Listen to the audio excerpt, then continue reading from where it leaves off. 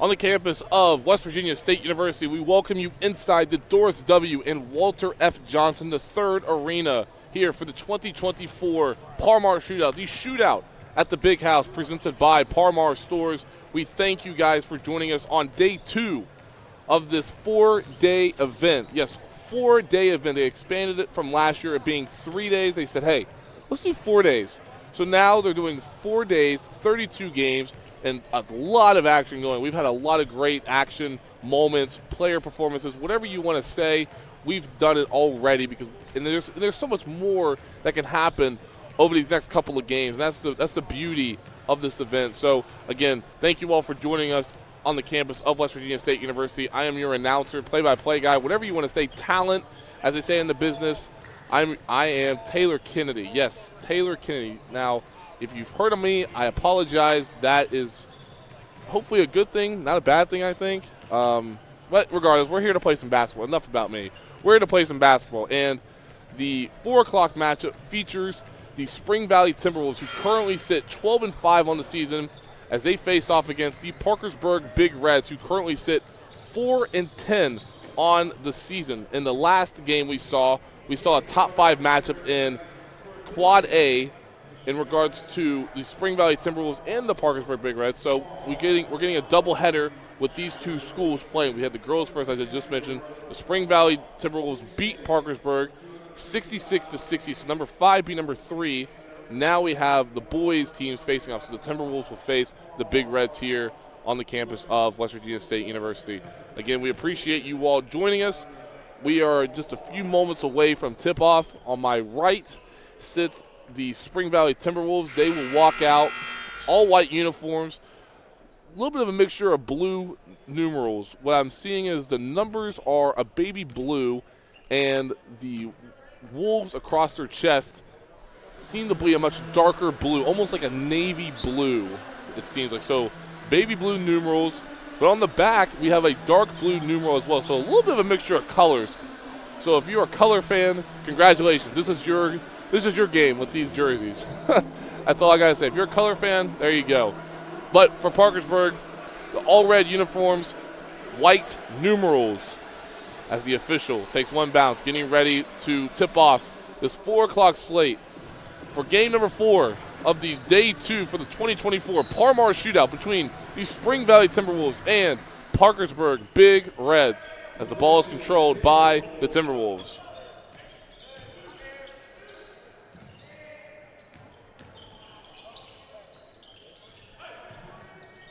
Tate Atkins for 3, and he drills the opening shot of the game. The first points of the game is given to the Spring Valley Timberwolves as Tate Atkins connects on a left corner 3. He's averaging 18 points per game on the season and 8 rebounds as well. Nate Rodriguez with the ball, about 22, 23 feet from the basket.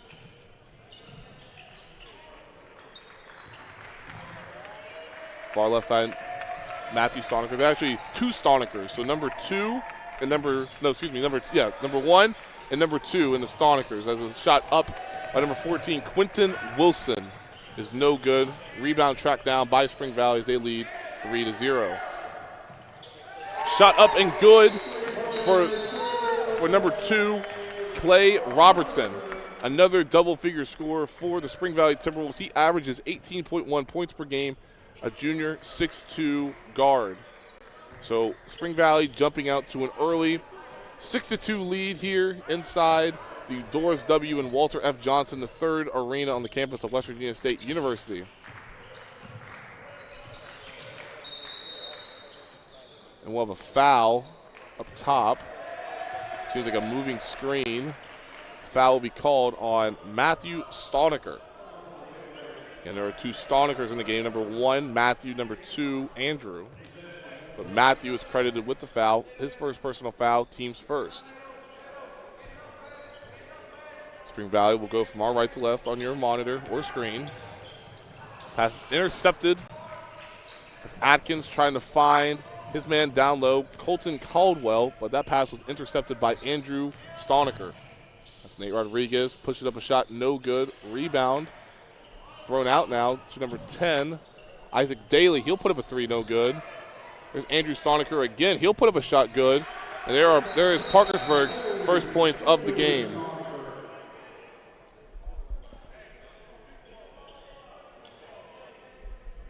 There's a delay of game warning as Andrew Stonecker flexes his muscles a little bit, pushes the ball away. Whatever it may be, with a little bit of a delay of game issue to Andrew Stonecker. Here come the Timberwolves leading 6-2. Foul will be called, this time on his brother Matthew Stonecker. So Matthew Stonecker picks up 2 quick fouls in the opening minute 51. As Isaiah Walker will enter the game for the Big Reds. Good pass down low inside. There's Landon Bryan. Good pass from number 0, Kean Grayson. Gets the bucket following the pass from Clay Robertson for Spring Valley. Timberwolves lead 8-2 early on.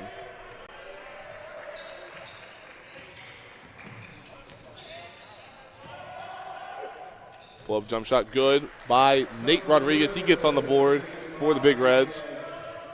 His first field goal. He's now 1 of 2 from the field. Long pass now. Tate Atkins. We have a loose ball corralled by the Big Reds. Here we go in transition, 3-on-3. As Spring Valley gets back on defense, and the ball's tipped out of bounds by Robertson. Spring Valley's leading 8-4 now, 5:27 here in the opening quarter.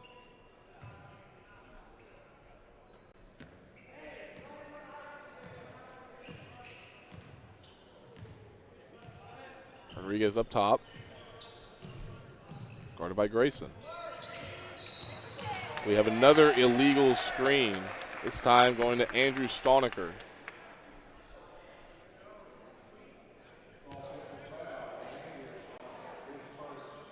That's his first personal foul, team's third.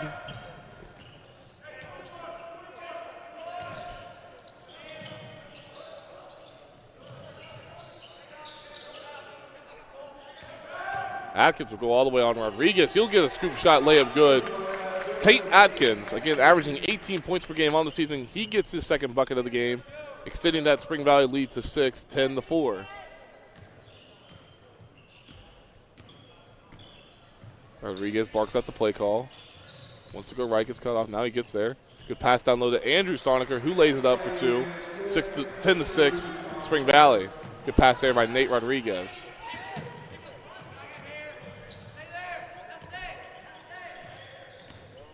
Inside of 4:30 left here in the opening quarter. Grayson left side gives it to Robertson. Robertson entry pass to Riggs.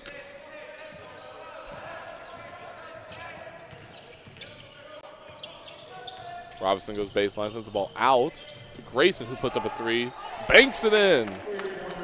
Ian Grayson, who averages 8 points per game on the season, he just collected his 5th point of the contest, extending that lead to 7, 13-6 inside of 4 minutes.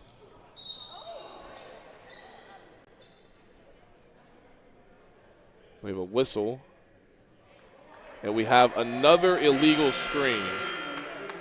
That is the 3rd illegal screen in the opening 4 minutes of this contest. Andrew Stonecker has 2 of those. That's the 4th team foul in the opening quarter.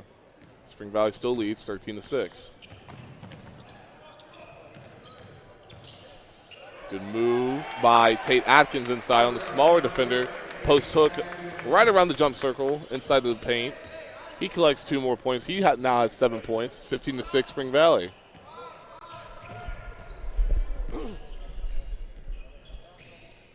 Rodriguez trying to find some wiggle room. Pushes up a shot, no good. Rebound battle collected by Atkins. And here come the Timberwolves.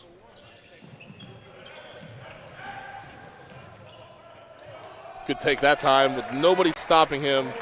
Came from number 5, Colton Caldwell, averaging 9 points per game on the season, which leads to a Parkersburg full timeout with 3:06 left. Spring Valley leads 17-6. We'll take the break with them, and we'll be right back here on the campus of West Virginia State University from the 2024 Palmar Shootout.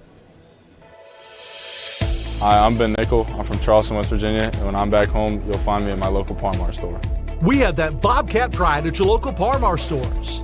From food and drinks to gas and more, we have everything you'll need at Par-Mar. Download the Par-Mar app and sign up for the rewards cards. We have stores throughout Ohio, and we're coming soon to your neighborhood. We are Bobcat proud, and we are Par-Mar stores. If there's not a Par-Mar store near you now, there will be soon. The HD Media Plus app is your ticket to see all the action on the hard court as it happens. Sam banks it in! Sam's from three! Download it today for free to your smartphone or TV so you won't miss another shot.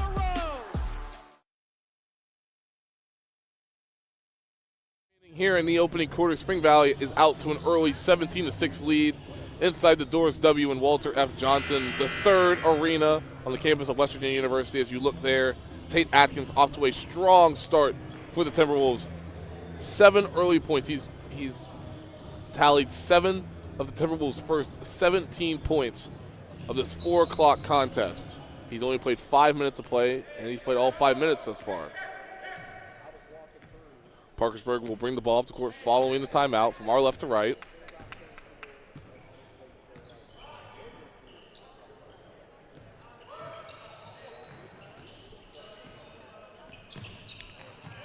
Walker, good pass inside to Daly.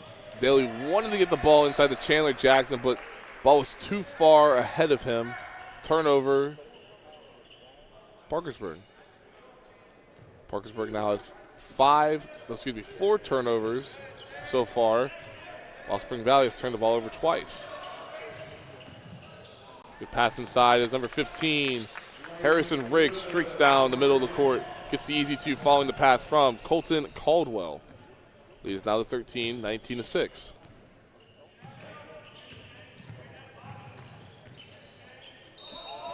A traveling violation there on Isaiah Walker. Too many steps. His brain got ahead of his feet, as they say. So 5 turnovers now on Parkersburg.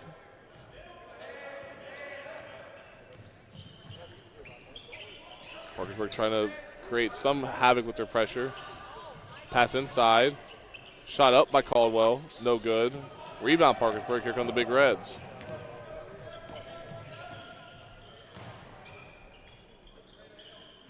Rodriguez out top. Guarded by Grayson. Ball off multiple knees. No call. But Caldwell tried to go up for a dunk. No good. As we have a player down on the far baseline, number 10 in red, Isaac Daly, grabbing his face. Seems like he'll head to the bench as Matthew Siren enters the game for the Big Reds. 1:48 remaining. Pass inside to Caldwell, no good. Rebound tip, no. Batted around, no. Atkins had a shot, no. Here comes Rodriguez for Parkersburg.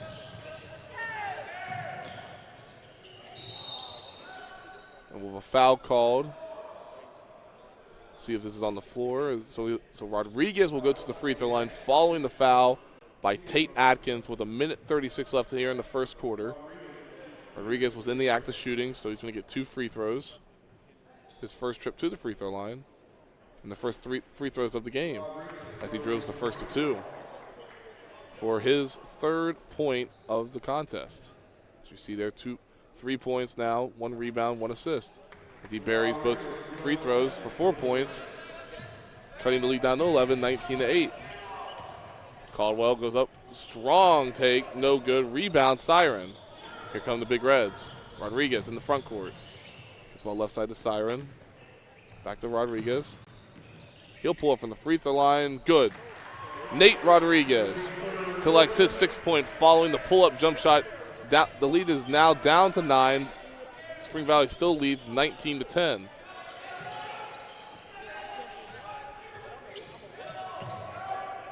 Here's Atkins with a corner 3, and he drills the 3. Atkins with a quick 10 points as he has 10 of Spring Valley's first 22 points inside of 50 seconds now.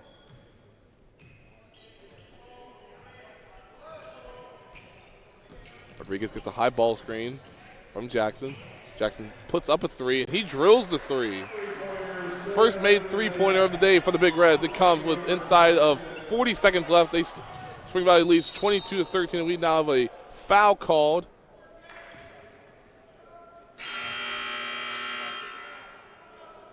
See who to give the foul to. Foul is given to Quentin Wilson. That's his first personal foul. Team's 5th. So that'll send Clay Robertson to the free throw line, who averages 18 points per game. He's already scored once, came off a triple. As you see there, 3 points, 3 assists, 8 minutes of action. Robertson drills the first of 2.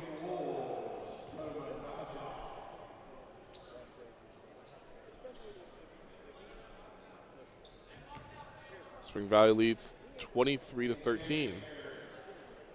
Robertson's second shot up is good. Nothing but the bottom of the rim.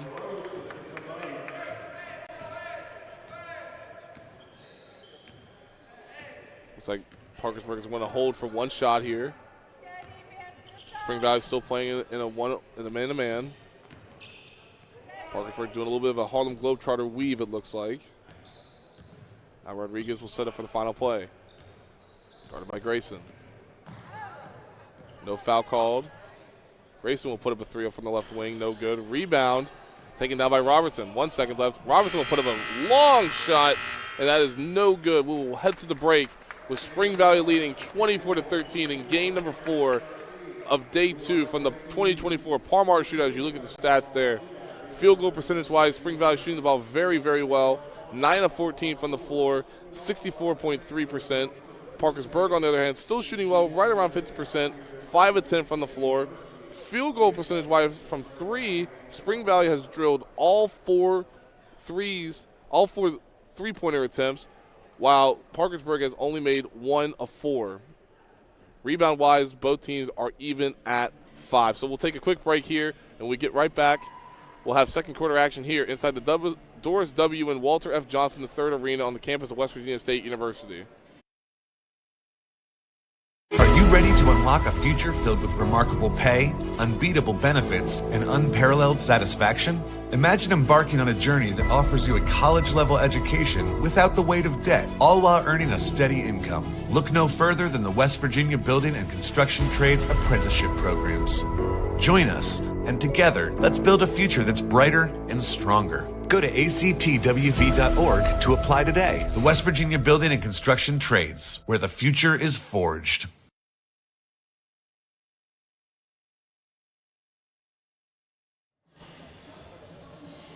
Five different players have scored for Spring Valley, giving them an early 24-13 advantage over the Parkersburg Big Reds. Nate Rodriguez leads Parkersburg, who has the ball currently, with 6 points on 2 of 5 shooting.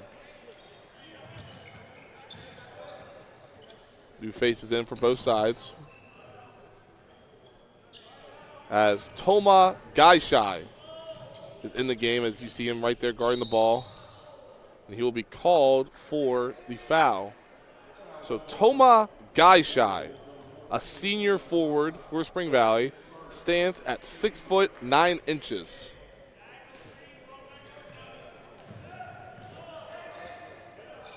There's a turnover by Parkersburg back the other way. Here comes Clay Robertson. Robertson in and out dribble. There's the ball up to Meredith. Meredith thought about getting the ball to Gaishai. Now Gaishai with the ball at the high post. He'll go all the way in. Scoop shot good for the 6'9" forward, Toma Gaishai. Extending that lead to 13 at 26-13. Gaishai gets on the board for his first points of the afternoon.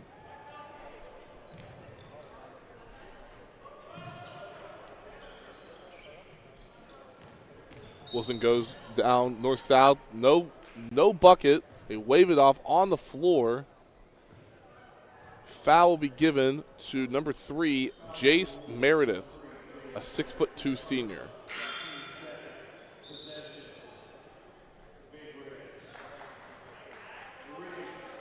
Riggs back into the game as Grayson will head to the bench.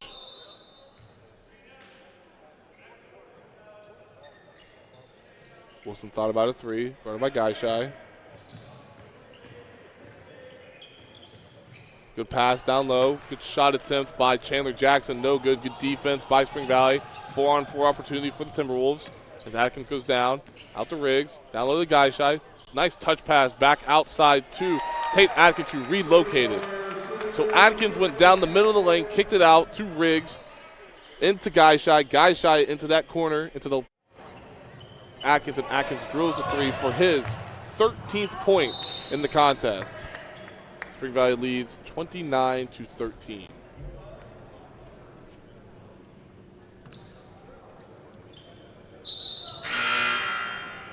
Checking in now is Colton Caldwell, and he will give Tate Atkins a breather. Atkins having a very good performance thus far today. Wilson drives, stops, out to Siren. Now in the hands of Rodriguez. He'll go all the way in. Scoop shot, no good. Battle for the ball. Siren now has the ball. Stops, pops, sends it out. Now to number 14 for Parkersburg, Wilson. Rebound, Guyshy. Ball straight up ahead to Riggs. Riggs goes all the way in. Push-up shot, good for Harrison Riggs. As he collects the bucket. His 4th point of the contest. Here's a three-pointer in the right corner by Wilson, no good. Rebound batted around, finally corralled by the Timberwolves. And here comes Spring Valley. Good defense by Parkersburg there. As number 3, Isaiah Walker battles all the way in, fights up through the contact, and gets the bucket to go. 31-15, Spring Valley.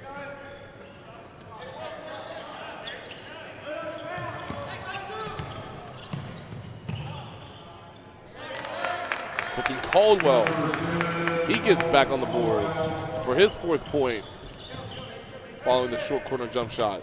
33-15 now. As both Spring Valley and Parkersburg have 3 players at the table following a dead ball. All 6 of those players are set to get in for their respective teams. Following the first free throw by Nate Rodriguez. Rodriguez, 6 points in the game, now make it 7. So for Parkersburg, Daly, Stanley, and a new member checking in for them, number 20, Luke Anderson checks in. And then for Spring Valley, Tate Atkins, Luke Hazlitt, Kean Grayson check into the game. Grayson's having a good game thus far. Here comes a left wing 3 by Riggs, no good. Tip followed by Grayson, the junior. Good tip in by Grayson. He now has 7 points in the game. 35-17 now. Good move by Rodriguez. Good pass down low. Inside, no good by Walker. Here come the Timberwolves. Skip pass to Atkins. Atkins goes all the way into the basket, unscathed, and there he goes. Tate Atkins, for his 15th point of the game, leads to a timeout, 30-second timeout called by the Parkersburg Big Reds, wanting to talk it over after their deficit grows to 20 points at 37-17. So a really good start to this game for Tate Atkins. 15 points, 6 of 7 shooting, 3 of 3 from long distance, and 3 rebounds in just 10 minutes of play. Kean Grayson, as I mentioned, having another spectacular game thus far. 7 points, 3 of 3 from the field, including making 1 3-pointer. As you see the Timberwolves breaking out from the bench. And again, there are Tate Atkins' numbers. 2 defensive rebounds, 1 offensive rebound in 10 minutes of play. Spring Valley doing a fantastic job in the paint, outscoring the Big Reds 18-6 in points in the paint. They're controlling the paint early, 18 of the 37 points coming in the paint. Parkersburg has yet to lead in this contest.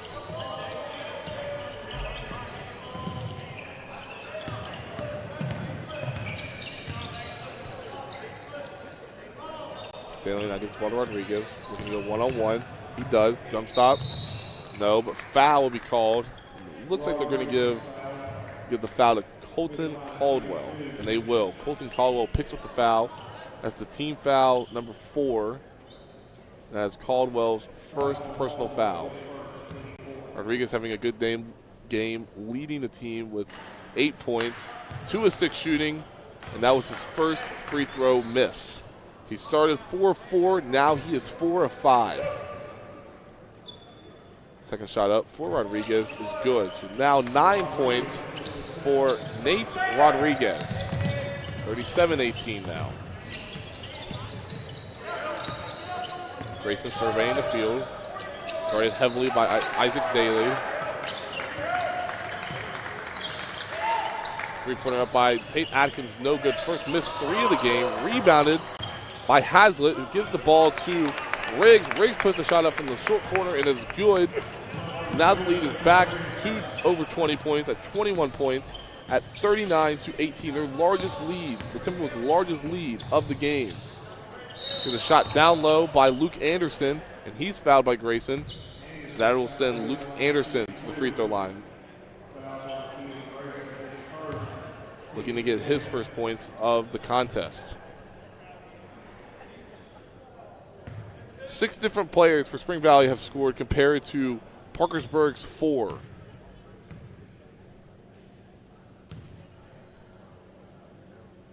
First free throw up by Anderson, no good. As Grayson goes to the bench, while Fat Grimes, a 6-foot senior, enters the game for the Timberwolves. Anderson goes to his motion. Second shot up is good.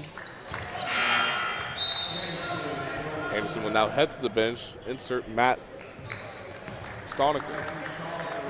Matthew Stoniker picked up 2 quick fouls in only 2 minutes of action.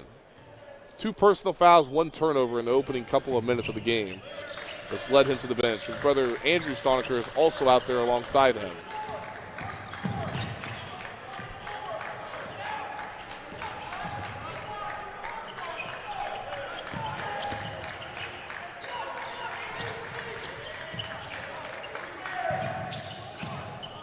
Missed 3 opportunity there by Hazlitt. Good rebound by Andrew Stoniker. Here come the Big Reds with Nate Rodriguez leading the charge. Down to Matthew Stoniker. He will go up. Strong take, no good. Rebound, Andrew Stoniker. He goes up. Basket, good. Andrew Stoniker. He gets his 6th point of the game. Now it's 39-21. Back comes Riggs to Grimes. Grimes muscles all the way in. Shot up, charge. Good job there by Parkersburg's defense. As Sutton Stanley stood in there as Fat Grimes charged down the middle of the floor, which led to Stanley taking the charge. 3rd turnover of the game for Spring Valley. Rodriguez up top, guarded by Grimes. Gives the ball to Daly. Good defense so far by Spring Valley, collapsing every opportunity they can, having multiple defenders around that ball. Look right there, 2 defenders just collapsed. So good heads-up defense, and that led to a turnover. Here comes Spring Valley, 3-on-2. Grimes has it left side, gets the ball back out top to Clay Robertson. He'll put up an NBA range 3. That's good. Clay Robertson for 3. Robertson now has 8 points. 42-21. Rodriguez goes all the way in. Good take by Nate Rodriguez. Will have a foul afterwards and looking like a technical foul as well, as Matthew Stoniker shoves Fat Grimes in the back. And they have now just thrown Matthew Stoniker, or Stoniker just picked up his 2nd technical foul.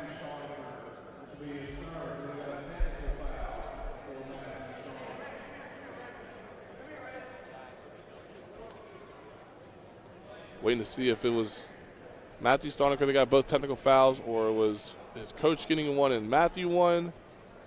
Regardless, 2 technical fouls were issued in a matter of seconds. Let's wait to see what happens.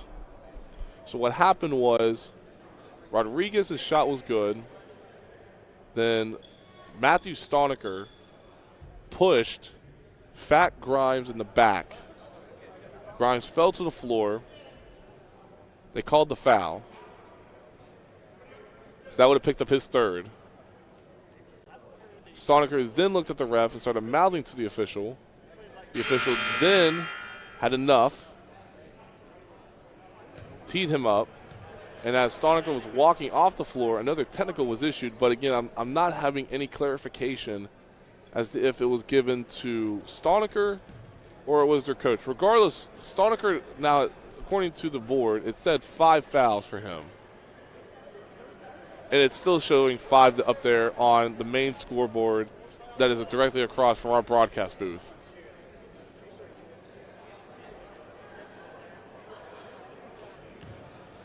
So Clay Robertson will step to the free throw line. So Robertson will shoot 2 technical free throws with 1:39 left, 42-23. His first shot up is good. So Robertson now a perfect 3 of 3 from the free throw line for Spring Valley. His second shot up is good.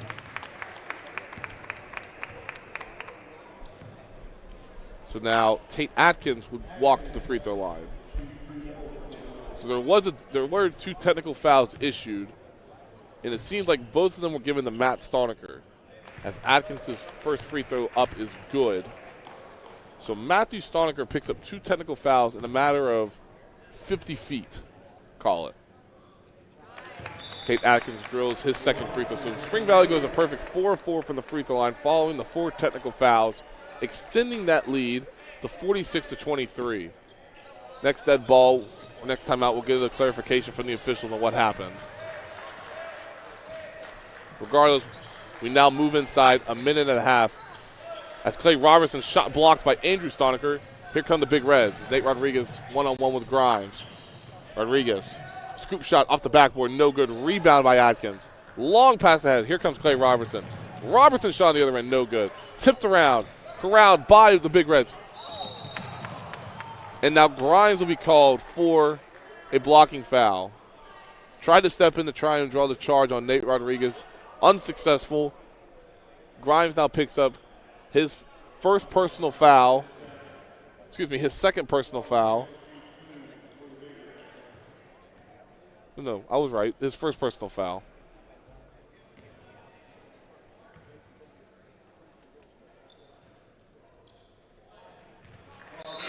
So the board just updated. Grimes now has 2 fouls. He'll exit as Lucas Hazlitt re-enters the game for Spring Valley. So Grimes picks up 2 fouls in a matter of minutes, and he heads to the bench. Rodriguez makes both free throws. He now has 14 points. He has 13 points, Makes 1 to 2.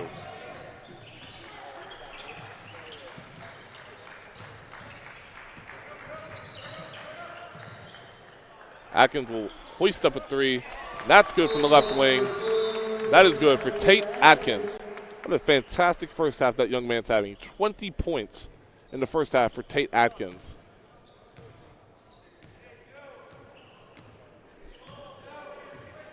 $20 points and 4 rebounds for Tate Atkins.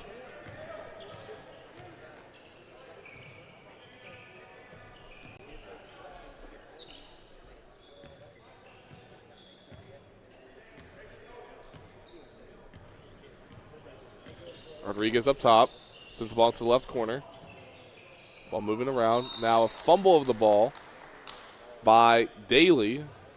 Ball sails out of bounds. Will go to Spring Valley with 25 seconds left. Parkersburg has turned the ball over 9 times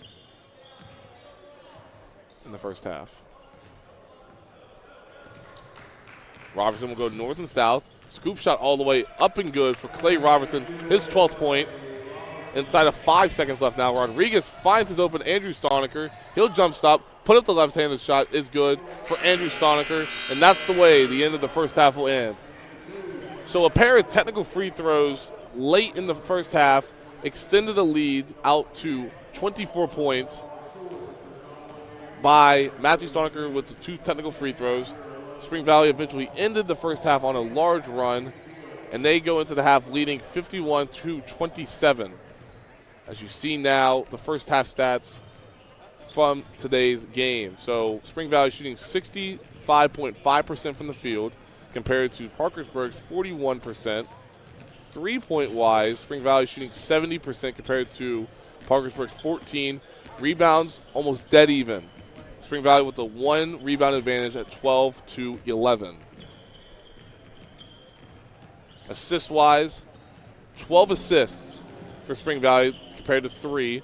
And then steals, Parkersburg has the advantage, and points in the paint, as I mentioned. Spring Valley doing everything they can to score with will inside the paint, outscoring Parkersburg 20-10 in points in the paint, as you see there from the Lester Raines Acura score graphic. So again, Spring Valley goes into the break leading 51-27 over Parkersburg, as you now see Bridgeport and Woodrow Wilson preparing for the contest that will precede this game. And it should be a great slate for the evening session here at the 2024 Parmar Shootout from the campus of West Virginia State University. We'll take a quick break, and we'll be right back here on RSN Media, powered by HD Media.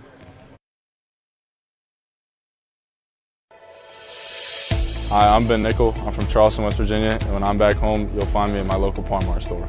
We have that Bobcat pride at your local Parmar stores.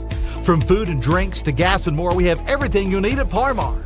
Download the Parmar app and sign up for the rewards cards. We have stores throughout Ohio, and we're coming soon to your neighborhood. We are Bobcat proud, and we are Parmar stores. If there's not a Parmar store near you now, there will be soon. Are you ready to unlock a future filled with remarkable pay, unbeatable benefits, and unparalleled satisfaction? Imagine embarking on a journey that offers you a college-level education without the weight of debt, all while earning a steady income. Look no further than the West Virginia Building and Construction Trades apprenticeship programs.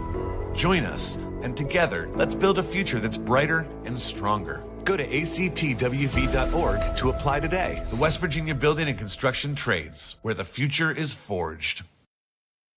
I'm Doug Scaff, a conservative Republican running for Secretary of State. I have spent my life building businesses and creating jobs. I am a pro-life conservative. I am pro-Second Amendment.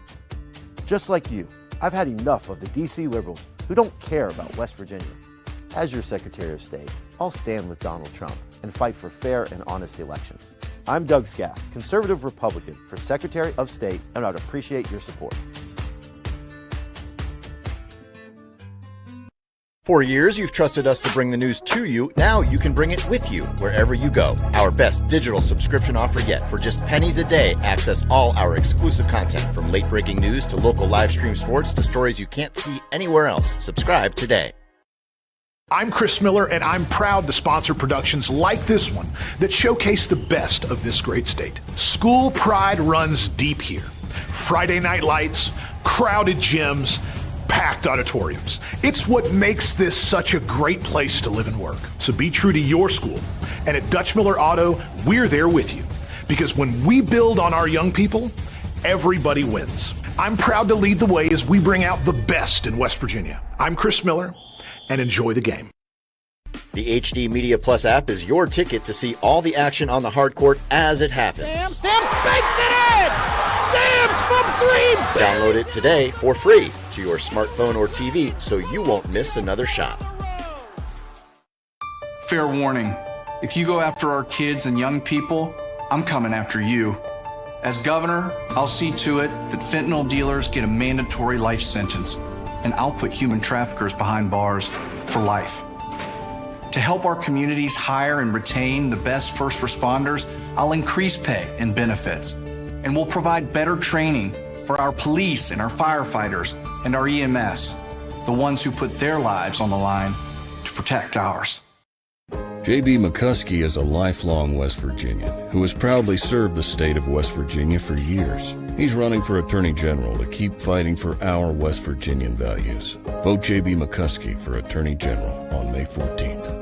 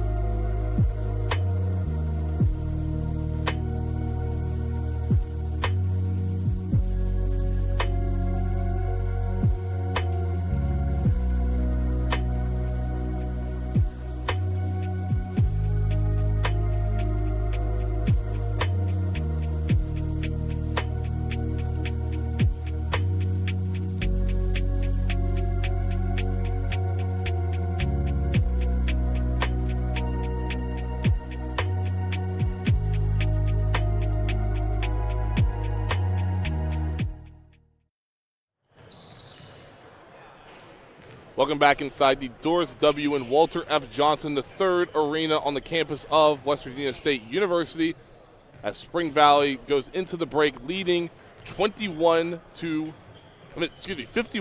27. I've been way off.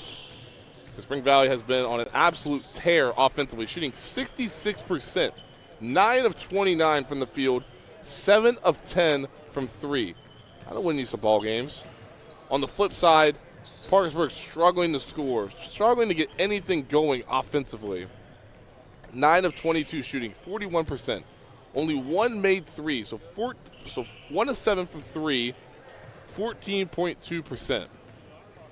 8 made free throws, so they almost have as many made free throws as they do made field goals. But then here's where it gets interesting. Points in the paint, as I mentioned before going into the break. 20 points in the break for Spring Valley compared to Parkersburg's 12. And then the points off turnover. So Spring Valley has forced 9 Big Red turnovers. And they've converted 9 of those turnovers into 13 points. So really a well-rounded first half for the Spring Valley Timberwolves. Individually, really good half. I mean, an outstanding. You could probably not have asked for a better half of basketball for Tate Atkins. 20 points, 7 of 9 shooting, made 4 of 5 from 3, 2 of 2 from the free throw line, corralled 4 rebounds. The other double-figure scorer for Spring Valley came from Clay Robertson. Robertson, 12 points, 3 of 5 shooting, 2 of 2 from 3, 4 of 4 from the free throw line. As you see there, some more stats. As I mentioned, the turnovers a big deal, points off turnovers, fast break points. That's one of the few areas that that Parkersburg has had an advantage in this game is the fast break points with 8-2. On the flip side, individually for Parkersburg, Nate Rodriguez, 13 points, 3 of 8 shooting. He's made 7 of 8 from the charity stripe, and he has 3 rebounds. One stat that does stand out to me about Nate Rodriguez, 4 fouls drawn, meaning when he goes to the basket, a foul is called on the defender that is guarding him. So good job by Rodriguez to be active and going downhill and putting his head down and just continuing to fight despite that deficit. So again, 51-27 is the halftime score. About a minute 40 left until we start second half action.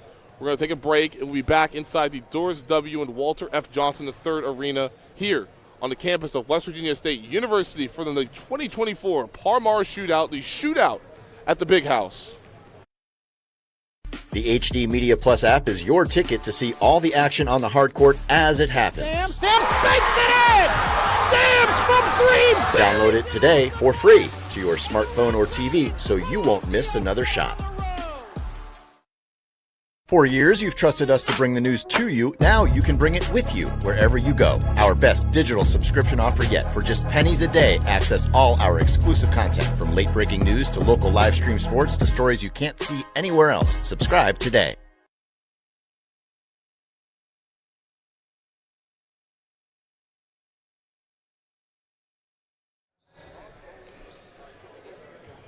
Second half action just moments away again. Spring Valley leading 51-27 here from day number 2 of the 2024 Parmar Shootout. The Shootout in the Big House presented by Parmar Stores. If there's not a Parmar store near you now, there will be soon. Again, very balanced attack thus far for Spring Valley. I mentioned Robertson and Atkins, but just there's a lot of guys getting involved thus far for the Timberwolves. 5 different players have tallied points. The next closest guy to double figures is Kean Grayson. 7 points, 3 of 3 from the field, 1 of 1 from 3. Spring Valley will start the second half with the basketball again. All white uniforms, dark blue numerals on the back with Wolves and dark blue on the front with the baby blue numeric on the front. Parkersburg in the all red, white numerals. Pass inside down low, as that's Colton Caldwell, no good, rebounded by Isaac Daly for Parkersburg.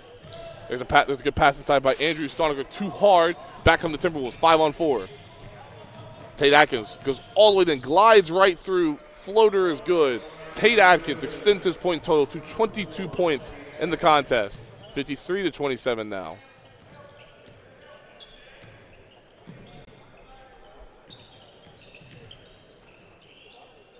There's a three-pointer up on the right wing by Stoniker. Rebounded by number 3, Walker, who puts it back up and home for the Parkersburg Big Reds. So Isaiah Walker is now up to 4 points for Parkersburg. Riggs, good Euro step there. Went left, right, layup with the right hand off the right foot.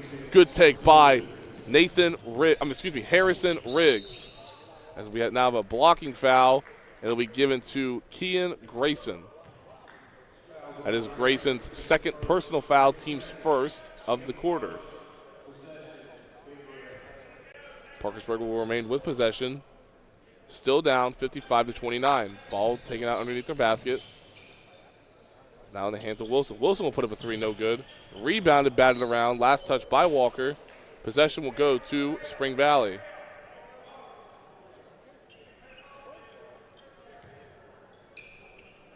.651 left now in the opening quarter of the second half. Shovel pass, good ball movement. Here's Harrison Riggs. He'll go all the way down. He'll glide through. The shuffling of the feet. He tried to stop, and when he stopped, it was a little slick, and his feet moved too far ahead of him. So credit him with a travel, turnover, Spring Valley. Their 5th of the game. Timberwolves still lead 55-29.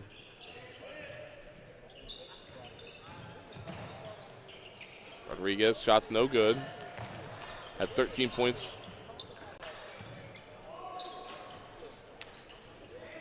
Good active hand so far by Stoniker. No shot, no good, following the missed three-pointer by Quentin Wilson, but it hit off the leg of a Timberwolves defender. Ball will remain on the Parkersburg Big Reds end of the floor with 6:14 left here in the third quarter.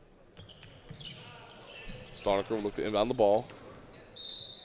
Last touch by Clay Robertson. Good job by the Spring Valley Timberwolves, denying every opportunity to get the ball inbounds.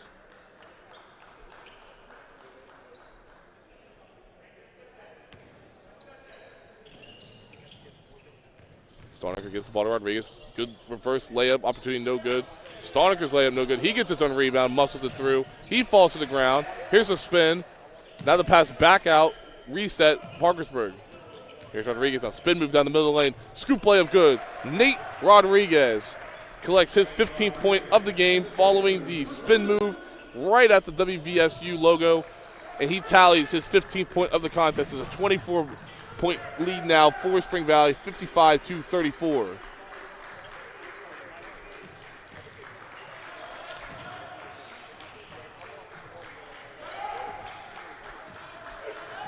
Parkersburg's bench trying to give their team some kind of mojo and rhythm, but Grayson quickly slams the door right in their face as he glides through the middle of the lane, gets the bucket and the foul for a conventional three-point opportunity. Kean Grayson, a 6'1" junior for the Spring Valley Timberwolves, extends that lead back out to 26 points, now 27 at 58-31.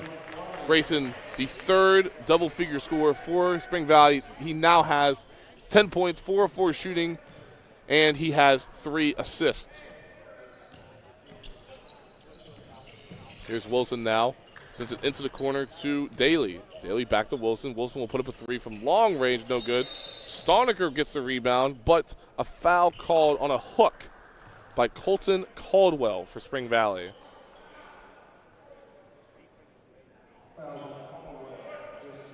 That is Caldwell's second personal foul, team's second. Stoniker will inbound the ball underneath their own basket and gives the ball out to Daly, who will reset the offense.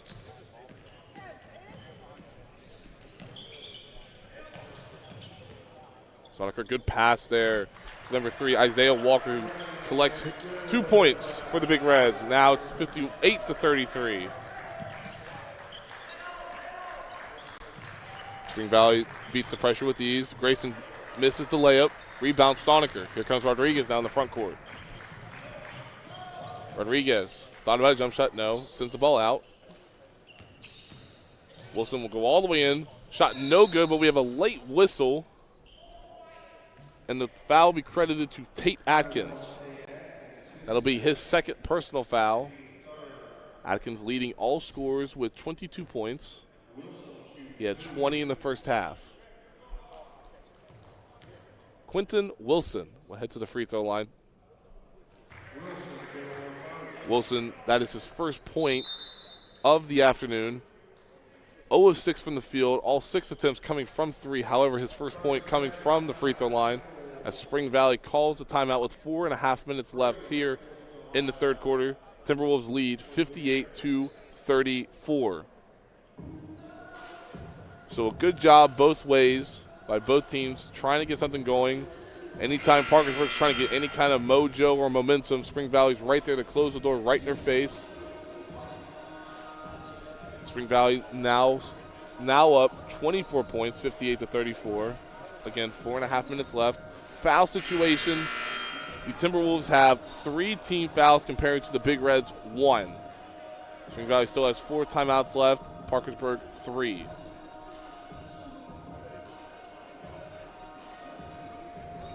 Spring Valley has 13 assists on 22 made baskets, so that's always a good sign for a coach whenever you can get a high percentage of your made shots coming off of an assist.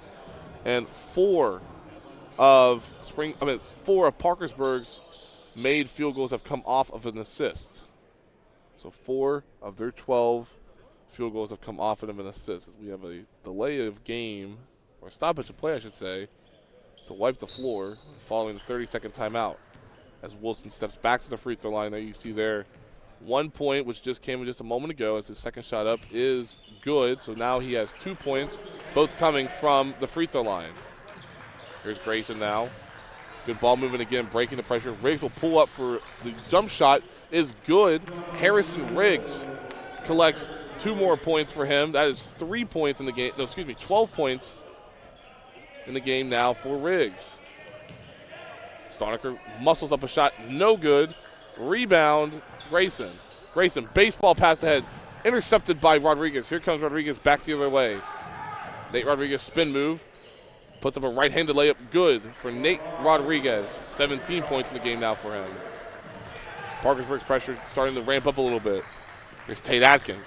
Tate Atkins will go all the way through, and we'll have a charge call. And Tate Atkins just collected his 3rd personal foul as Andrew Stoniker stepped in while Tate Atkins was gliding through and weaving through traffic. And Stoniker stepped in right at the perfect moment to collect or give Atkins his 3rd personal foul. Spring Valley still leads 60-37. Inside of 3 and 35 seconds left in the third quarter, as Stoniker's 3 is no good off the left side of the rim and sails out of bounds.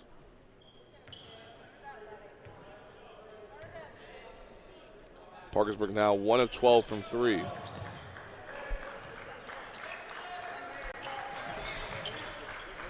Long pass ahead. There's a pass down to Colton Caldwell, who jumped over the Parkersburg defender, gets it, came down with it, went up for the easy 2. And he collects his 6th point of the contest.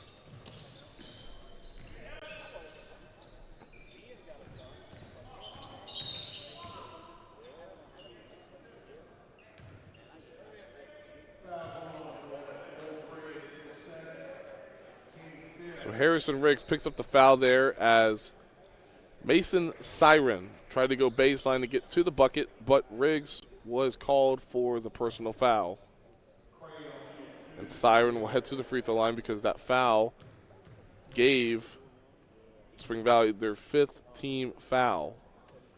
Siren's first shot up, no good.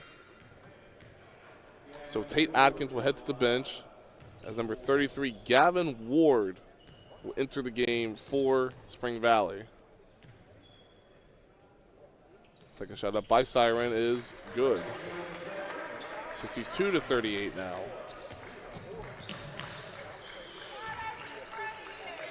Again, the Parkersburg bench trying to get some life into it, but Harrison Riggs yet again glides through and gets the easy 2.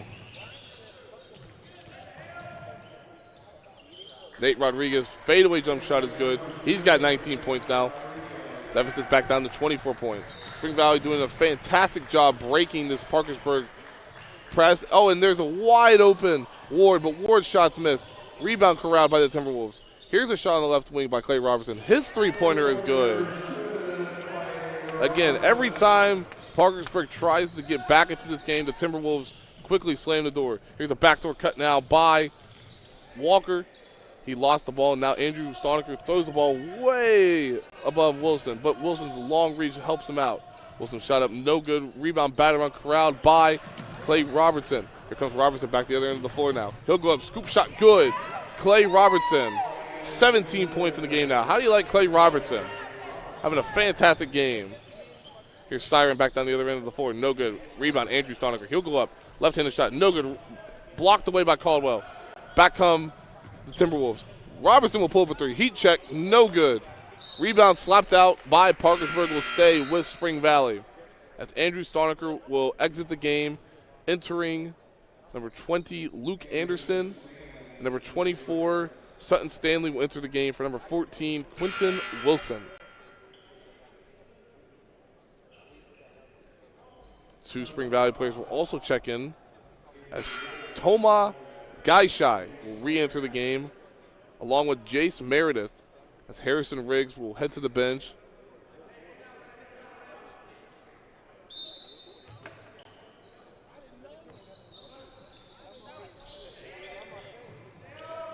Meredith left wing gives the ball to Grayson. He'll put up a three. Good. Kean Grayson, 13 points, has made both three-point attempts. Lead to 32 now, 72-40. Siren was spotted for three at the top of the key. That's good. Only Parkersburg's second made three-pointer, and it comes from Mason Siren. Ball sent inside to Toma Gaishai.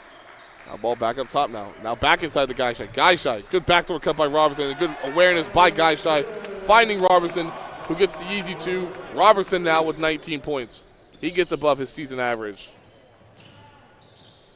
Still a 31-point lead, 74-43. Inside of 45 seconds now. Rodriguez, guarded by Grayson. Rodriguez is trying to find something, can't find anything. Here's Siren. Siren will pull up from the short quarter. That's good.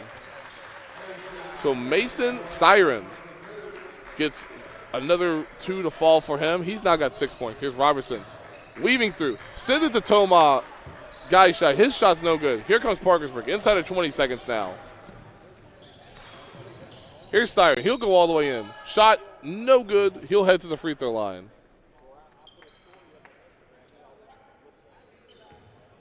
Foul will be given to Gavin Ward. That is his first personal foul. And again, Parkersburg still able to shoot 2 free throws. Siren's first shot is good for his 7th point. As Fat Grimes re-enters the game, picked up 2 fouls in the first half. Clay Robertson heads to the bench. 16.7 seconds left now. Siren's second free throw up is good.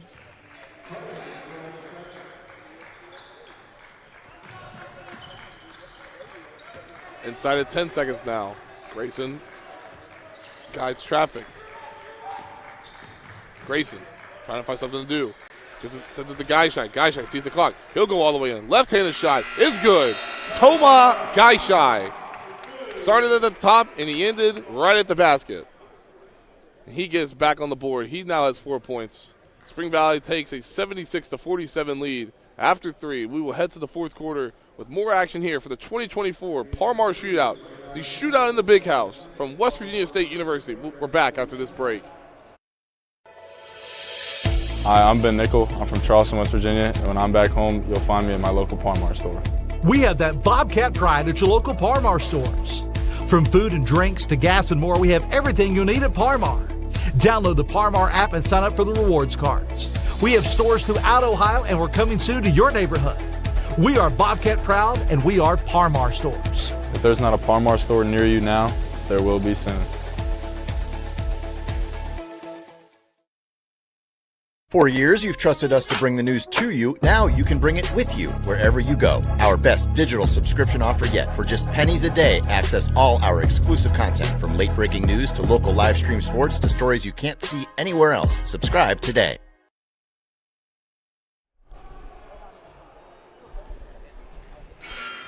A Toma Gaishai basket extends the Spring Valley lead at the end of 3 to 29 points, 76 to 47, as you see these stats through 3 quarters.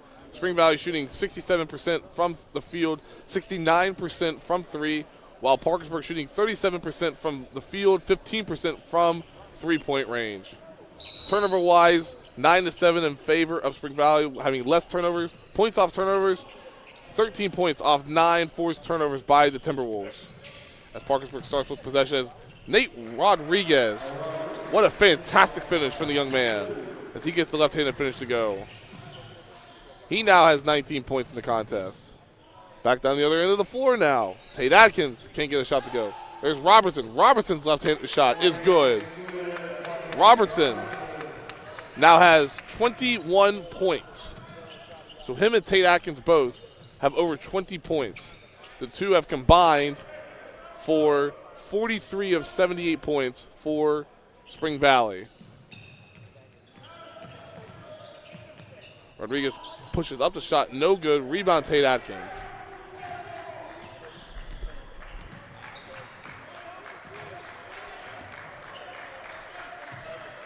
Here's Grayson, shovel pass, Atkins. Atkins shot up, no good.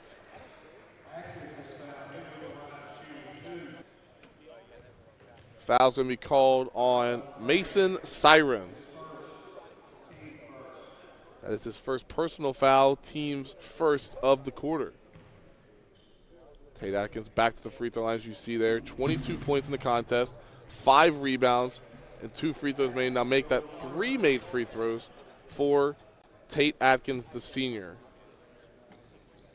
Atkins' second free throw is up and good. He now has 24 points. 80 to 49 now. Scoop shot no good for Stanley, but Stanley will head to the free throw line to try to collect some free throw opportunities. It'll be his first attempts at free throws this afternoon.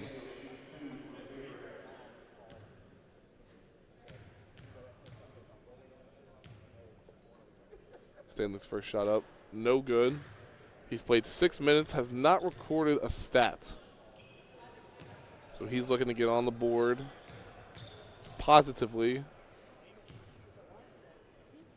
Stanley's second shot up, no good. So 0 of 2 from the free throw line for Stanley as Siren knocks the ball out of bounds. The ball will go to the Timberwolves.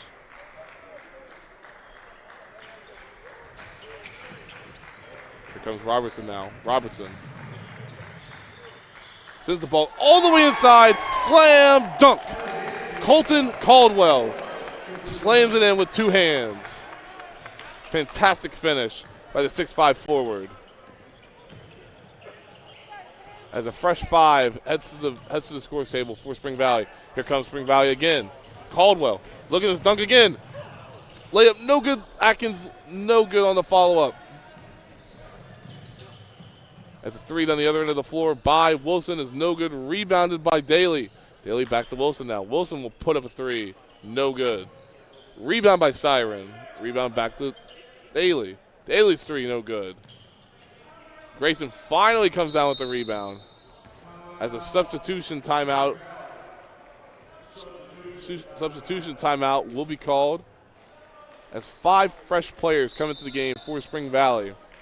As Grimes, Gaishai, Ward, Meredith, and number 24 Hazlitt all check into the game for for Spring Valley.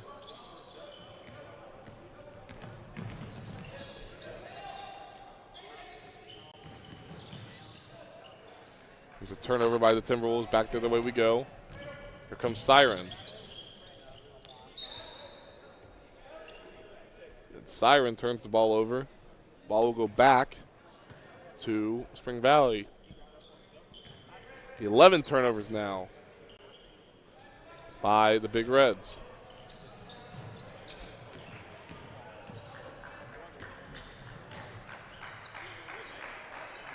Gaishai with a major height advantage. His shot's no good. Rebounded by Parkersburg. Back the other way. Here comes Rodriguez. He crosses the timeline. Between the legs. Good pass out to Siren. Siren's three up. No good. Rebounded by Parkersburg. Back out to Rodriguez. He glides all the way in. Scoop shot. No good. Rebound. Spring Valley. Here they go back the other way now. Here's Hazlitt. Hazlitt's floater. No good. Off the left side of the rim. Ball batted out and stays with Parkersburg. Or goes to Parkersburg.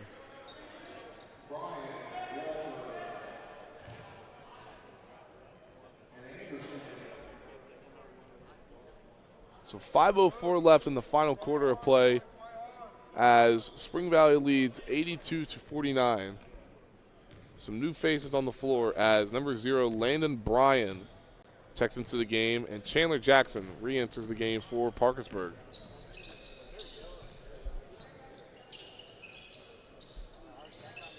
Here's a three-point attempt by Siren, no good. Rebounded by Grimes.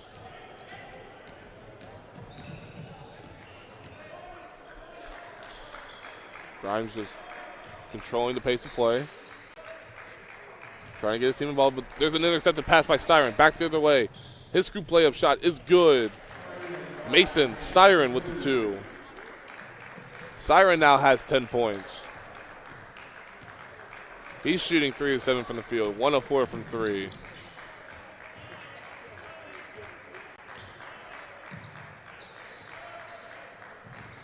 Good cut there by Meredith. Scoop shot no good. Rebounded by Walker. Here goes Parkersburg. Good double heavy move by Walker. Turnover into the hands of Gaishai. Spring Valley looking to just run some offense and chew some clock.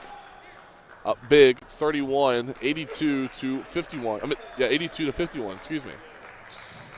There's Grimes now. His shot blocked away by Bryan. Possession will still stay with Spring Valley.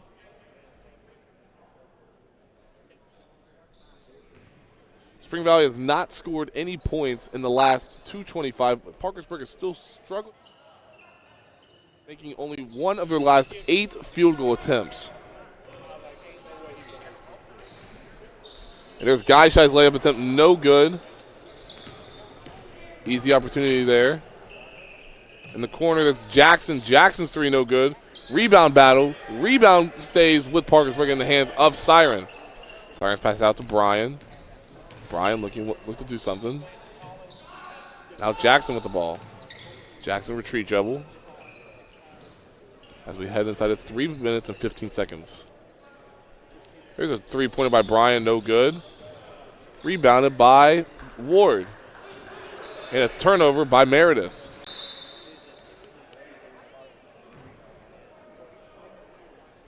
The Spring Valley coaching staff wondering, what are you doing? As one fan said, you still got to play ball. Still up, 31, but you got to keep playing.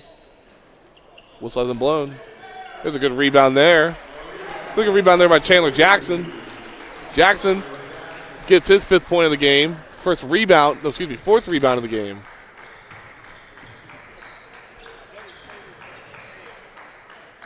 Here's Gaishai with the 3, no good. Rebounded by Hazlitt. Hazlitt faked it. Gives it back to Gaishai. Gaishai's left-handed hook shot, reverse layup, good. So Toma Gaishai collects his first points of the contest. Excuse me. His 6th point of the contest. They had it wrong up on the scoreboard there for a second. So I was following.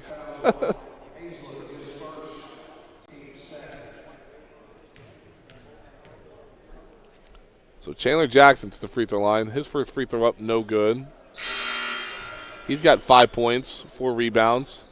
2 new faces for Spring Valley. As number 10, Mason Williamson enters the game.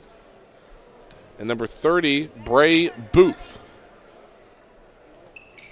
Booth, a very good football player for Brad Dingus' ball club. But the free throw is now a 30-point game, 84-54.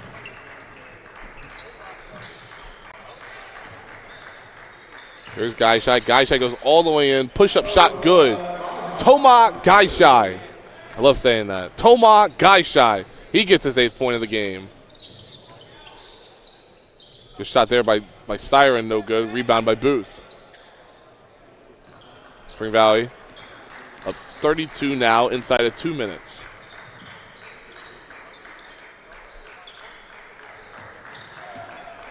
Entry pass unsuccessful as Anderson intercepts it.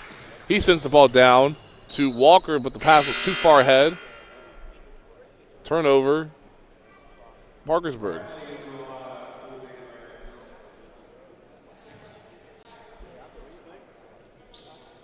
Spring Valley with the ball, going from our left to right.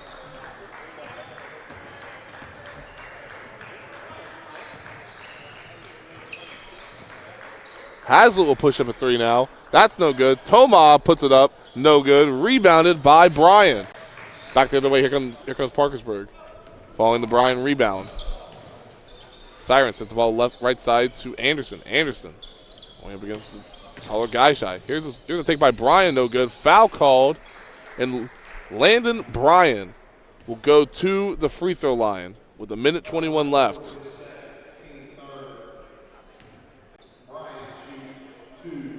So that's Ward's second personal foul, team's third. Again, Bryan will still head to the free throw line. He's played in 4 minutes. Nothing yet going for Bryan as his first free throw up is no good. That was his first free throw attempt of the afternoon. As Guy-Shy heads to the bench, as Ryan Chafin enters inside the three-point arc to line up for the free throw. Bryan's second shot up is no good. Rebound batted around, corralled by Chafin. Now there's a turnover as Parkersburg's number 20, Anderson, no good, but the follow-up by Jackson, no good, but he'll head to the free throw line. So an opportunity to get a rebound and try and milk some clock, unsuccessful for Spring Valley. It'll send Chandler Jackson to the free throw line for his third and fourth free throw opportunities. His first free throw is good for his 7th point of the afternoon. He's got 5 rebounds, 1 steal. 4 of his rebounds have come on the offensive glass as he just made that second free throw for his 8th point. Here comes Spring Valley now, 1:10 left.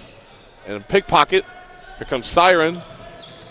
Siren's shot up, no good. Rebounded by Booth. Inside of a minute now. As Williamson brings the ball past the timeline. And Spring Valley leading by 30, 86-56. Here's a take by Ward. Has it out. Looking. Shot up, no good. We have a jump ball. There was a foul originally, but there's a jump ball. Possession will stay with the Big Red. with the Timberwolves.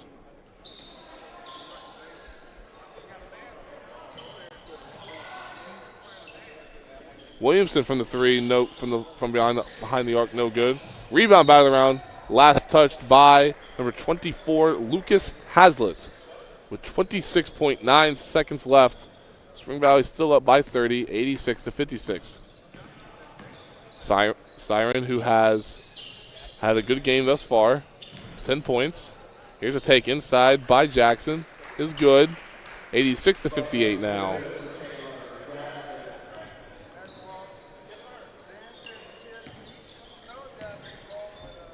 So it seems like Spring Valley is going to come out of this game with the victory over Parkersburg. A good MSAC conference win over the Big Reds. 86-58 the final. As we check out some final stats here from inside Doris W. and Walter F. Johnson III Arena.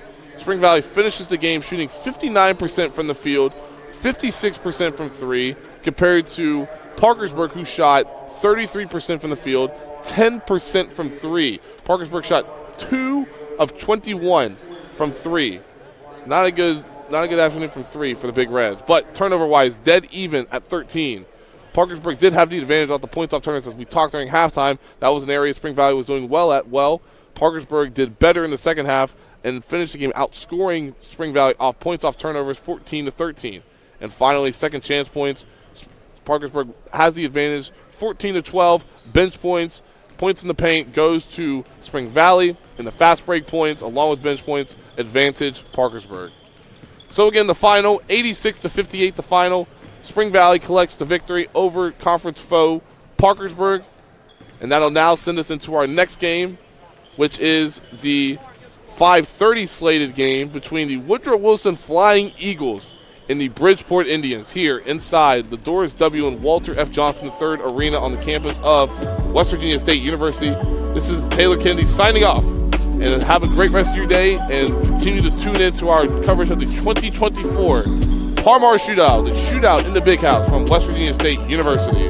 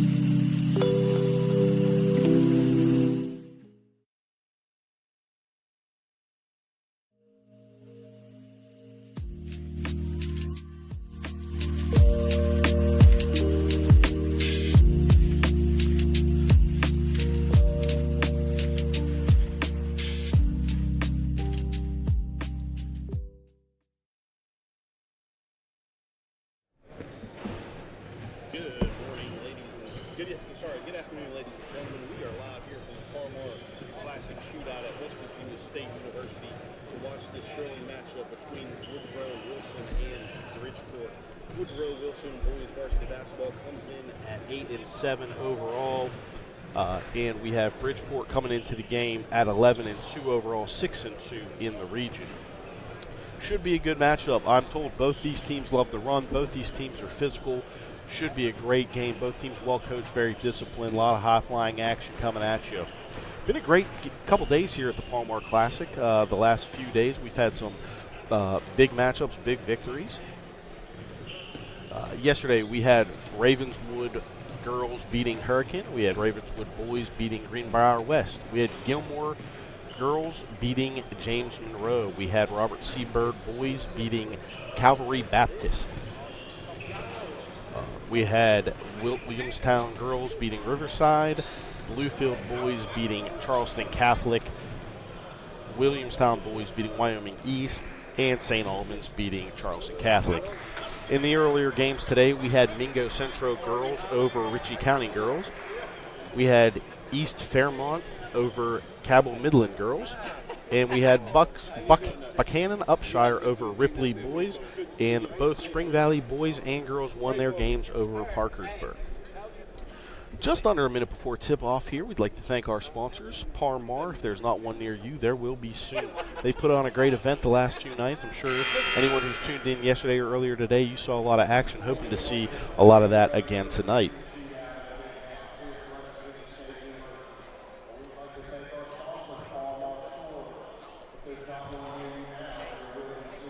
My name's Craig Broman, and I will be your commentator for the evening. Should be a great matchup. Both teams coming in looking for that next victory.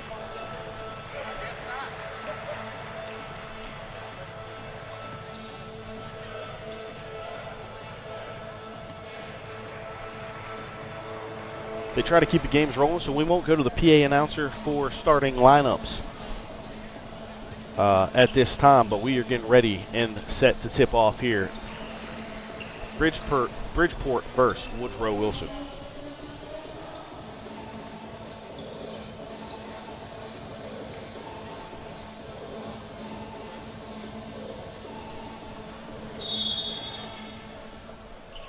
Bridgeport will win the tip.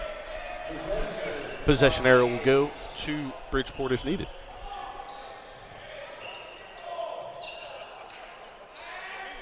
Got Woodrow Wilson in the red, Bridgeport in the white this evening.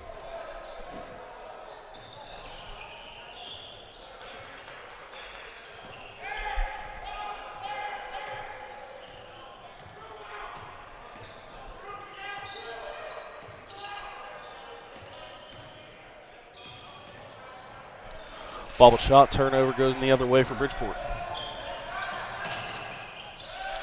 Little helter-skelter action on the tip from behind. Beckley coming all the way back.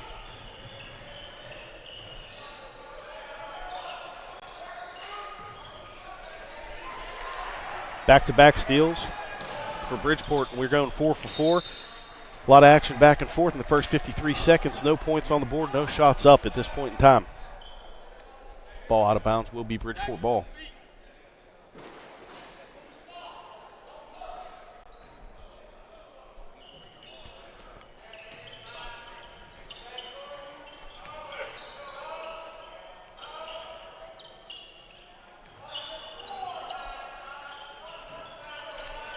Bridgeport taking their time on this offensive set. Nice spin move up and over on the baby hook for number 21, Phoenix Sickles. His first and team's first points of the game. Woodrow Wilson going to look to answer that first basket. A lot of motion offense out of both these teams so far. Man-to-man defense. Typical of what you'll see in today's tournament for most squads.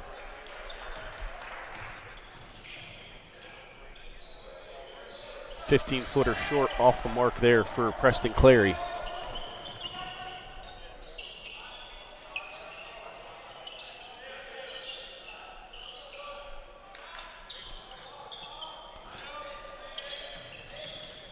Another spin move, kicks it back out. Nice little dribble step pass inside. Another baby hook for number 21, Phoenix Sickles, his second basket of the game.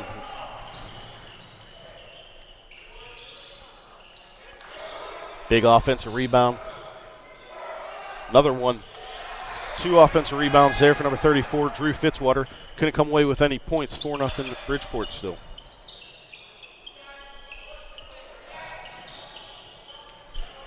.15-footer from the elbow doesn't go. Offensive rebound for Bridgeport.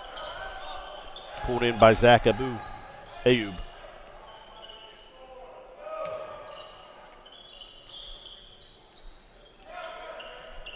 Three-pointer goes up just short, off the mark for Phoenix Sickles.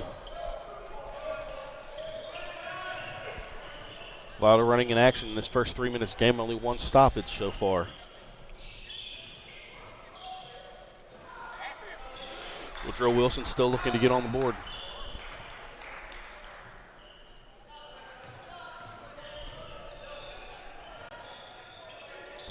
Draws baseline, couple spin move. And 1, no, they're going to call the travel, say he slid his foot before it got the shot off. Going to go back the other way. It will be Bridgeville ball. Great drive and great take there by Zion Hawthorne. Just slid the feet before he could get the shot off. Good call by the referee on the baseline there.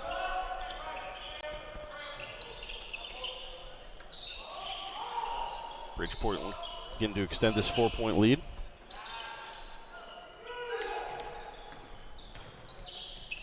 Sickles kicks it out, 3 goes up. And that's in for number 24, Ashton Curry's first points of the night.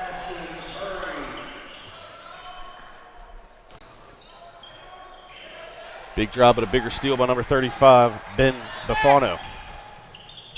Bridgeport looking for a 19-footer from the corner, no good. Going to get a push on number 23, Zach Ayub, on the defensive rebound. A couple substitutions coming into the game now for both squads. That's Ayub's first, team first. Ayub will take a seat. We'll get back to action. 7-0 Bridgeport over Woodrow Wilson. 4:15 to play in the first quarter here at the Palmar Classic at West Virginia State University. Woodrow Wilson's been shut out through the first 4 minutes of this contest. Let's see if they can get on the board on this possession. 3-pointer up, but off the mark there for Dillon. But offensive rebound for Beckley as they kick it back out. Sorry, Woodrow Wilson.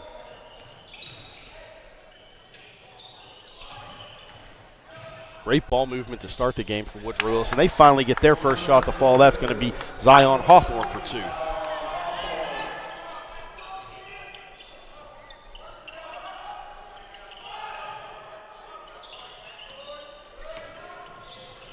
Bridgeport going to continue to run their motion offense. Not a lot of standing around for either one of these squads when they have the ball.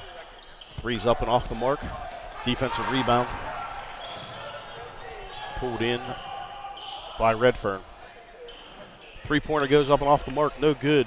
Foul not called by the referee, even though there was some action along the sideline in front of that Woodrow Wilson bench.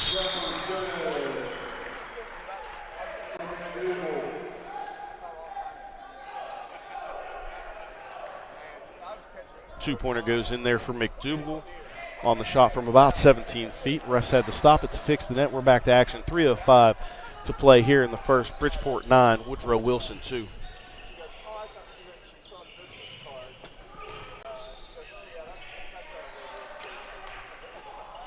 Three goes up, and that's nothing but net. That's going to be number 14, Zion Hawthorne. He has all 5 points for Woodrow Wilson. Joining me live now is Lou Cassis, one of the directors of this great tournament we have here at the Parmar Shootout. What can you tell me to expect in the rest of this matchup, Lou? It's always a great game. These teams have played down here before, and a couple of great teams here. Yeah, they love to get up and down the court. The ball's going to fly, and bodies are going to go. We've seen a lot of that action so far. I mean, we're 2.5 minutes left in this first quarter. We've only seen about 3 stoppages of play, only 1 foul. Both teams moving feet on defense. Got to love to see it. Definitely do. Beckley, welcome back their senior, Elijah Redfern, with the ball right now. He's been out for about 6 to 8 weeks. Maybe getting rid of some rust as well. They're going to call Zion Hawthorne on the foul. Call that up on the shot. That'll send McDougal to the line to shoot 2. Yeah, you expect this to be just like the rest of the games today. We've had some great games here at the Par-Mar Scores Shootout. Teams that have come from all over the state. It's been an awesome event so far up here. Looking forward to 2 more full days of this. Yeah, this is a great thing we got going on as McDougal makes his first. Misses the second. He has 3 points to start the game.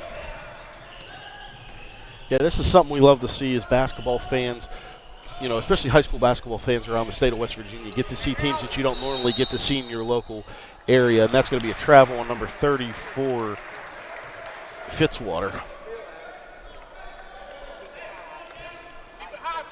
Yeah. We've had some games. Tomorrow you got Martinsburg coming in. They're going to play Wesley Christian out of Kentucky, and then the next day they play George Washington. Yeah, teams that you don't normally get to see. Little interstate rivalry. Yeah, a little bit. I think the last time we played, it was the 2017-2018 state championship game, and GW came out on top there. Well, we'll be looking forward to that high-flying action. McDougal had a great pass on the dribble feed there. In and out of the hands, couldn't get the shot up. Goes out of bounds. Woodrow Wilson ball going the other way. 10-5 with 1:30 to play. Bridgeport leads it. Yeah, I believe Mr. Redfern here, just talking to the coaches before the game, he's definitely dealing with some type of bug, and you can see a little bit of it right now. Fitzwater and Buffano get into a little shoving match down low. Foul's going to go against Buffano. Get some subs into the game here. Yeah, at some point in time, this game will get chippy. I promise that. These two teams, just huge competitors. They're going to go at it. And are they familiar with each other? How often do they play? Do they see a lot of each other? Yeah, I don't think they see a ton of each other. They'll play about once a year, so and not a ton of common opponents, but it's good to be able to see. The big screen there at the top. Yeah, that was a big two-handed push by Fitzwater. Might have got away with one. Ball doesn't lie, going back the other way. Bridgeport ball. I got to see Woodrow Wilson earlier in this season against South Charleston. They had a great game. That's going to be a three-pointer by Landon Sanders for Bridgeport. I was impressed with the way they played. Like you said, they didn't have Redfern in that game. But the rest of the team played great, so I'm excited to see the rest of this action here. I believe that foul is going to go on number 23, Ayoub. If he's not careful, that might be his second.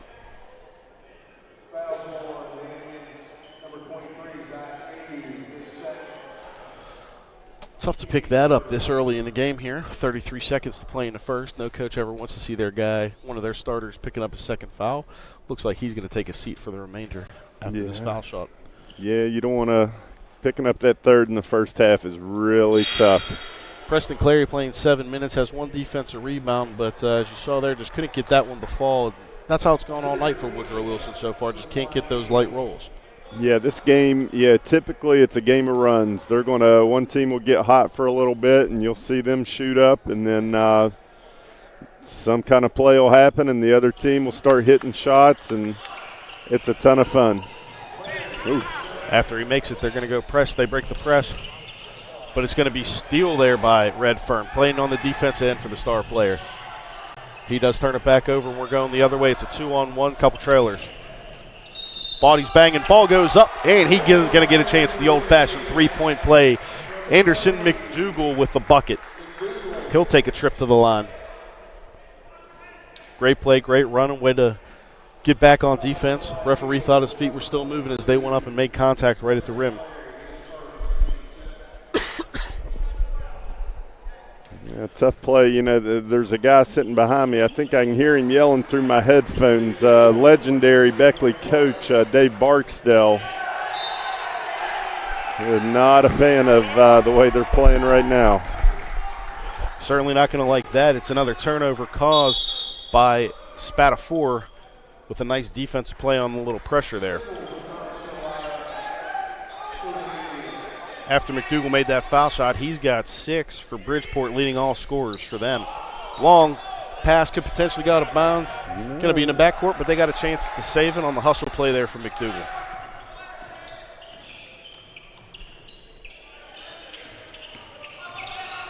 5 to play. Corner shot goes up. Long couple tip balls. No chance at another shot. That's going to end our first quarter. Bridgeport 16, Woodrow Wilson 6. We'll be back after these messages from our sponsor. I'm Doug Scaff, a conservative Republican running for Secretary of State. I have spent my life building businesses and creating jobs. I am a pro-life conservative. I am pro-Second Amendment. Just like you, I've had enough of the D.C. liberals who don't care about West Virginia. As your Secretary of State, I'll stand with Donald Trump and fight for fair and honest elections. I'm Doug Scaff, conservative Republican for Secretary of State, and I'd appreciate your support.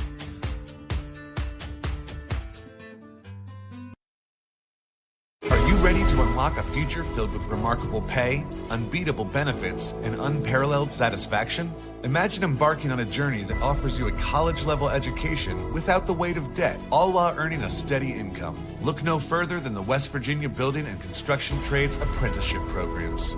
Join us, and together, let's build a future that's brighter and stronger. Go to actwv.org to apply today. The West Virginia Building and Construction Trades, where the future is forged. Welcome back, ladies and gentlemen. We're getting ready to start the second quarter. At the end of the first quarter, we had Lou Cassis beside me giving some color commentary. Unfortunately, he won't be able to stick around with us. He is one of the directors of this tournament, helps put this great event on, so he had to go to other duties. But we do appreciate Lou and his insight into the great West Virginia high school basketball. Starting the second quarter, it's going to be Bridgeport 16, Woodrow Wilson 6. That's going to be a turnover for Bridgeport, going back the other way for Woodrow Wilson. They're going to look to try to get on the board here quick, bring this 10-point deficit down. Zion Hawthorne leading Woodrow Wilson with 5 points on the evening. Redfern hasn't been able to get it going yet. As Lou mentioned in the first part of the broadcast, might be battling some type of stomach bug or ailment. Hopefully he'll be able to turn it on here in the second. Good, nice high off the glass with the left hand. Can't get it to fall for Hawthorne.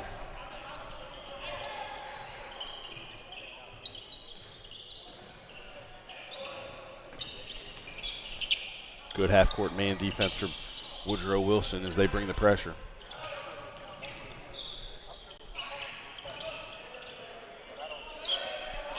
Good quick hands by Woodrow Wilson. Can't come away with the steal, though. Bridgeport maintains the ball, swings it around. Good take, good blocked shot. Couldn't tell who got a couple of the Woodrow Wilson defenders in there. They're going to push to run. Couldn't get anything out of the fast break. Tried to turn it around. Ball out of bounds. Will remain Woodrow Wilson ball. The Beckley on the front of their jersey throws me off every time.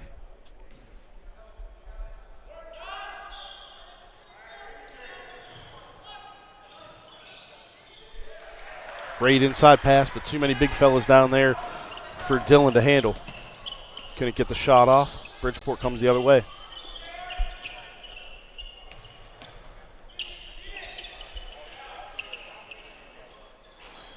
Nice kick out to the wing, but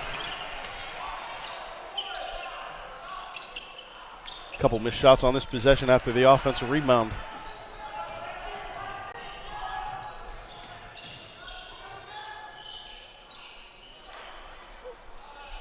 It's going to be Clary with the shot. Couldn't get it to fall.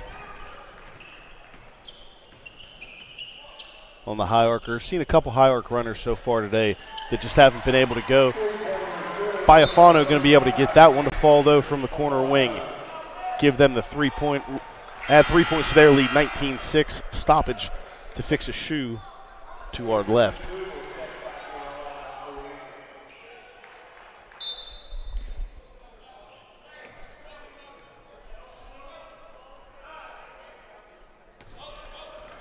$13-point deficit here for Woodrow Wilson as they look to make a statement and try to get back in here before half.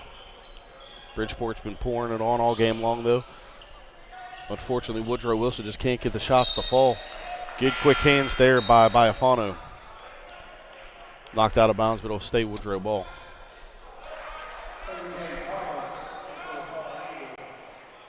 Bridgeport coming into this game 11-2 overall, 6-2 in the region. You're seeing, why they're able to do that. The type of teams that they play with able to have that good record because of the shots that they're getting to fall. That's going to be a deep three from Zion Hawthorne, help chip away at this lead. Man-to-man full court press now for Woodrow, trying to get a steal and a quick turnover if they can. Nice dish over the shoulder was McDougal. Back to Sickles for the basket. It's going to be Redfern on the drive. Foul reaching is going to be on number 24, Ashton Curry. They're going to call it on the floor. His first team first of the second quarter. As you can see, Lou mentioned it might get chippy in this a little later in this game. We're starting to see it here as they line up for the inbound play. Little shoving, little bodies pushing around.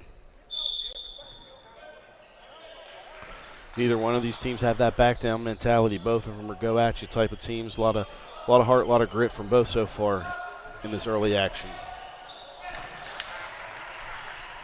Hawthorne tried the cross-court pass, got the turnover. Hawthorne gets the trap. They get it back to him. Off the steal, Hawthorne gets the bucket. Steal was from A.J. Thomas. Bridgeport going back the other way quick to put it back up to Rowan Mike McAllis on the basket.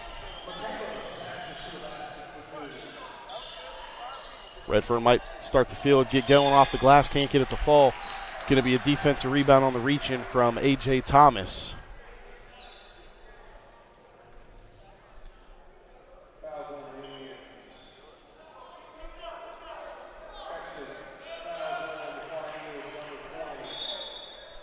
It's Thomas's first foul, team's second, I believe, for the quarter. Correction, team first for the quarter. Woodrow Wilson staying in this man trap press that they have going on, trying to get something when they get to the corner. Hawthorne going to be called for the foul. He disagrees. Beckley coaches seem to disagree as well.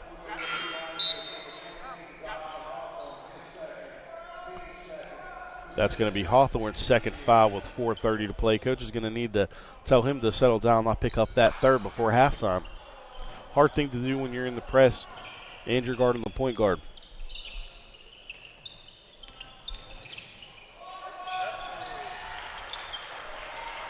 It's going to be Ayoub with the basket.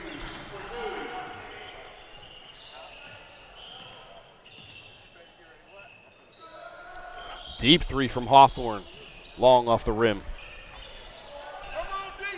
Beckley on the rebound as they walk up the floor with their 14-point lead. Call's going to be on the floor. They're going to call the charge of the block. No signal from the ref yet. They're going with the block. No, they're calling the charge. The referee on the wing made the call. Going back the other way. Basket does not count.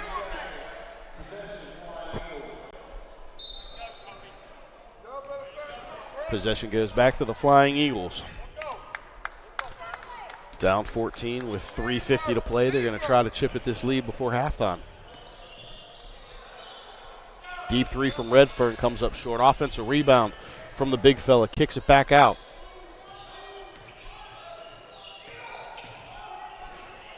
Redfern tries taking it himself. We're going to get number 24, Ashton Curry, on the reach-in foul. Redfern will go to the line to shoot two.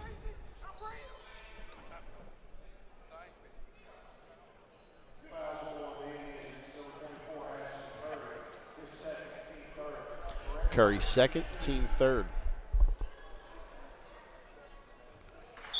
Redfern hits the first. He's got 6 total points on the evening. I'm sorry, correction. That's Redfern hits the first. That's his first basket. He has 2 rebounds, though, in his 9 minutes of play.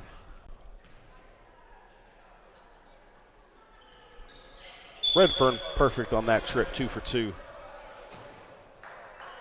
Cuts it down to a 12-point lead. We got a timeout here from Bridgeport. Sorry, from Woodrow Wilson. We're going to take it with them.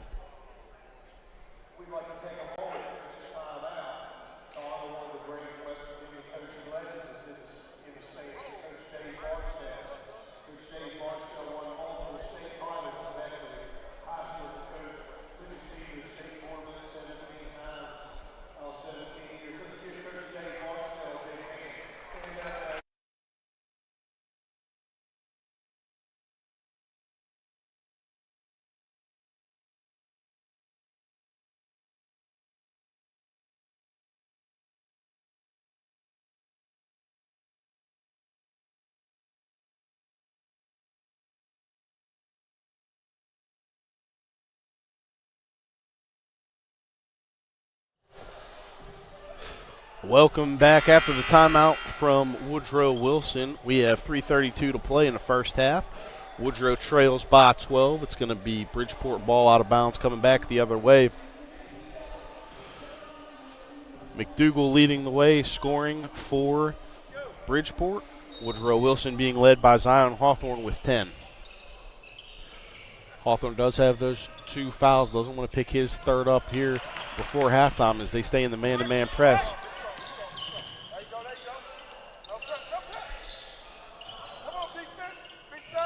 Redfern getting away with a little bit of a push there. The refs say let him play on.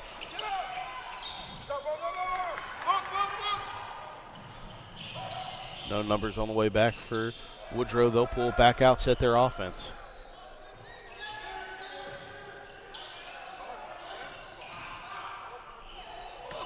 Hawthorne with the floater, doesn't get it to fall. Offensive rebound, kicks it back out.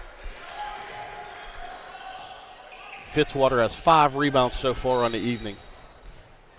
Redfern drives lane, picks up the foul. They're going to call that one on the floor, say it's underneath.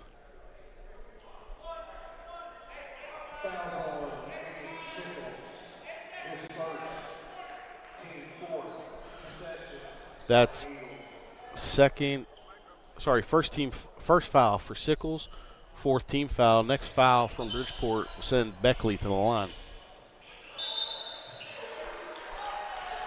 Call going to be on the floor, away from the ball on Fitzwater for some pushing underneath. Bridgeport will get the ball underneath. It's Fitzwater's first of the game.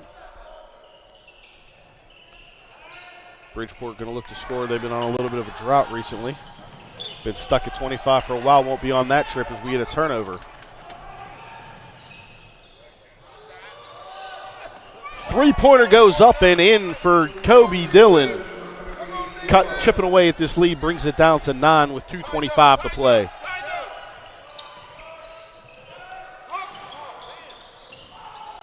Woodrow continues to press. We're going to get a charge call. That's going to be Landon Sanders called on the charge as Redford stood there and took it underneath the hoop on the layup. Basket no good, going back the other way. You can feel the momentum starting to shift in the gym here. The Woodrow Wilson fans getting a little talkative, cheering their team on. Bridgeport starting to lose that momentum.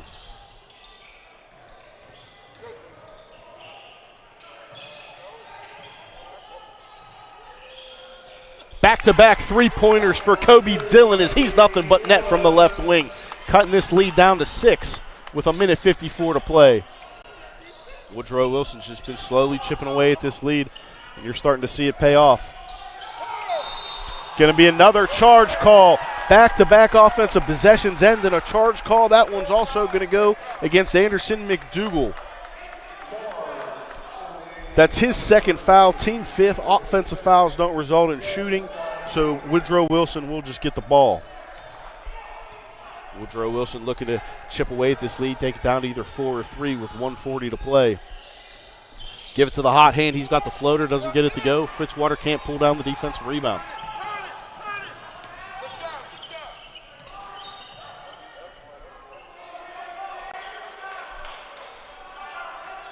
Both teams playing with a lot of tenacity, trying to post up down low. Aired throw as he can't establish position. That's going to be Hawthorne coming back the other way.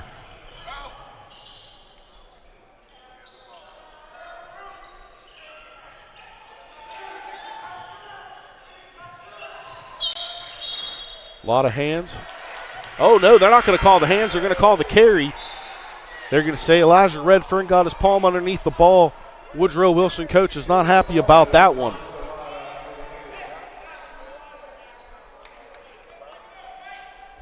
Coach talking to the referee on the near side. He's saying, I didn't make that call. Got to talk to my friend in stripes on the other end of the court.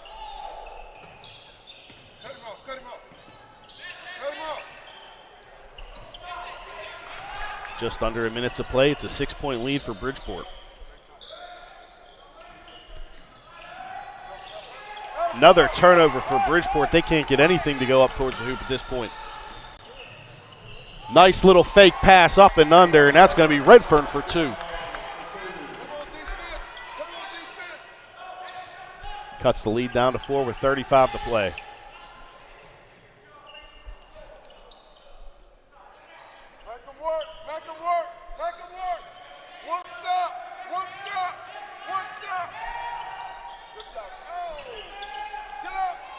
Sickles can't get the turnaround jumper from 8 to go. 16 seconds to play. Woodrow Wilson looking like they're going to play for the last shot of the half here. They trail by 4, just under 10. It's going to be Redfern to lead it.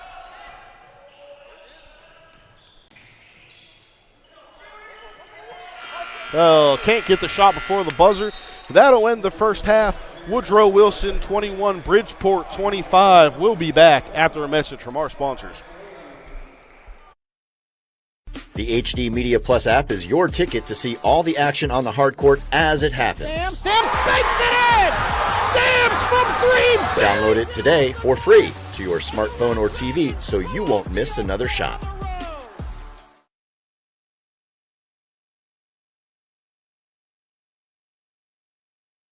I'm Chris Miller, and I'm proud to sponsor productions like this one that showcase the best of this great state. School pride runs deep here. Friday night lights, crowded gyms, packed auditoriums. It's what makes this such a great place to live and work. So be true to your school. And at Dutch Miller Auto, we're there with you. Because when we build on our young people, everybody wins. I'm proud to lead the way as we bring out the best in West Virginia. I'm Chris Miller, and enjoy the game. For years, you've trusted us to bring the news to you. Now you can bring it with you wherever you go. Our best digital subscription offer yet. For just pennies a day, access all our exclusive content, from late-breaking news to local live stream sports to stories you can't see anywhere else. Subscribe today. Fair warning. If you go after our kids and young people, I'm coming after you. As governor, I'll see to it that fentanyl dealers get a mandatory life sentence, and I'll put human traffickers behind bars for life. To help our communities hire and retain the best first responders, I'll increase pay and benefits. And we'll provide better training for our police and our firefighters and our EMS, the ones who put their lives on the line to protect ours.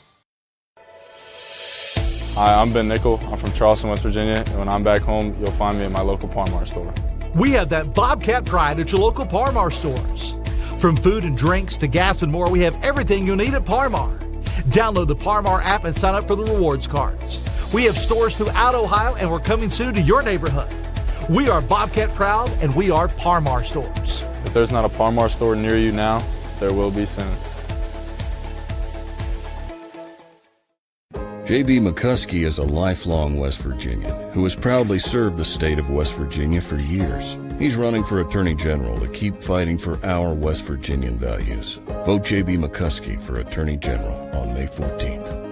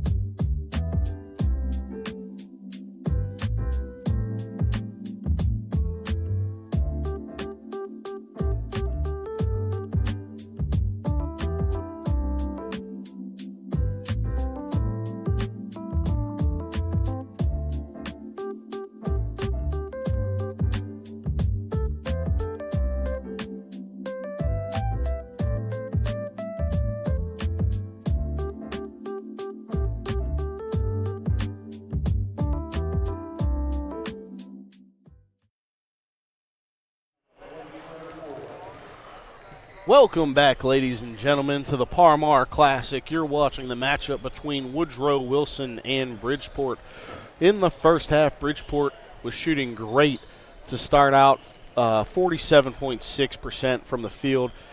A lot of not easy, but a lot of close shots, nothing too long range. But even from three-point range, they're shooting 37.5%. No coach is going to be mad about that at the high school level. Woodrow Wilson came in at 33%. Couldn't get a lot of shots to fall in that first quarter. I think they only had 6 to start the first quarter. Really struggled there, but they got hot late in the second, ending 50% from downtown. 12 rebounds to 13, fairly even there on both ends of the floor. A lot of big boys banging down low. Lester Raines bringing us these stats. Turnovers are 11 to 12. Again, very evenly matched game, other than Woodrow Wilson just couldn't get a couple of shots to fall. The points off turnovers, though, Woodrow Wilson did capitalize late in the second half as they were, putting on the pressure from that man-to-man press. 5 to 6 here on the assists. Both teams looking to pass the ball, always looking for that second better shot. Second chance points is led by Woodrow Wilson with 4. Bridgeport not able to capitalize on any offensive rebounds they've got. Bridgeport's bench has been coming up big with 8 points. Woodrow Wilson with 4. Points in the paint, this is where the big boys are really doing a lot of the work, and that's going to be 12 to 6. Anderson McDougal and Sickles really putting the points from the paint early in that first quarter. And then points off the fast break. I know it shows 7 for Woodrow Wilson, but it certainly seemed like a lot more than that at the end of that second half as we close out our stats here. As we get ready to start the second half here, it's 25-21, Bridgeport over Woodrow Wilson. The big stat there, when you see that 25 on the scoreboard, the last bucket for Bridgeport was at 4:17 by Ayub on a layup. That's a long drought. Almost over half of the second quarter, they did not get a field goal. Woodrow Wilson went on a run there. Their last bucket coming with 42 seconds to go in the second quarter. They had a couple chances to even slim this lead at a little bit more, but just couldn't do it there with a couple missed shots in the last minute of play. We'd like to thank all our sponsors here, especially our title sponsor, Parmar. There's not one near you. There will be soon. They've put on a great tournament so far. We got a lot of action coming at you. Earlier today, we had Mingo Central girls beat Ritchie County girls. Fairmont East girls beat Cabell Midland girls. Buchanan Upshire over Ripley boys. And then both Spring Valley boys and girls got wins today over Parkersburg. And we're back to action. It's going to be Zion Hawthorne leading the charge for Woodrow Wilson. Redfern, little stutter step and go there. Gets it up with the left hand and in.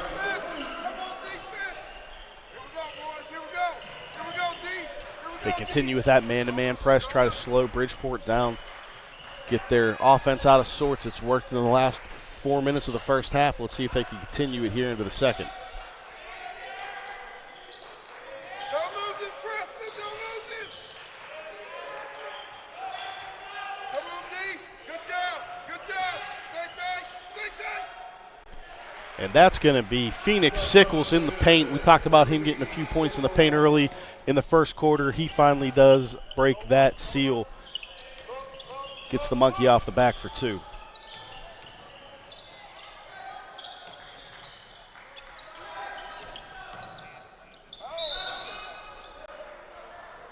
Going to be a call on the floor there as Hawthorne went on the drive. Foul is going to go against Ayub. That's his third. Picks it up early here in the third quarter. Team first.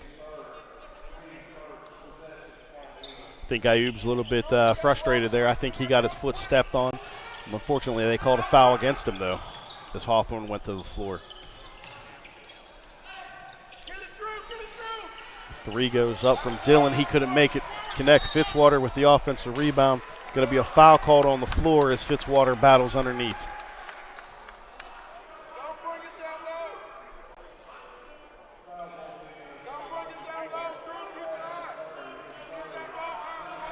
That foul's going to go against number 24, Ashton Curry, his third. So a couple of the Bridgeport players getting into foul trouble here early in the second half. Dillon was the hot hand, shooting threes early. He gives it up, though, back out to Hawthorne to reset the offense.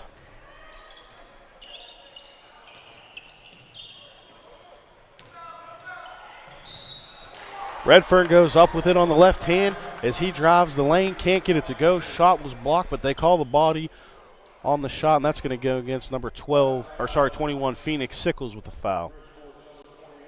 He picks up his second, team third of the quarter.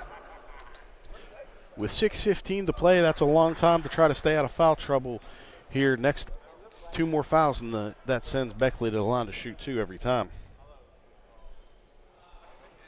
Redfern misses his first. He's got 2 offensive rebounds and 6 points on the day.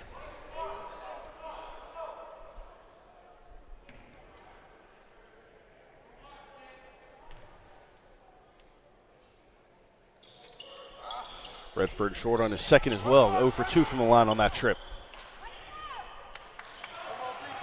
Come on, defense.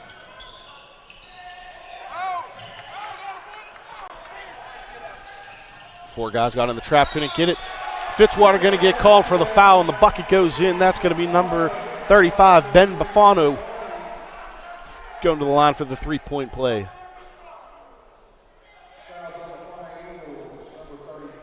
Buffano having a great game defensively with 1 block and 1 steal, 5 points on the night. Can't get that one to fall. Beckley trails by 6. They've been trailing all night long. Three-pointer goes up, going to be off the mark for number 22, Preston Clary. Come on, defense. Come on, defense. Nut. Stay tight. Good D. Redfern with the quick hands, able to knock the ball away from Sickles on that play. Out of bounds, will stay Bridgeport ball.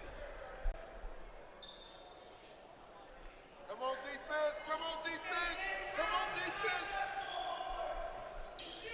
The Beckley fans really getting into it. You can hear them cheering behind me here for some good hard defense. And those calls don't fall in deaf ears as a big defensive rebound is had by Preston Clary. Steele trailing by 6 with 5:16 to play. Dillon for 3. That's his 3rd three-pointer of the night, and he's starting to feel it. He's shooting 60% from downtown on the evening. Hawthorne with the smart play to avoid his 4th foul. Buffano gets the bucket. Both teams looking to run. Both teams have a lot of speed on the floor right now. 2-3 zone. Shot goes up again. Can't get it to fall.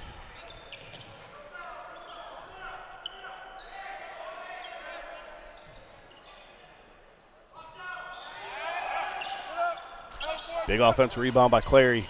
Tries to kick it back out. Turnover, though, coming back the other way for Bridgeport.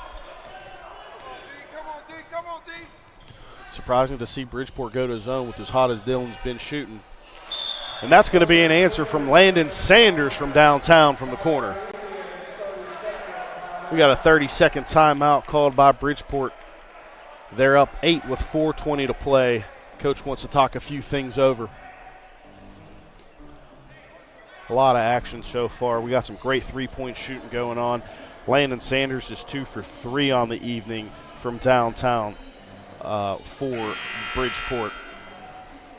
And Kobe Dillon also, he's shooting 50% from downtown, 36 from the field. He's got 9 points. Zion Hawthorne with 10. He's having a great night. I know Elijah Redfern a little bit frustrated on a couple of the no calls that he's had. The one carry earlier in the first half that he thought should have been a little bit of hand check. He's going to look to get going here. I think we're in for a great 12 minutes and 20 seconds of action as we get ready to close this game out here. Bridgeport talked about everything they need to do. They're back in defense. Look like they're coming out in the 2-3 zone, which to me is very surprising, seeing that Kobe Dillon has the hot hand. He's hit a couple threes. When you go to the zone, that's what your shooters love. They just look for that open spot and get the set shot. Let's see if that's what Woodrow Wilson looks to do out of this timeout.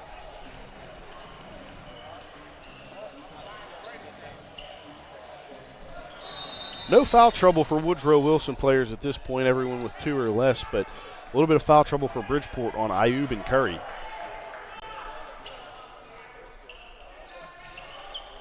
Both with 3 fouls. Big cross-court skip pass. They're making this zone really work. Fitzwater wants it. Can't do anything with it. Turnover. But that's going to be a steal by Hawthorne as he gets it. Can't hang on, though. It was tipped, though. They're saying by Rowan McAllis. Bridgeport fans completely disagree with that call.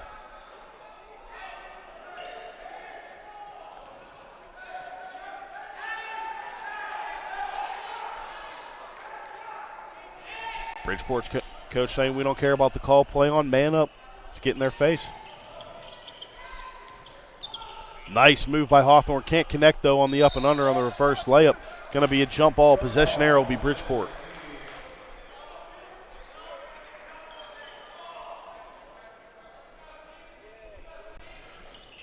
Woodrow Wilson going to continue to run this man press, try to look to get this trap that they've been doing all night long. Very well coached on both sides of the ball at creating and breaking this press. Very disciplined basketball so far.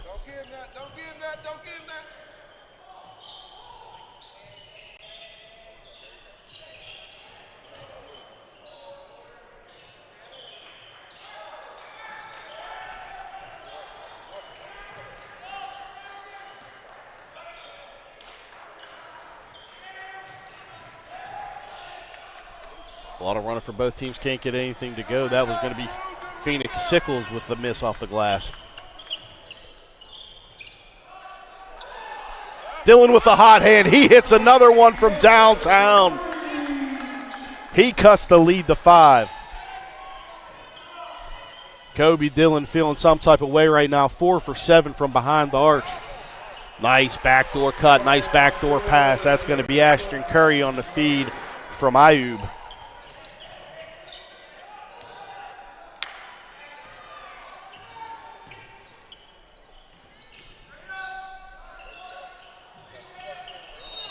Three-pointer goes up, air ball, but that's because he was fouled, and that's going to send Redford to the line to shoot 3.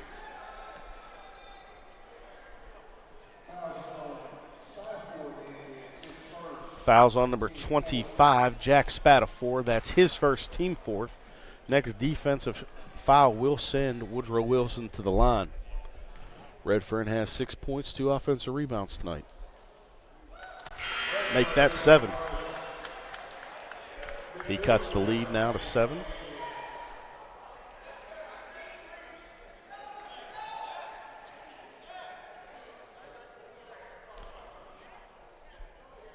It's 3 shots, so they'll have to wait to bring the substitutions in until after the second shot from Redfern.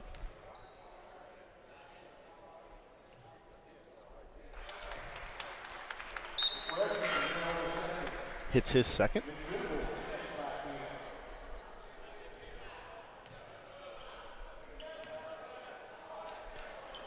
Redfern 4 or 6 from the line so far. A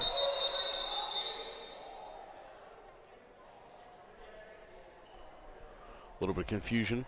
Woodrow Wilson guy wasn't off the court as they were subbing. Gonna reset.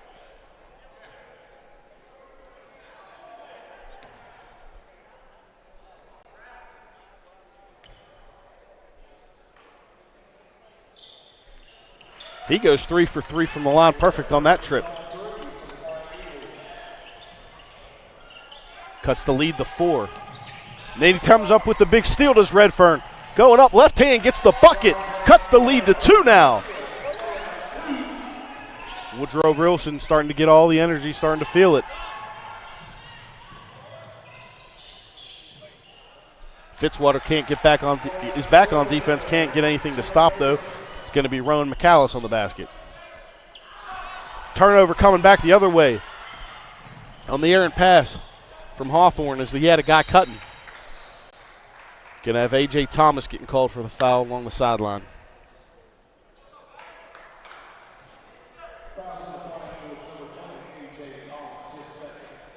Just as Woodrow Wilson was starting to get him some momentum, they had a couple turnovers back-to-back there. Luckily so far, though, able to hold Bridgeport at bay, only allowing them to get 1 basket in those off those turnovers. 4-point lead now for Bridgeport as they inbound the ball. Three-pointer goes up and in, and that's going to be number 25, Jack Spatafor. His second three-pointer of the night.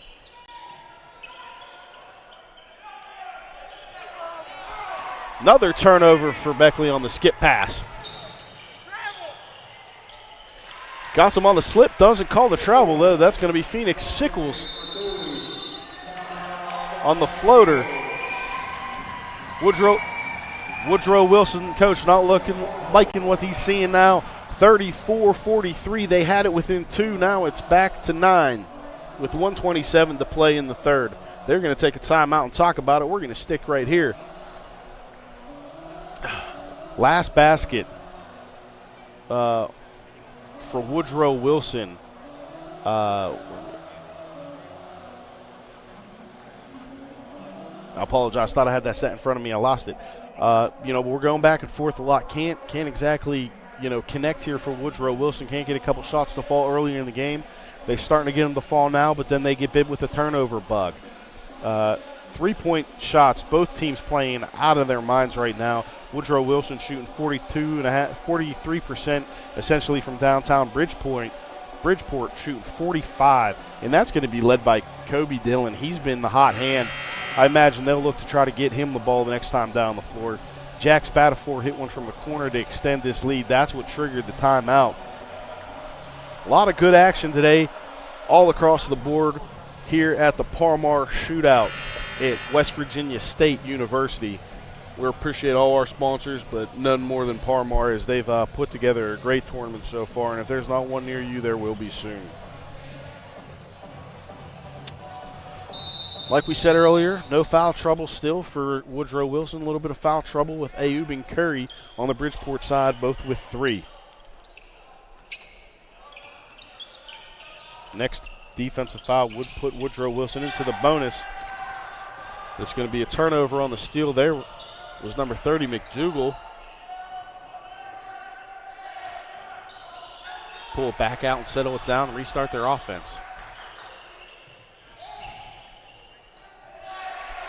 It's going to be a nice take there along the baseline by number 24, Ashton Curry.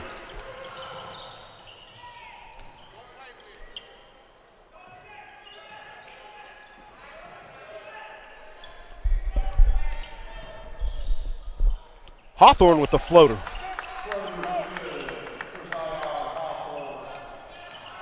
Elijah Hawthorne having himself a night with 12 points.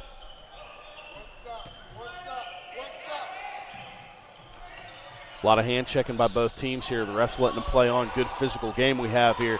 That's going to be a little runner from the right-hand side from Phoenix Sickles. 20 seconds to play here. We got an 11-point lead for Bridgeport. At one point, Woodrow Wilson did have it down to 2, but just couldn't come over that hump. Bridgeport got the hot hand, started pulling away with it.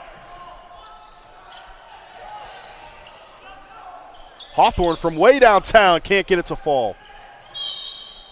Going to be out of bounds with .7 on the clock. Probably not enough time for a catch and shoot. Going to have to try to run an athletic play here and get a tip in off a pick or something. Gutsy call to bring Ayoub back in the game to play a little bit of defense. With 3 fouls, you don't want him picking up his 4th. He's going to guard the ball, though. Big, long reach. Tip is up. No good. Off the mark for number 24, Nazir King. With that, it's 47-36 at the end of 3. We got 8 to play. We hope you join us after this. Hi, I'm Ben Nickel. I'm from Charleston, West Virginia, and when I'm back home, you'll find me at my local Parmar store. We have that Bobcat pride at your local Parmar stores. From food and drinks to gas and more, we have everything you'll need at Parmar. Download the Parmar app and sign up for the rewards cards. We have stores throughout Ohio, and we're coming soon to your neighborhood. We are Bobcat proud, and we are Parmar stores. If there's not a Parmar store near you now, there will be soon. I'm Doug Scaff, a conservative Republican running for Secretary of State. I have spent my life building businesses and creating jobs. I am a pro-life conservative. I am pro-Second Amendment. Just like you, I've had enough of the D.C. liberals who don't care about West Virginia. As your Secretary of State, I'll stand with Donald Trump and fight for fair and honest elections. I'm Doug Scaff, conservative Republican for Secretary of State, and I'd appreciate your support.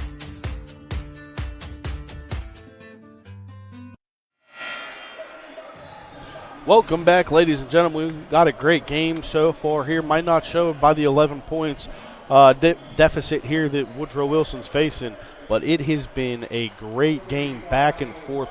Woodrow Wilson just not able to get some shots to fall. They're shooting 37.5 from the field. Bridgeport, though, an astounding 57%, 20 of 35 on the evening. But the hot hand for Beckley from downtown has definitely been Kobe Dillon. He's 4 of 7, all 12 of his points coming behind the arc. Hawthorne up for 3. He gets one to fall.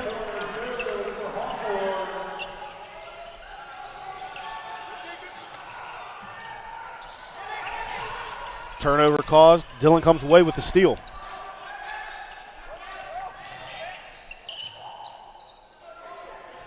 They decide nothing's there. They're going to bring it back out, reset the offense against this 2-3 man zone. Redfern drives. He's going to get grabbed on the arm as the shot goes up. He'll go to the line to shoot 2. Redfern has 11 points on the evening, 2 rebounds, 1 block, 2 steals, 3 assists. He's played a great game so far this evening. He's looking to put some big points up down the stretch. After going perfect 3 for 3 on the last trip to the line, misses the front end of that one.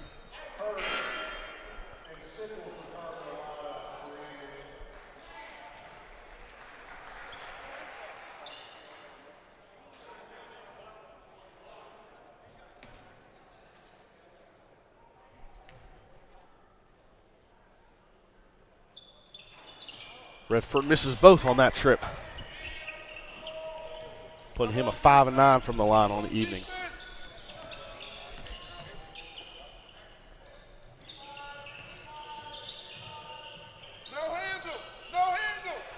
Bridgeport has an 8-point lead, looking to burn a little clock, look for the perfect shot to extend the lead.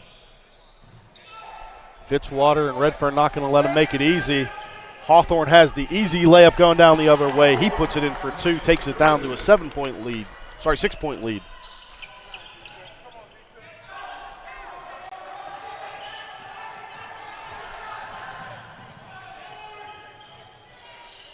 That's going to be a big three-pointer from the corner for Landon Sanders. He puts it back to a 9-point lead every time Woodrow Wilson gets a little bit of momentum, starts chipping away at that lead.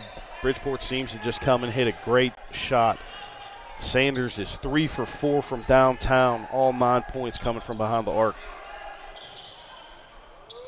Dillon thought he had the answer, hits the side of the rim, rolls out. Out of bounds on the tip, going to stay Woodrow Wilson ball.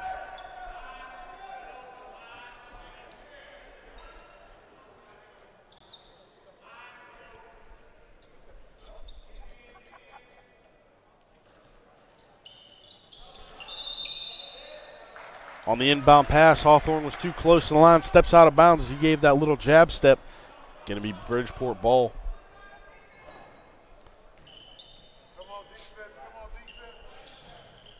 Going to need a big defensive stop. Not going to get it that way. Kobe Dillon's going to be called for the foul. 90 feet from the hoop. Something no coach likes to see.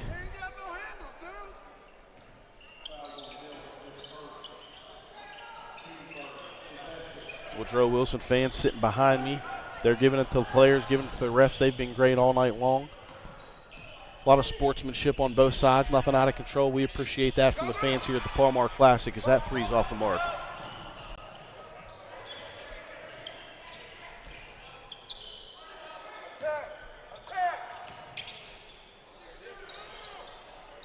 Dillon can't get that one to fall as it rolls out. Bridgeport can't get the handles on, and that's going to go off the big foot of Ben Buffano, and it's going to remain Woodrow Wilson ball.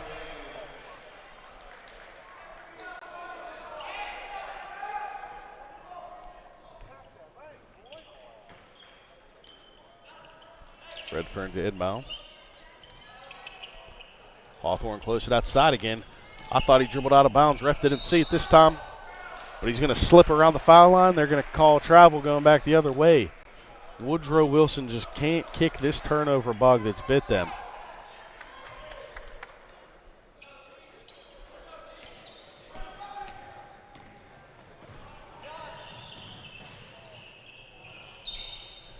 Fitzwater thought he was straight up and down. They're going to call him, though, on the body. It's going to send Buffano to the line to shoot 2.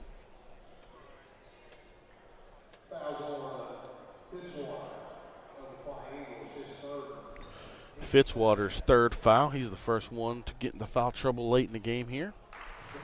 Buffano makes his first. He's got 7 points on the night, 2 rebounds, 1 block, 1 steal.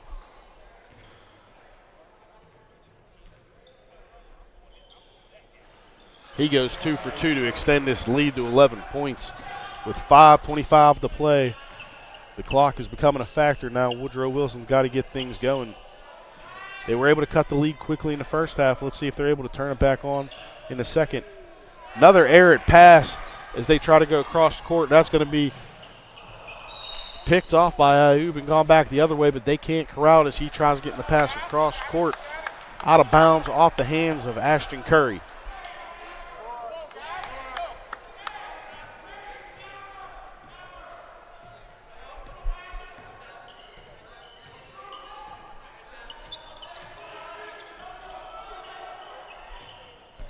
This zone has stifled the driving ability of Woodrow Wilson. They haven't been able to get a lot inside since Bridgeport went to it.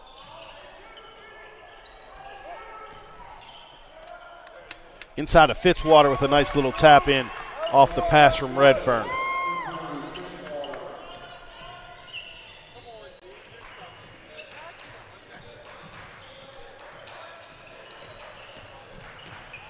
Arid pass. Ayub throws that one out of bounds as he had Ben Buffano cutting to the hoop, and he thought he was standing still. It's going to go back to Beckley as they trail by 9 with 4:28 to play. If there was ever a time for a big three-pointer, it's now. Dillon thought about it. He drives at a 15-footer, gets one to fall. Got a little body. Ref said not enough, let him play on. Cuts that lead to 7. 4:12 to play in the game. And on the defensive side, that's going to be Kobe Dillon picking up a foul, his second.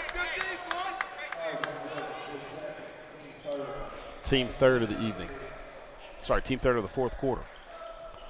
4:09 to play here in the fourth quarter. We had a great game so far. Bridgeport wants to take a timeout and talk about it, and we're going to talk to you about some of our stats we got going on. Kobe Dillon's been the hot hand. He's got 14 from downtown, 4 and 9. But Zion Hawthorne leading the way for Woodrow Wilson with 17 points on 7 of 12 shooting. Sickles leading the way for Bridgeport with 12 points. Ashton Curry with 7 and Ben Buffano with 9. Ben Buffano's had a great second half. Not sure what he had at the end of the first half, but he's really turned it on. As you see there on your screen, field goal percentage, Bridgeport just playing out of their minds with 55% of their shots falling, 46 from downtown. Woodrow Wilson has 42% and 38 from downtown. Total rebounds, Woodrow Wilson's bringing them in but can't get the points off them.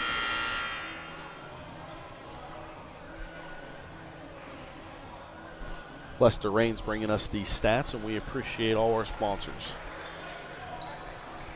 We thank you for joining us here at West Virginia State University for the Palmar Classic. You're watching Woodrow Wilson battle it out with Bridgeport. Bridgeport leading by 7 with 4:09 to play, just about halfway through this fourth quarter. And I can promise you we've had a lot of good action so far in these last 4 minutes. Will not disappoint. Both teams have played great hustle basketball, a lot of skill, a lot of grit, all around good basketball game. It's been a physical game, but not a lot of out-of-control chippiness. Neither team losing their cool with their heads here. Good sportsmanship across the board from these kids.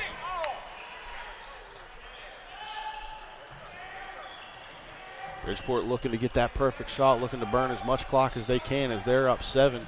They've wasted 40 seconds so far here. Going to be a turnover. That's Dillon with the steal. He puts up the 3. Long on the shot. He's starting to cool off from downtown. He started hot, but now he's ending 4 for 10 at this point. I mean, 40% is nothing to joke about. You know, those are some Steph Curry numbers, but, he started out 3 of 4, and, he's really feeling it. They're going to need some help. If he can't get him to fall, Woodrow's going to need someone else to step up and get some points here.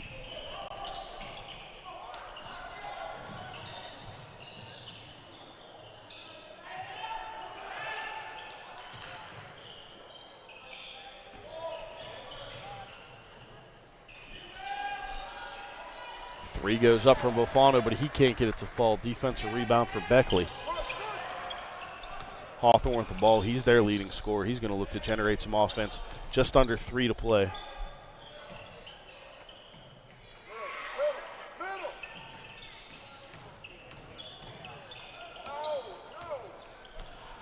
Beckley burning a lot of time for a team down by 7. They want that perfect shot, and they got it. That's going to be nothing but net from Kobe Dillon from the left wing. He brings it to within 4. 2:35 to play, just like at the end of the first half. You could really start to feel Beckley starting to do some things there. They get another turnover. Dillon passes up the three-pointer, gets it into Redfern. He dishes it underneath Fitzwater for 2, and they get it to their smallest deficit since the first half. 52-50. Another loose ball, but it didn't come away with it. Fitzwater stands tall, gets the tip out of bounds, going to stay Bridgeport ball. Bridgeport coach is not liking what they're seeing. At this point in time, a little bit of craziness. They're going to get some subs in the game, hope that the fresh hands help. Woodrow Wilson says, let's take a timeout and talk about what we got going on with 2:09 to play down 2. We got a lot of great action in this game here. We got a lot of great action coming up. I hope you stick around for the late night games. We got Herbert Hoover versus Wayne and Nitro versus Fairmont East coming up after this game, a 7 and 8:30 start respectively, assuming all things run on time with this game. Just like we saw in that first half, Woodrow Wilson starting to put that pressure on. It's like they just played a little lackadaisical, the first roughly 12, 13 minutes of each half, and then they decided, hey, we're going to turn it on, do what we need to do to get back in this game. They pulled it within 2 in the first half, ended at 4-point deficit at the end of the first half. Now they're down to 2. Got it down to a 2-point deficit with 2:09 to play. Bridgeport does have the ball when we come back from this timeout. Sickles leading the way. Bridgeport scores with 12. He's shooting 6 of 11 from the field. And both Kobe Dillon and Zion Hawthorne got 17 each for Woodrow Wilson. Dillon, like I said, been the hot hand. He's 5 of 11 for 3, great numbers. And Hawthorne himself is 3 for 5 from downtown, shooting 60%. Like to see him maybe get another 3 attempt here as Bridgeport continues to sit in that 2-3 zone. Elijah Redfern's been great off the dribble. He's been great at getting that skip pass in. Fitzwater has been just dominant underneath as well. A.J. Thomas playing a great game. Doesn't have any points on the board, but he does have, some stats that don't show up on the stat sheet that you love to see, and they're hoping to put this all together and put it back in. Bridgeport playing a great all-around team game. Sickles with 9, 12, Curry with 7, and Sanders with 9. They're spreading the love around to everybody here. Just under 2. You could hear the Woodrow Wilson bench there getting their guys up, getting the claps, getting the momentum to stay in their favor as Bridgeport tries to run clock, and they've done well. They've wasted 29 seconds so far.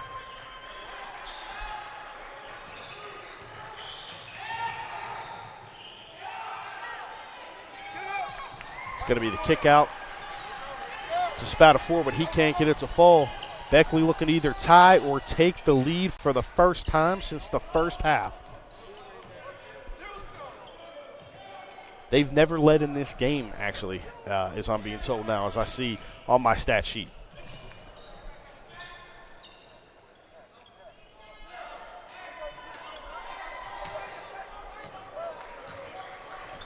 Pull it back out. They're looking to slow it down here. Not exactly what you would expect to see down 2, but I guess clock's not as big of a deal, and that's going to be a huge block. Number 21, Phoenix Sickles, steps up on Elijah Redfern and swats it back to midcourt. Woodrow Wilson going to have to start fouling now, so they're able to get some guys in the line. That's going to be A.J. Thomas picking up his 3rd. Team first. Sorry, team 5th. I apologize. That will send Bridgeport to the line for the remainder of the game. Spatafor can't get his first of 2 to fall. Even if he makes this, it's still going to only be a 1-possession lead for Bridgeport with 44.9 to go. Spatafor goes 1 for 2 from the line. 3-point deficit, 40 to play here in the game. Hawthorne with a nice little spin move. If he gets to the lane, he can't get it up, though. It's going to kick it back out to Dillon. Hawthorne battling hard. There's going to be a foul called.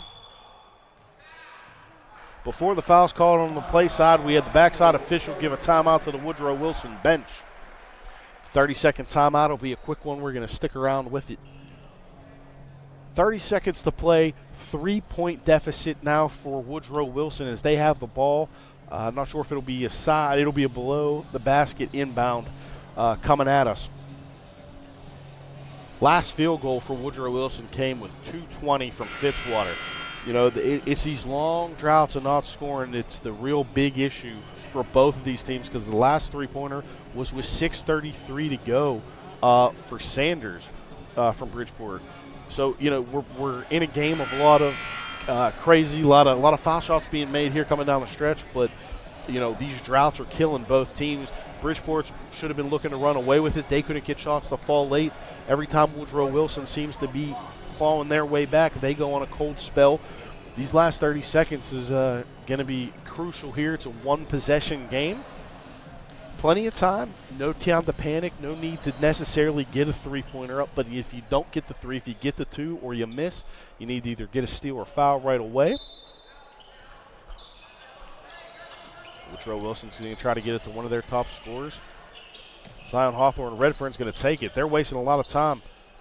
And that's going to be a big block from number 21, Phoenix Sickles. But they're going to call a foul on the floor against number 24, Ashton Curry, I believe. Oh, they're actually going to give it to Sickles there. I thought the call was on the body. They're going to say it was on the arm. They're going to say he's going to shoot two for Redfern. Wasted about 10 seconds on that possession. 19.5 to play. Redfern shooting, has 11 points on the evening. He can't get the first one to fall. He struggled at the line. He's now 5 of 10, just shooting 50%. He's got a shot at another one. You see him walking almost out to half court to gather his thoughts and get this together. Plenty of time, even if he doesn't make this, to get a foul and hope that they miss on the other end. Big shot coming up here for Elijah Redfern. Redfern gets the roll on the second one. Woodrow Wilson going to bring a couple guys in to get that quick speed in, maybe try for a steal. If not, be able to get a foul and not get Fitzwater in any more foul trouble as they sit him down. Guys running deep, got the breakout pass. Foul's going to be a reach in on number 20, A.J. Thomas. Picking up his fifth. That'll be his night will end. Picking up the foul, taking the sacrifice, one for the team, fouling out, knowing that you got to send a guy to the line, and that'll be number 24, Ashton Curry, going to the line to shoot two. He's got 7 points on the evening, 3 rebounds. 4 steals, 5 assists, something a coach loves to see a guy like him get as he's passing around and dished it. You got scorers all over the place for this Bridgeport team. Big foul shot makes it a 2-possession game with 15.1 to play. I'm sorry, extends it to a 3-point lead. Now you have the chance to make it a 2-possession game if he hits this. He makes it. He goes 2 for 2 from the line, gives him 9 points on the evening.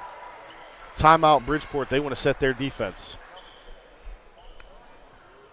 We've had a lot of great action in this game. It's been back and forth, a lot of scoring droughts, as we mentioned before. I mean, field goal drought, we're still, almost a 6-minute drought for Bridgeport, and we are on a 2-minute and 20-second drought for Woodrow Wilson. Something neither team wants to see. That's been the key to this game. It's happened in different stretches for both teams. Bridgeport's been trying to run away with it, and every time you think they're going to, they can't. Woodrow Wilson, every time they claw their way back up, they hit a cold streak, got the music pumping, the crowd's getting ready to get into for these last 15 seconds of action. Everyone's on the edge of their seat. I can tell you I am, and I'm ready to see what Woodrow Wilson comes out of this timeout to do. If you're Bridgeport, you think about fouling. You have 3 total fouls as a team. You can give 2 before you send a guy to the line. Do you let the inbound pass come in, try to foul a guy, waste maybe 4 or 5 seconds? That's probably the strategy Bridgeport's talking over as they come out of this timeout. Bridgeport's looking to move to 12-2 on a season if they could pull this one off. Woodrow Wilson trying to stay above 500. They're 8-7 now. Try not to drop this and drop to that 8-8 mark.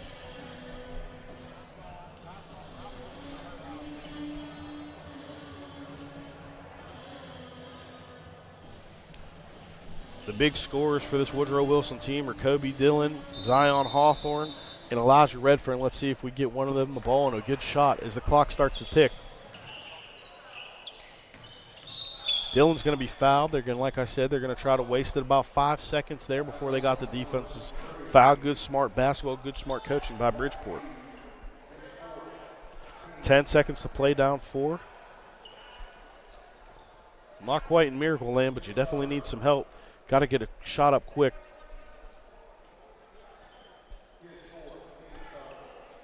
See if they can get Dillon on some type of screen here. They get Redfern on the ball. He's wasting a lot of time trying to get to the hoop. They're not going to get a shot off. They do get one off. It goes in, but there's only 0.9 to play. The bucket's going to be scored by number 22, Preston Clary. 0.9, down by 3. That should be all she wrote, biting some type of miracle. Beckley was looking at the offensive set. Woodrow Wilson couldn't do it. You see one of their assistant coaches out here to half court asking where was the hand check, where was the body. Ref said, we've been letting them play like that all night long. We let them just continue to play that way. Hate to see it. Thought we'd get a chance at a buzzer beater on this barn-burning game we've had. But like I said, Biden's the type of turnover and miracle prayer. It looks like it's going to end in Bridgeport's favor. They say it's never over till it's over, so we're going to play this last 0.9, but not many times in history have we seen the team down by 2 able to make something happen. Bridgeport hoping for a miracle. One thing shocking is you see coming out of this timeout, they leave Fitzwater on the floor. Not sure why you have the big guy coming out here. Bridgeport going to go to their 4 wide set, empty backfield along the baseline here. Very odd and unique situation we see. The referee's even looking around like, we sure we got this right going on here? They run, he got him on the Hail Mary pass, doesn't throw it, throws it to the outback. They're going to foul him. They're going to say time did not expire. They're going to probably put 0.2 on the clock. Nope, Beckley coaches are going to wave it, say that's not enough time for us to come back. They're going to end it on that play. Bridgeport 55, Woodrow Wilson 53. What a great game. A lot of back and forth, a lot of action. We appreciate you joining us here at the Palmar Classic at West Virginia State University. You just saw a great matchup between Woodrow Wilson and Bridgeport. Both teams played a great game. Woodrow Wilson shooting 44% from the field, brought it back there, late in both halves to up that percentage. Bridgeport shot 50% from the field, 43% from downtown to Woodrow Wilson's 40%. Total rebounds, pretty fair at 26-21 on our Lester Raines stats. Turnovers, again, pretty even. Both teams got after each other, caused a lot of turnovers, a lot of points off turnovers both ways, 20-21. You're seeing it even on the stat sheet, and that's why you did see it even at the score at the end there. 15 assists to 12 assists. Bridgeport led the way in that category. Second chance points were big for Woodrow Wilson. They got 4. They needed a couple more that they just couldn't get. Both benches playing well with 12 and 14 points. A lot of points in the paint for Bridgeport, and I think that was the difference. You had a couple of their big boys really battle down low for some of those points. Fast break points, a shocking 11-3 with as many fast break opportunities as Bridgeport had breaking that press. They just couldn't get any more points to fall. As we said, it was a great game, a 3-point deficit there to end it. We appreciate you watching. That was Woodrow Wilson falling to Bridgeport. Our next game we have coming up here is going to be Herbert Hoover versus Wayne. We hope to stick around for the 7 o'clock hour. I'm Craig Broman saying thank you very much.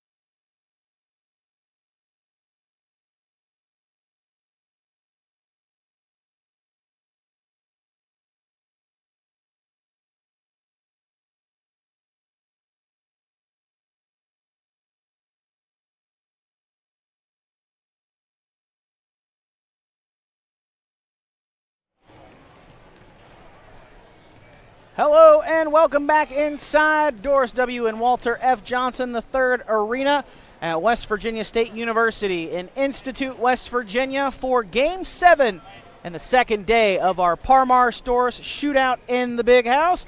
Adam Rogers and Taylor Kennedy, happy to have you along with us this evening for the 7th game. One more left after this one, but we've got a matchup between the Herbert Hoover Huskies and the Wayne Pioneers on tap for this matchup, a 3A versus 2A matchup in the 7th game of this one between these two boys' squads. And Taylor, again, we've had good basketball so far throughout the day, and we're expecting another good game of these two teams between the Pioneers and the Huskies.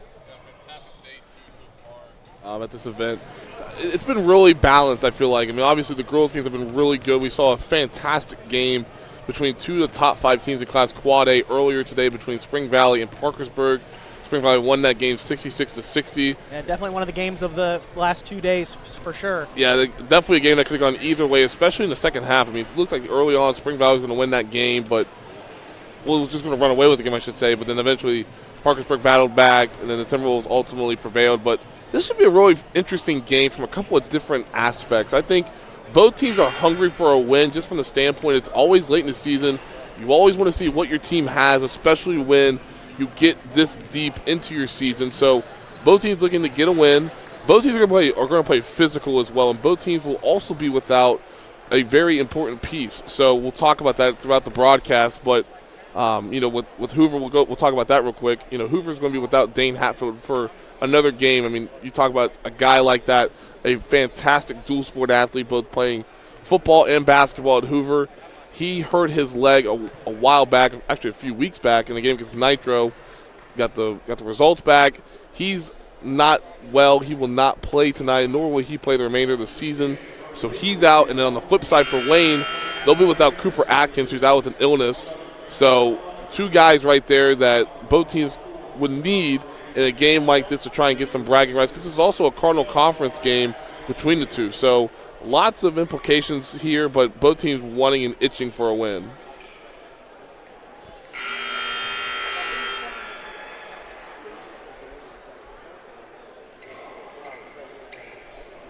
Starting lineups for both teams. Wayne Pioneers, the visitors, in the road red. Colton Heck, Ronnie Staley, Isaac Meddings, Caden Hayton, and Zane Adkins. For Herbert Hoover, it's Donovan Brown, Wesley Miller, Riley Johnson, Blake Fisher, and Logan Mills. Tip is won by the Pioneers, and we're off and running in game number 7 in the second day of our Parmar Stores Shootout in the Big House here on High School Game Day on the RSN Sports Network, powered by HD Media. Opening 3-point shot attempt from the far side of the floor from the Pioneers. Zane Adkins is no good, and the Hoovers come the other way with it. Huskies working it around the outside. Now driving down the paint on the left side, laying it up and in is Donovan Brown. Good take early on. Good take early on by Brown. Then on the other end, a quick answer there for the Pioneers. Meddings, 18-point per game scorer for the Pioneers. Ties the game up early on, 2-all. Not quite a minute into this opening quarter. Yeah, Meddings is going to be a guy that you need to watch, especially from the defensive perspective of how Herbert Hoover came prepared to go against Meddings. Meddings is the guy that likes to go north to south, east to west. He likes to go everywhere, is what I'm trying to say. And he can shoot from just about anywhere on the floor. He loves pulling up inside the arc. He can shoot the ball from long range. He's just an exciting jump shooter to watch. 3-pointer from the left corner, rattles around and out. Rebound lost initially by Staley.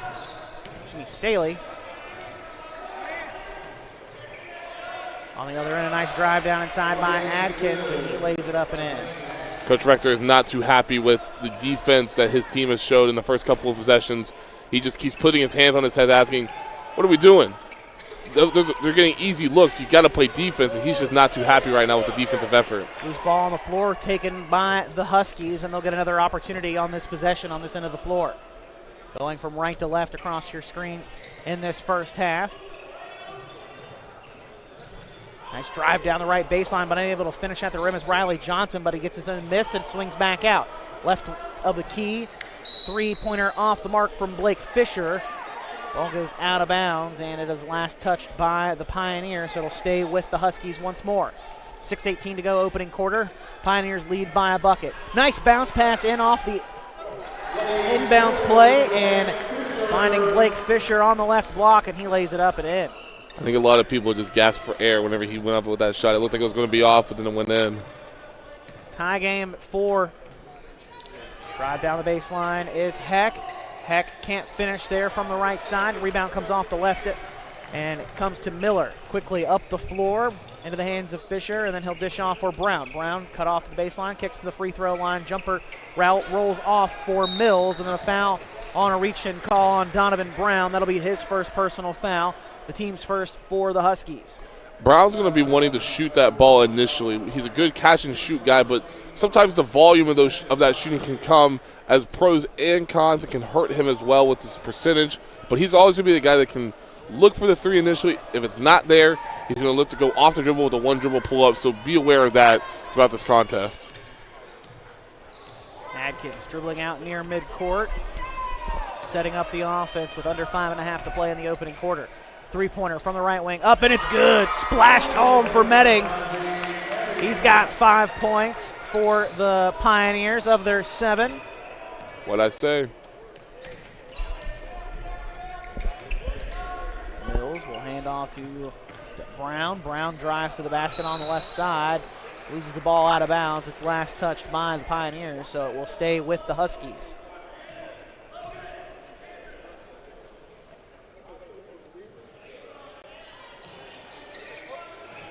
Pass comes out to the right wing on the inbounds. Drive inside. Floater from inside the paint on the right side. No good, but offensive rebound gathered, and a nice move to the basket by Wesley Miller.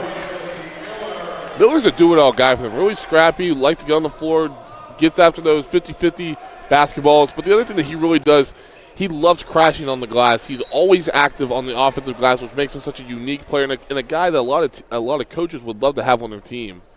Made a really nice move, too, to go up and under, or under and around that defense there between that 2 defenders and get to the basket and bring Hoover back within 1. 7-6. Pioneers with the basketball, though, after the inbounds. Three-pointer from the left corner is no good. Rebound is fought for underneath and controlled by the Pioneers. Swung back to the top of the key into the hands of Meddings, and it will be deflected into the backcourt, so he'll bring it back across. Three-pointer from the right wing, left short. Rebound grabbed underneath by Fisher. And now the Huskies come running down the right sideline. Hand off to Donovan Brown. Brown works on the right wing, gets a screen from Mills, and gets another screen from Miller. Driving down the paint on the left side, trying to bounce pass over to the right short corner. It's stolen away by the Pioneers, and they come running down the floor quickly, but it's a 4-on-2 situation for the Huskies. Three-pointer off the mark, rebound tipped out of bounds, and it's last touched by Waynes Staley III.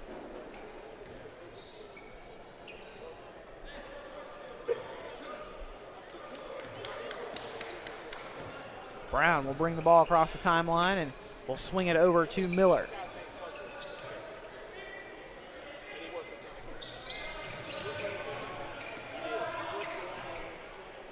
Back over to Fisher and swung back now to Johnson.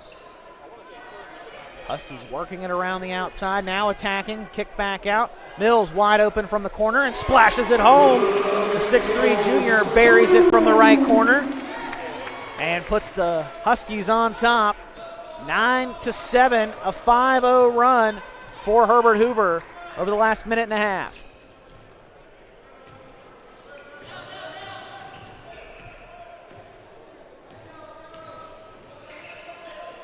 Three-pointer on the left wing. Pioneers trying to answer, unable to get that shot to fall, but the rebound is pushed out of bounds by Herbert Hoover's Blake Fisher. Sophomore guard will give it back to the Pioneers. Inbound on the left side baseline, and he will check out. In comes Jalen Sims, the 5'10" senior guard. Rebound, or excuse me, on the inbounds, I believe they're saying it was kicked. Thought I saw the official point.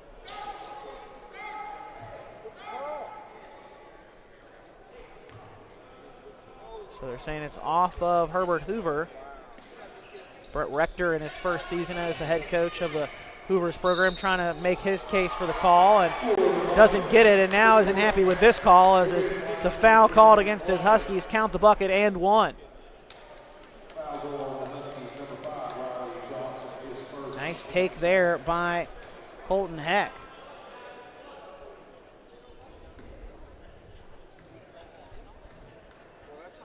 Riley Johnson called for his first personal foul. Team second.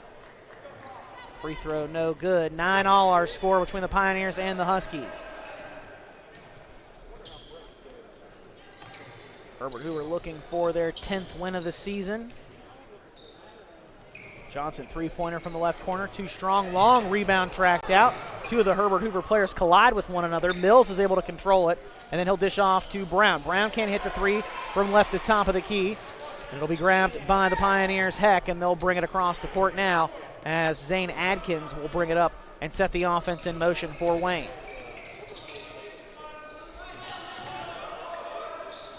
Kick back out to Eves. And swung back over to Adkins.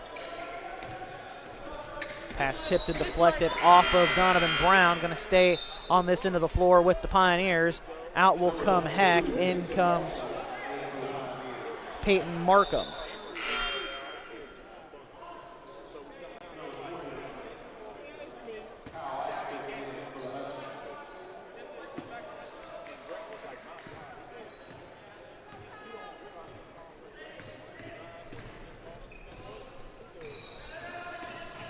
Staley knifes his way to the basket, high off the glass and in. His first basket. And Wayne takes back a 2-point lead. These two teams trading buckets back and forth after that quick 5-0 run by Herbert Hoover.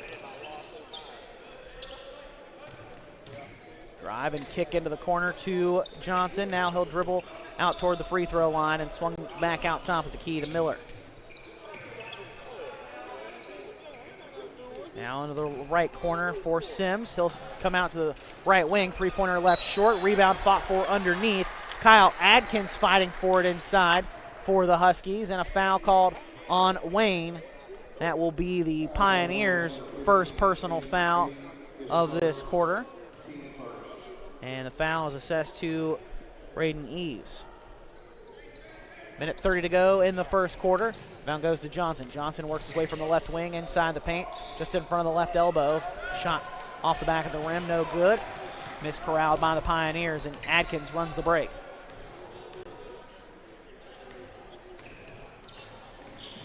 Kicking back out to Markham, and then swung over to Adkins. Adkins drives from the left wing, gets to the basket. Shot is rejected by the Huskies defense. Coming up with the block there is Adkins. Now Hoover will come the other way with 1 minute to go in the quarter, with an opportunity to tie the lead or tie the game or take the lead. Trying to end a 2.5-minute scoring drought on this possession here. Good pass inside off the roll to Adkins, but he can't hang on to it. Long pass up the floor for the Pioneers. 45 seconds to go in the quarter. Staley with it on the left wing. Thinking about the three, now drives and hands off to his teammate Meddings. Meddings bounce pass inside. Pass is deflected initially, then kicked out. Right corner three, up and good. Burying it is Markham.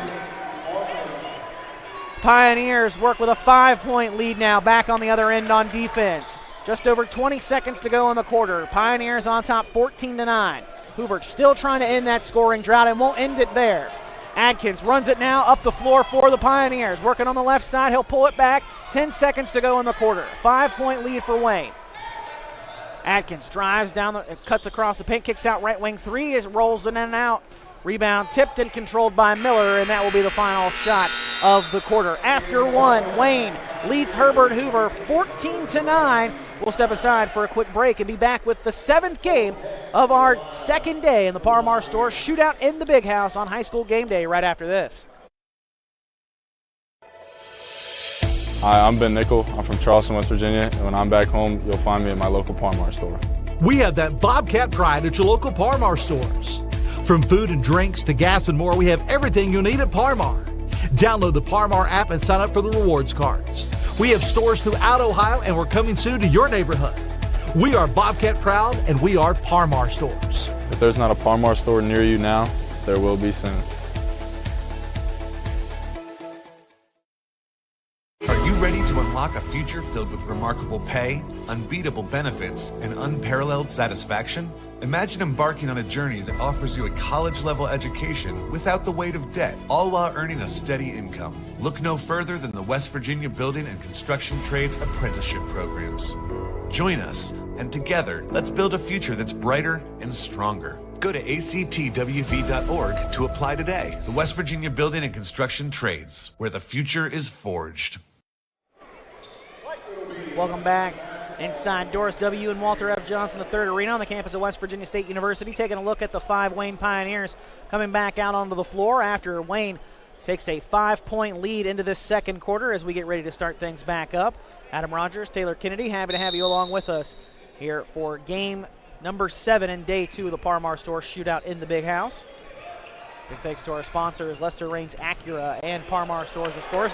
Donovan Brown gets the scoring started in the second quarter, knifing to the bucket down the left side and laying it up and in to cut the Pioneers' lead down to 3, 14-11.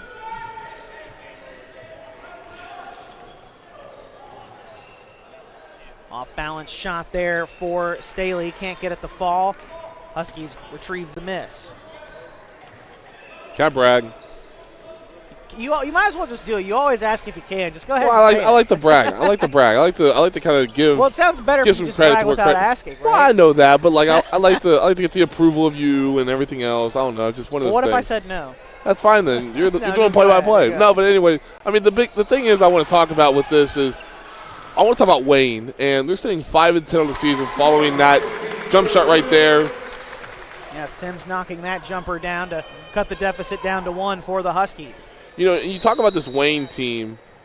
We have a stoppage in play. I guess for a I think bleeding potentially from Kyle Adkins. So he is going to be seen to. He is subbed out. In comes Logan Mills. He dislocated his finger? Maybe. It looked I like thought it was it. blood, but I don't know. He's holding that finger off. Nope. Oh, Yep. That's what it is. No, it is. Yep. It is. Yep. Huh. Okay. Well. Which I didn't see that. Yep. He'll be seen to by the training staff here at West Virginia State. Hopefully soon. Yeah. But anyway, you know, talking about this Wayne team, they're 5-10 on the season, and the record shows that they have a losing record. That's obvious. But talking with people that have been around this Wayne team, this is a very well-organized team in regards to how hard they fight.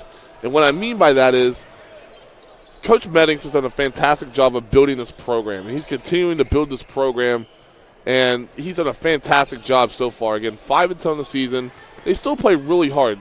Whenever I was talking to this person about Wayne, they said the only true team that really discombobulated or just made Wayne just completely disorganized was Nitro. And Nitro's one of the top 3 teams in the state, as we all know. But from watching them on film, from watching them in this game so far, this is a team that likes to get after it. This is a team that has a very bright future ahead of them. If they just keep each other together and they continue to buy into what Coach Meddings is trying to do with that culture, I think a lot of them have already, including his son Isaac, who's been a fantastic player for him at Wayne. So I just think it's a matter of time before we start talking about Wayne from the perspective of how hard they fight consistently compared to just on an annual basis, if you know what I mean.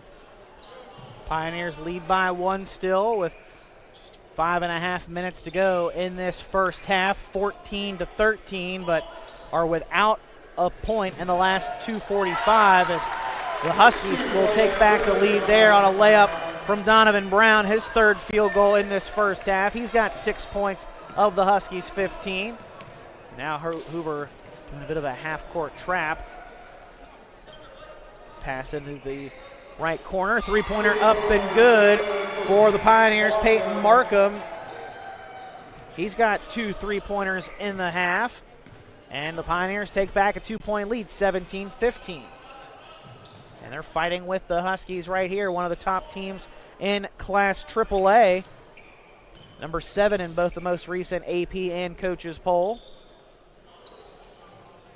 Team that expects to find itself in Charleston Coliseum and Convention Center in a couple of weeks for the state tournament, should things go according to plan. The big question I have is, what would this team look like come sectional and regional play without one of their fearless leaders in Dane Hatfield? Again, hurt his knee a few weeks ago as Meddings goes up for a layup and 2 to extend that lead to 4. But when you talk about Hatfield, he can obviously give you points, he can give you rebounds, he can give you assists. He's so productive on the floor, but he also becomes a leader for this group. And it's somebody almost like the backbone per se. And whenever you do lose somebody like that, it can kind of hurt. And when talking with Coach Rector as Brown hits a 3 from the top of the key. Yeah, he's got 9 points now in this first half to give the Pioneers lead, or cut the Pioneers lead down to 1. But talking with Coach Rector, he still likes what he's seeing. He had to switch some things up personnel-wise. He had to switch some things up from a schematic standpoint. But he really still remains optimistic about this group, especially into these latter weeks as we do head into sectional regional play. And again, Coach Rector's coached a ton of basketball games, an assistant at UC. He was a head coach for a few seasons at Salem University up north. So he knows a thing or two about how to build and how to sustain as well. But it's just a matter of time before these players ultimately start truly buying in and they get the best of what they're worth. Oh, what a feed inside to Donovan Brown. He can't finish on the layup, but he does at least get this offensive rebound. Third shot opportunity for the Huskies on the way up, trying to cut into this lead once again. Opportunity to take the lead here, actually. Good take there by Sims, but he can't finish off the left side, and the Pioneers will come gunning the other way. Another little tidbit as well. Ryan Thomas, the one, so when you count on the coaching bench, 1, 2, the first guy in the red, when you look left to right, Ryan Thomas was a former assistant coach at Davis and Elkins as Coach Rector wants a 30-second timeout. So there's a lot of experience in regards to college coaching with this staff, so which that really does help whenever you are trying to let these kids understand how to win games. Going to talk things over a little bit here and more or less calm the Huskies down a bit. I feel like they're just need to settle. They're moving a little too quickly, and it's just, hey, we're in there. We're down 1. Let's just calm ourselves down and stick to our game plan. And again, it's like what we talked about either today or yesterday, Adam, but when the days have run together. But whenever you are on a bigger court like this, you do tend to rush things. That's just because you become uncomfortable with the setting, but that obviously comes whenever you do get into the flow of the game. You start understanding the X's and O's a lot more. You start understanding where things are on the court, because the basket may seem closer, but it's really further back in regards to the three-point line, just in regards to the depth perception. Then you got to understand that the margins are much larger whenever you're talking about each baseline and each sideline as well. So there's a lot of things to adjust with, and I think whenever you don't adjust to it soon enough or quick enough, then ultimately you do start to rush things. And that's where we've seen some of these games start to get away from teams there, is because they start to get so sped up that they then start to play out of their game plan, and then the other team's able to take advantage of that. Nice take there inside by Logan Mills, and he goes up through the contact to give the Huskies a 1-point lead. 20-19, Hoover on top of Wayne with 2:22 to go in the first half. Three-pointer from the top of the key, off the mark there from Meddings. Long, high rebound comes down in the hands of Wesley Miller. Miller's got 9 rebounds already. Miller drives to the basket, fighting through the contact, can't get the shot to fall, but he will head to the free throw line to shoot a pair. He really is a do-it-all guy. Again, I've seen them play a few times, and I've always walked away saying, man, Miller really played hard today. I mean, look at his stats. 2 points, 9 rebounds in 14 minutes. That's a good day. 3 of them offensive rebounds. You can't ask for anything more. A great first half so far for the senior forward. Unable to hit on the first of 2 free throw shots there. One more on the way.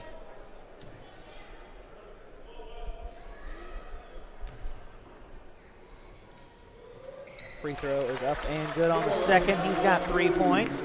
Pioneers trail by 2 now, coming the other way with the basketball. Bringing it up is Staley. He'll hand off to Meddings. Meddings goes from right to left. Deep three-pointer.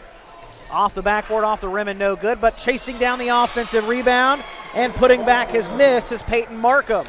He's up to 8 points in this first half now, and it's back to a tie game at 21 all.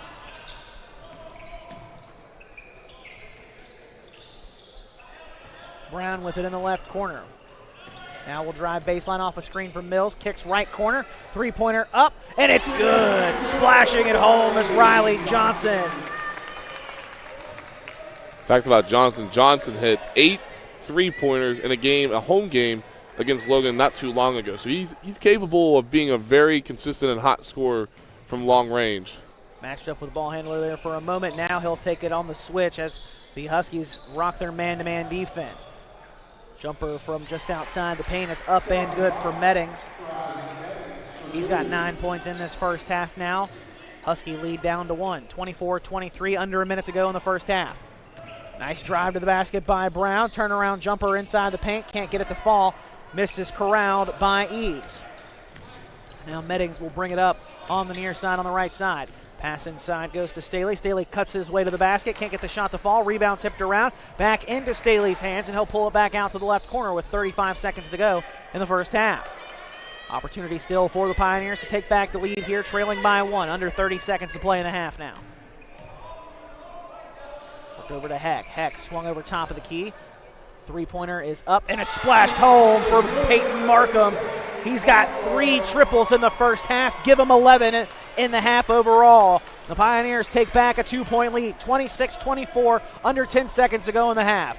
Huskies work from right to left, now back over to the right side. Bounce pass off to Brown. Brown gets a screen from Mills. He'll drive to the basket, kick into the corner. Three-pointer is up, but it will not count, not in time before the buzzer sounds, and we head to the half. Wayne takes back the lead before the halftime buzzer goes, 26-24 over Herbert Hoover. We'll step aside for a short break, and then when we come back, we'll bring you back inside Doris W. and Walter F. Johnson III Arena for halftime stats from the Parmar Stores Shootout in the Big House, 7th game of the second day. We're back right after this on High School Game Day. I'm Doug Scaff, a conservative Republican running for Secretary of State. I have spent my life building businesses and creating jobs. I am a pro-life conservative. I am pro-Second Amendment. Just like you, I've had enough of the D.C. liberals who don't care about West Virginia. As your Secretary of State, I'll stand with Donald Trump and fight for fair and honest elections. I'm Doug Scaff, conservative Republican for Secretary of State, and I'd appreciate your support. For years, you've trusted us to bring the news to you. Now you can bring it with you wherever you go. Our best digital subscription offer yet. For just pennies a day, access all our exclusive content, from late-breaking news to local live stream sports to stories you can't see anywhere else. Subscribe today. Fair warning. If you go after our kids and young people, I'm coming after you. As governor, I'll see to it that fentanyl dealers get a mandatory life sentence, and I'll put human traffickers behind bars for life. To help our communities hire and retain the best first responders, I'll increase pay and benefits. And we'll provide better training for our police and our firefighters and our EMS, the ones who put their lives on the line to protect ours. The HD Media Plus app is your ticket to see all the action on the hard court as it happens. Sims banks it in! Sims from 3! Download it today for free to your smartphone or TV so you won't miss another shot. J.B. McCuskey is a lifelong West Virginian who has proudly served the state of West Virginia for years. He's running for Attorney General to keep fighting for our West Virginian values. Vote J.B. McCuskey for Attorney General on May 14th.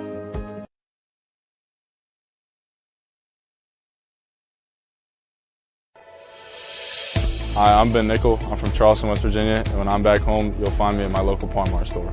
We have that Bobcat pride at your local Parmar stores. From food and drinks to gas and more, we have everything you'll need at Parmar. Download the Parmar app and sign up for the rewards cards. We have stores throughout Ohio, and we're coming soon to your neighborhood. We are Bobcat proud, and we are Parmar stores. If there's not a Parmar store near you now, there will be soon.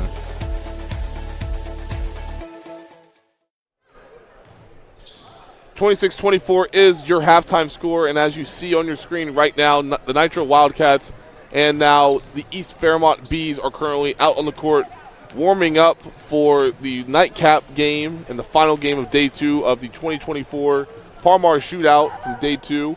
Lots of action thus far, but for now, we are pleased to be joined by the boys head basketball coach of the Nitro Wildcats, head coach Austin Lowe. Coach, how you doing today, my man? I'm doing well. Thanks for having me. Absolutely. I told you before, No, man, you had like the biggest smile on your face whenever you walked over. You must really love these kinds of environments, these big game scenarios. We do, man. We had this one marked on the schedule for a while. We're looking forward to playing these guys again.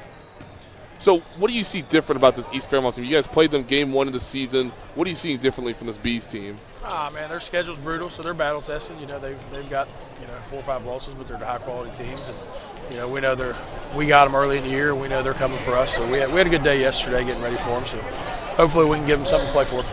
One loss on the season thus far. What have you liked about your team that's really allowed you guys to be as successful as you guys have been? The camaraderie, man. These guys get along so great. I was telling somebody the other day, these guys, they don't care who scores. It might be one guy one night, another guy the next night, another guy the following night. They just play for each other, and that's the best part about it. As long as we win at the end of the day, that's all they care about. You talk about this group. I mean, you guys have no seniors on this year's team. You guys are really junior heavy. And whenever I talk to you, this junior class always seems to come up because you have been around these guys such a long time.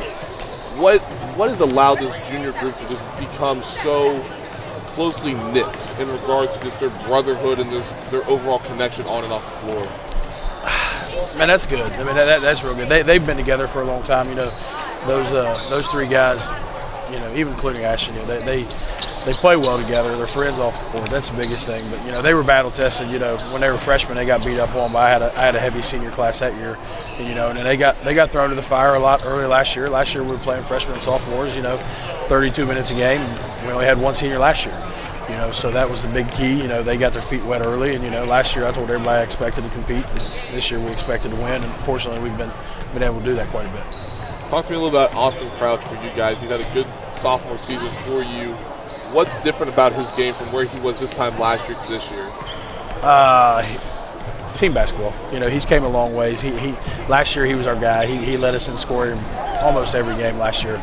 And this year he understands that we got some other guys that can score and pick it up. And I won't say he's took a step back because we always try to give him the ball, but he's bought into his role a lot more. He's been a little more active on defense. We were on him pretty hard early in the season defensively. When you get out and watch us against Point the other night, we didn't play very well defensively. We were pretty bad. He was the one bright spot defensively. He got after it. That's the biggest thing is he finishes well around the rim. He's bought into being a team guy. That's really all it is about him. A couple more for you. And when you look at the remainder of the schedule, this regular season schedule, what do you guys have to do to continue this momentum that you guys are on before you guys get into sectional play? Oh, man, speaking of that, we got 6 and 11 days starting tonight.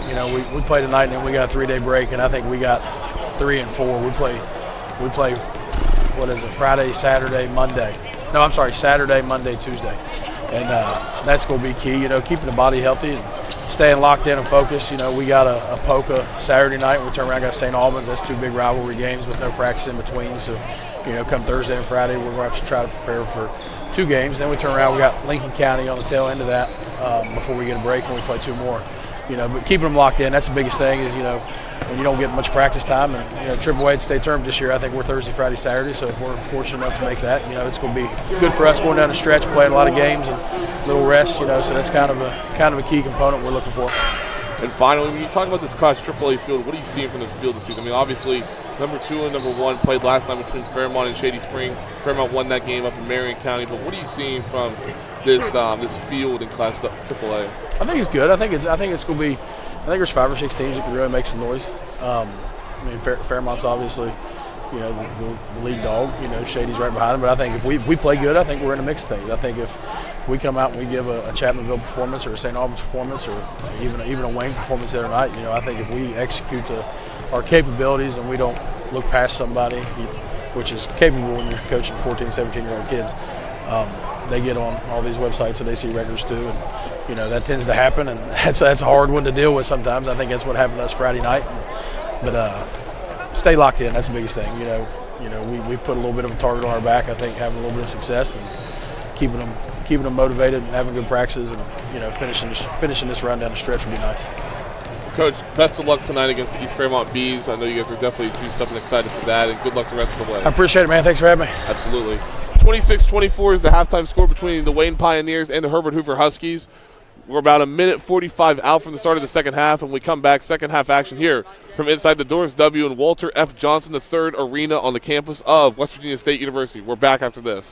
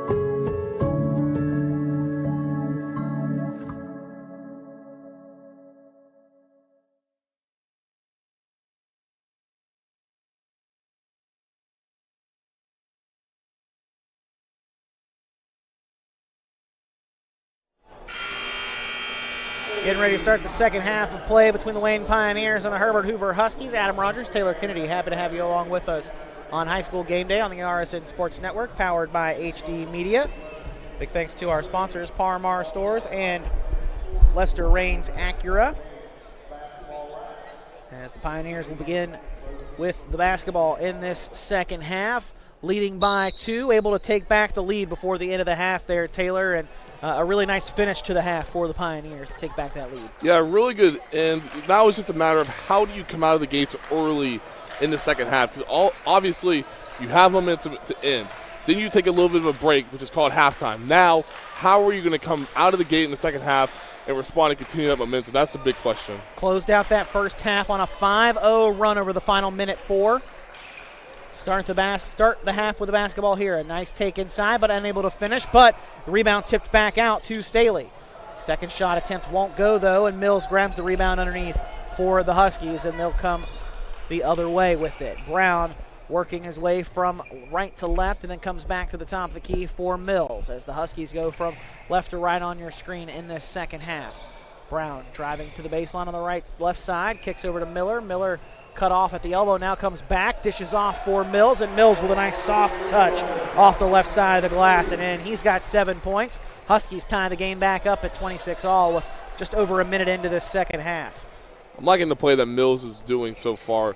He's had a couple of buckets down low. He had that shovel pass finish right there, but here we go in transition. Yeah, Fisher with the steal. A nice pass up the floor to his teammate Riley Johnson, and Johnson lays it off the glass from the right side and in.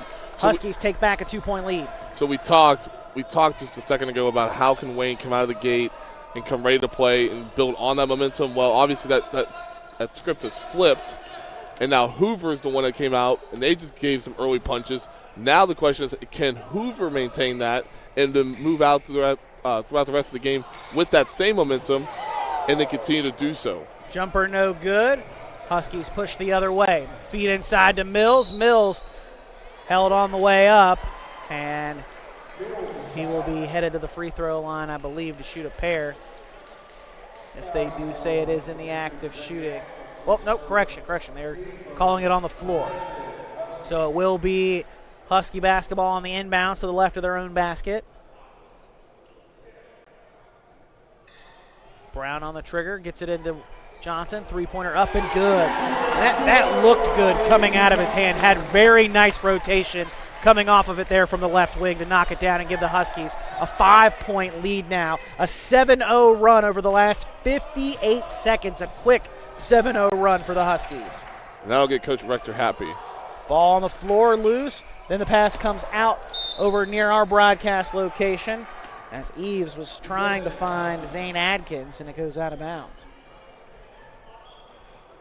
A 5-point Husky lead. They'll get the basketball back, headed the other direction with 5:45 to go in the third quarter. This is Hoover's largest lead of the game. They led by 3 with about a minute 30 left in the second. That was their largest lead. Now they are up by 5. This is their largest lead of the game now. Jumper from the left corner, left short, but Brown tracks his own miss down on the baseline and puts it back up and in. He's got 11 points now in the contest. Has 11 points, leads the Hoover scorers, and is tied for the lead with Peyton Marco. Now a timeout for for the Wayne Pioneers. That comes with 5:17 to go in this third quarter. Herbert Hoover leading by 7, 33-26. Adam Rogers, Taylor Kennedy, happy to have you with us here at West Virginia State University. Take a look at the shooting percentages for the game so far. And look at that rebounding margin for Herbert Hoover. 25-12 advantage on the glass and 11 offensive boards for the Huskies. You want to know who has 9 of those 25 rebounds? Wesley Miller. He's doing he's one of those guys you want on your team. He's a glue guy. He's a guy that keeps the team together. And then 3 of his 9 rebounds have come on the offensive glass. So in total, you're looking at the Huskies having 11 offensive rebounds through about 2.5 quarters thus far. That's really good, especially against a team like Wayne that's going to want to be physical with you. So that's good, and I know Coach Rector's definitely happy and pleased with his team's effort on the glass so far. 9-0 run for the Huskies to start this quarter. 5 minutes to go in the third now. Spin in the lane, push floater off the mark, and the miss is gathered by Logan Mills. Brown swings it over to the left side into the hands of Fisher. Back over to Brown, right wing three, left it short, bounces off the right side of the rim to the left side and into the hands of Heck. Adkins will push it over to Meddings. Meddings, three-pointer off the mark as well. And a quick pass up the floor for the Huskies. Johnson gonna spin through the lane, wild shot off the glass. No foul called there on the contact. Pioneers grab the miss and head the other way quickly. Three-pointer from the corner, Heck, too strong. Foul on the rebound. Foul on the floor is called against the Pioneers. That is their first personal foul. Ronnie Staley's first as well. Check that is the Pioneers' second personal foul. And in comes Peyton Markham. He replaces Colton Heck. Wayne has not scored a point in the last 4 or 5. Their last field goal came with 21 seconds left in the second quarter. Mills gets it at the top of the key. Will hand off to Fisher. Pass is stolen away there. Pioneers push it up the floor. Staley slices through the lane, can't finish on the layup on the right side. Mills grabs the miss. It's a sixth rebound for Mills to go along with his 7 points. 3:45 to go in the quarter. Three-pointer rolls around and out for Brown, but Miller with another offensive rebound. Can't finish at the rim, but does collect his 4th offensive board. That's 10 rebounds now for Miller. Shot there on the right side won't go for Meddings, but kick out to Markham. Markham, top of the key back to Adkins. Adkins drives to the basket, high off the glass and in. He's got 4 points, and the Pioneers finally in that scoring drought. Now Hoover's in a little bit of a drought, having only made one of their last 6 field goals. Yeah, looking for their first field goal since the 5:28 mark. That's about 2.5 minutes to go. Excuse me. Under 3 minutes left in the third. Nice attack there on the right side. Getting to the basket is Staley, and he lays it up and in for his 4th points of the contest. It's back to a 3-point game all of a sudden. 33-30, Pioneers trail. Trying to get a stop here defensively. Brown kicks out to Mills. Mills just the left of the elbow and knocks it down silky smooth. He's having himself a good game. 9 points to go along with 9 rebounds. Excuse me, 6 rebounds. I like those shoes too. Nice color wave. Very colorful shoe set out here on the floor today. Got a couple of pairs of reverse Grinches I see for the Nike Kobe. Yeah. Good very popular. Good eye by very you. Popular shoe this year. Nice take there to the rack and laying it up and in. Pioneers will count the bucket and the foul on the attack there from Ronnie Staley. Miller picks up his first personal foul. Team's first of the quarter. I wasn't expecting you to give me a Kobe reference there for a second. Kobe shoe reference. Good on your part. Hey, I'm around the youth. I'm familiar with the shoe game. Versatile. I like to have my shoe game right as well. Free throw is no good there for Staley. Quick pass up the floor. A nice look there from Donovan Brown, but just unable to hold on to the pass there was Kyle Adkins. Yeah, if you're rim running, you always got to that's exactly. He did a rim run. And whenever you're rim running, you always got to make sure where that ball is, because if you're the first one down the court and you have a handout, it's more than likely going to go to you. Just call for it and be aware of where that ball is at, and you're going to get it. Nice take to the basket. Through the contact, no foul called, but Meddings finishes off the glass and in from the right side. Pioneers cut the deficit back to 1, 34-35 with 1:32 to go, and a travel called against the Hoover Huskies. Riley Johnson moved his feet and will send it back to the Pioneers with 1:31 to go in the quarter.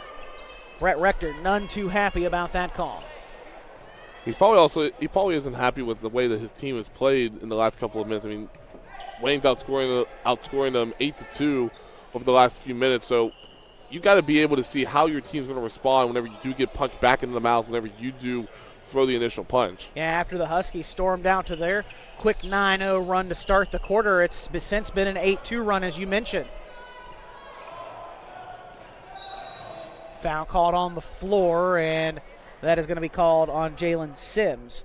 That is Sims' first personal foul. As the team's second. Adkins triggers it in. Nice pass and a nice finish at the rim for Staley. He's got 8 points now. And the Pioneers take back a 1-point lead. 36-35, under a minute to go in the third. Huskies trying to end this 10-2 run now, and 6-0 run by Wayne. And finally, the drought ends. Donovan Brown knocks the jumper down. He's got 13 points. And the Huskies take back a 1-point lead, 37-36. Will now try to get a stop before the end of the quarter, excuse me.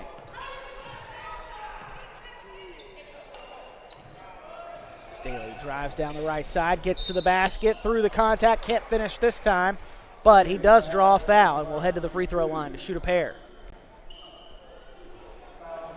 These are big free throws for Wayne, just in regards to just keeping yourself right there. You're down 1. You can make 2 free throws and go up 1, or you can make 1 and tie it, or you don't make any and you're still down 1. Well, there's the miss on the first. But Staley's also been having a really good game as well. 8 points, 4 rebounds that you're seeing on that graphic, and 2 blocks, and 1 steal, too. Really good game from Staley. Second free throw is good, and he will tie the game at 37-all with 20.1 seconds to go in the third quarter. He will take a quick seat on the bench, and out will come Braden Eves. Brown will get the inbounds and bring it up the floor for the Huskies. Brown hands off to Johnson, and then it's handed off to Sims. Sims drives down to the basket on the left side, high in the air, somehow hangs long enough to then float into the bucket. What a nice athletic move there for Sims. Before the buzzer, good if it goes, off the glass and off the front rim and onto the floor. Huskies take a 2-point lead back after the third quarter, 39-37. Hoover outscores the Pioneers by 4 there in the quarter to take back a 2-point lead. We head to the fourth quarter right after this on High School Game Day on the RSN Sports Network, powered by HD Media. Are you ready to unlock a future filled with remarkable pay, unbeatable benefits, and unparalleled satisfaction? Imagine embarking on a journey that offers you a college-level education without the weight of debt, all while earning a steady income. Look no further than the West Virginia Building and Construction Trades Apprenticeship Programs. Join us, and together, let's build a future that's brighter and stronger. Go to actwv.org to apply today. The West Virginia Building and Construction Trades, where the future is forged. For years, you've trusted us to bring the news to you. Now you can bring it with you wherever you go. Our best digital subscription offer yet. For just pennies a day, access all our exclusive content, from late-breaking news to local live stream sports to stories you can't see anywhere else. Subscribe today. Taking a look there at our game ball for our contests today with that beautifully branded Parmar logo on it. One of the sponsors for our Parmar store, Shootout at the Big House, obviously, and those basketballs generously provided by another one of the sponsors of this event, Glenn Sporting Goods, out of Huntington.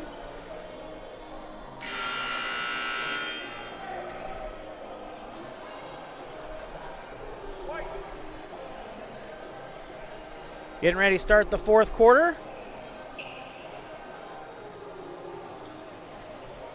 The Huskies get the basketball to begin this one. 2-point lead for Herbert Hoover.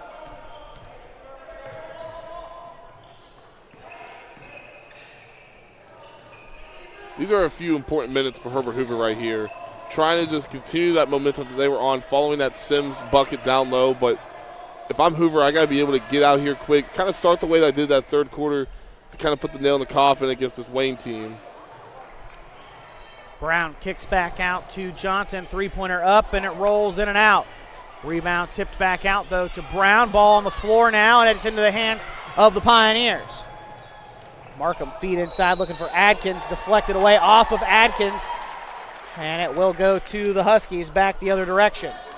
I applaud the effort by Donovan Brown in that scenario. Turned the ball over. Wasn't that good of a pass, but still turned the ball over, then rushed back. It was a 2-on-1 situation. He came from the backside, helped prevent the turnover. That was a good job by him with the heads up. Got to make more of those plays, though. To walk. And a travel called against the Huskies. Sam Key committing the turnover there, and it will send things back the other way.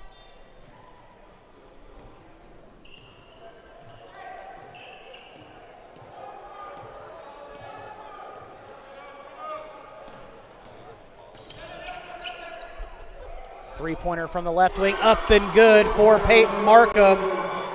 His fourth three of the contest.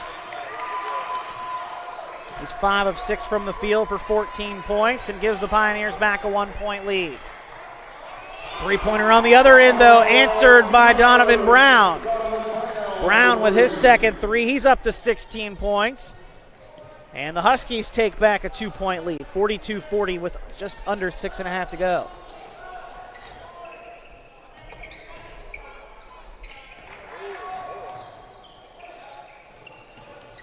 Jumper from the elbow on the right side, too strong there from Colton Heck.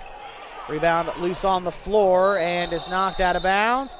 And it's last touch by the Huskies, so it will stay with the Pioneers. Great hustle there by Hayton.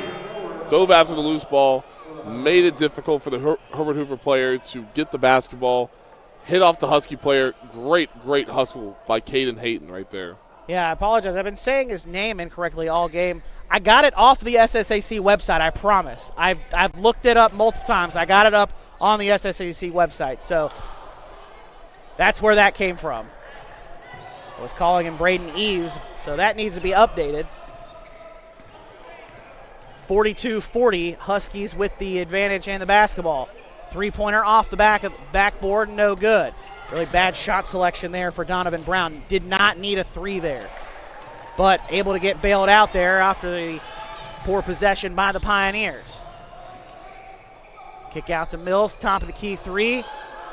Somehow avoided a walk there after he kind of got up in the air a little bit. Three-pointer there from Brown is up and good.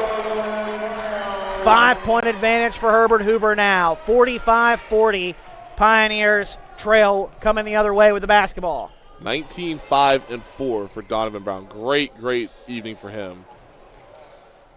Kick into the corner, three-pointer up and off the glass and in. A kiss to the glass from Heck. And the Pioneers back down by 2, 45-43. Is the bank open that late? I thought it closed a while ago, but certainly open for Colton Heck. He said, why the heck not? Off the glass. Foul called on the floor on the other end before the shot there by Donovan Brown, which did go in, but does not count. It will be a baseline inbounds for the Huskies now to the left of their own basket.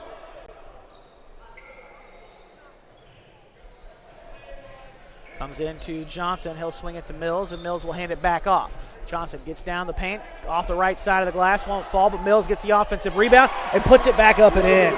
Nice offensive board there by Logan Mills. He's got 11 points now in the contest, 9 rebounds, 1 board away from a double-double for the junior big man.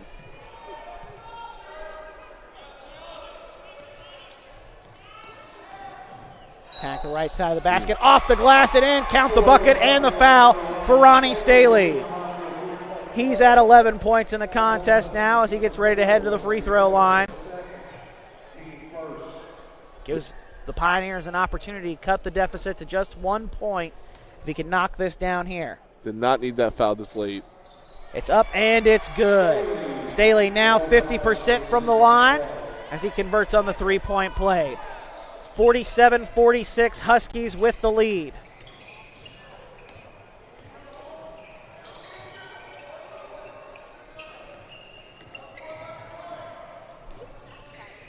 Brown cut off on the baseline, picks up his dribble, finds Mills in the keyhole, now kicks back out, swung over to Brown on the left wing. 4 minutes to go in the quarter, halfway through the fourth. Three-pointer up and good for Donovan Brown. His fourth three of the game. You think he's feeling it? 9 of 19 from the field, taking him a little while to get going, but he's definitely feeling it here in the fourth. On the other end, Meddings gets his way to the basket, floats one up from just outside the paint on the left side, and it's up and good. Pioneers cut the deficit back to 2 again, 50-48. Great game here inside West Virginia State University's arena. Quickly up the floor, ball poked away from Staley, out of bounds by Sims. It will stay with the Pioneers on that end of the floor. You do have to give a lot of credit to this Herbert Hoover Husky transition defense.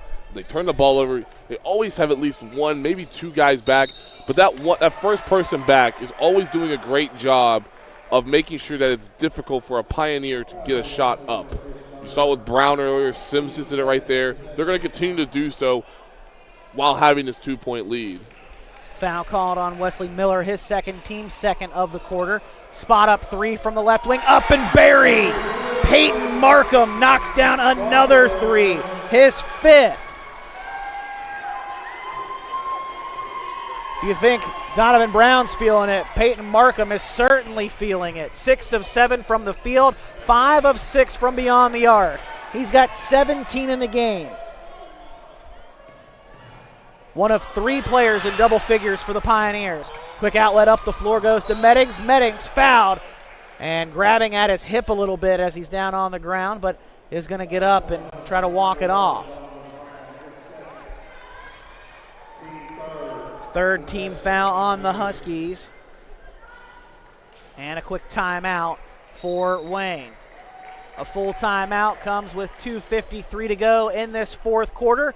Pioneers with a 1-point lead, 51-50. Getting ready to inbound the basketball here in just a moment. Adam Rogers, Taylor Kennedy, happy to have you with us here on High School Game Day on the RSN Sports Network, powered by HD Media, for this 7th game of the second day in our Parmar Store Shootout in the Big House at West Virginia State University's Doris W. and Walter F. Johnson III Arena. And it's been a great game all game long. No team has been able to really pull away. Largest lead for either side was 5 for the Pioneers and 7 for the Huskies. Both times each team able to come back and tighten the game back up. That's what makes this Cardinal Conference so difficult to play in, because whenever you do get into a game like this, in these kinds of scenarios, it is difficult to kind of stretch away and pull away in such a heated game like this one is. Again, we've seen multiple runs happen from both teams. You saw early on, Herbert Hoover went on that 7 or 9-0 run. Wayne responded.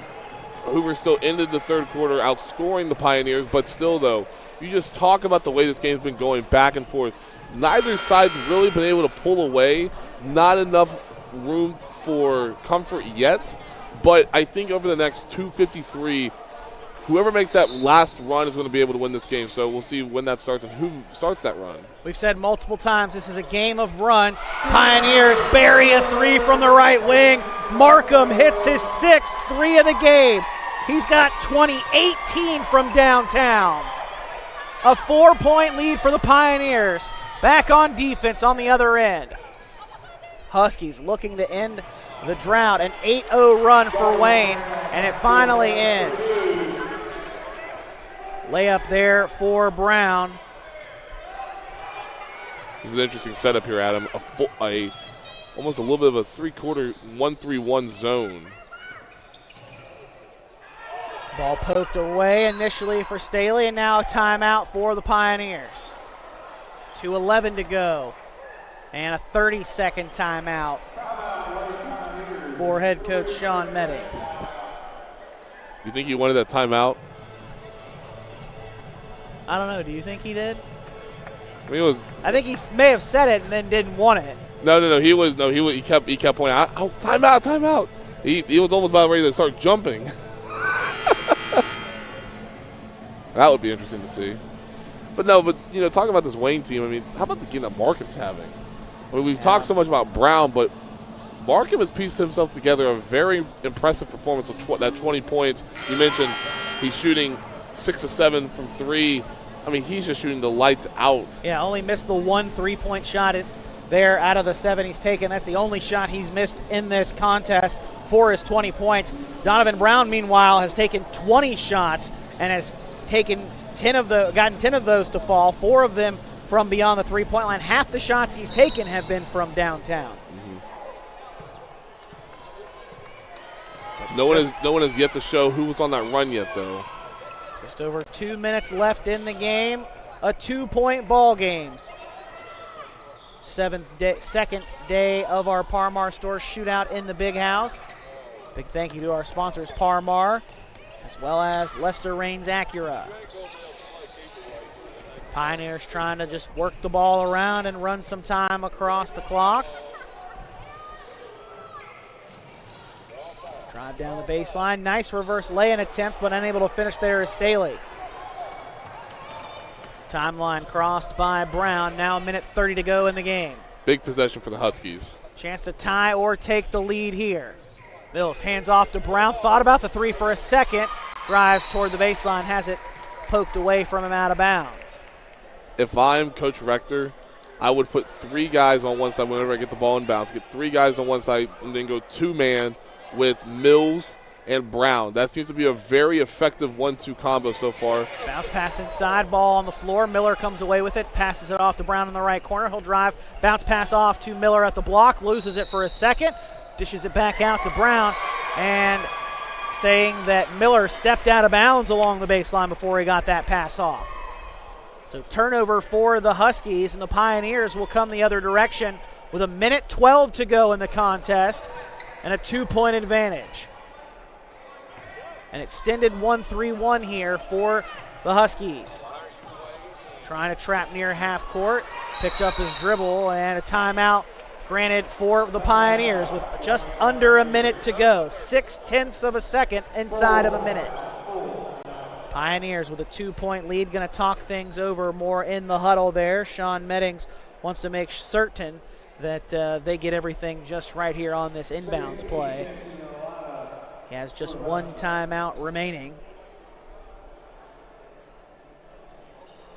4 timeouts left still for the Huskies as you take a look in at their bench. And if you're Brett Rector, Taylor, what are you telling your Huskies there in the huddle as they're down 2 with under a minute to play? Well, the first thing I would say is we don't need to foul immediately. That's the number one thing that you have to keep in mind.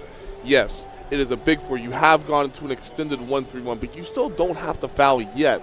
If it gets inside of 30, 35 seconds, then yeah, you maybe need to foul. But for the time being, you need to just play very solid defense and force a turnover, whether it's on the second pass or it's on the third pass. Make sure that the turnover is the first priority that you have whenever you do come back out and you do go, if you do stay in this extended 1-3-1. And obviously if you're the Pioneers, you're preaching good, smart passes here. Yeah, and that's the other thing as well. The other thing is, again, we keep talking about the 4 dangerous areas of the floor. When you play a 1-3-1, the top 2 corners in the half court are the most dangerous. That's like no man's land almost. You cannot go there if you are in a 1-3-1. Now they're not in a 1-3-1. Yeah, now they switch into a man-to-man here for the final minute. Again, you don't need to foul just yet. The Huskies do still have 2 fouls to give, or 1 foul to give rather, until they would put them in the bonus. Layup in for Hayton. You don't need a 3 now. Now a 4-point advantage for the Pioneers. Brown kicks into the corner, swung back out to Key on the left wing. They'll dish back off to Brown. Brown attacks the basket, shot up, and it won't fall, but a foul is called. And that will be against Caden Hayton. His second personal foul. Check that, his third. Second for the team. Donovan Brown at the free throw line. Trying to add to his game-high scoring. Hits the first of 2. 25 points for him. Played all 31 minutes so far. Second one up and good as well.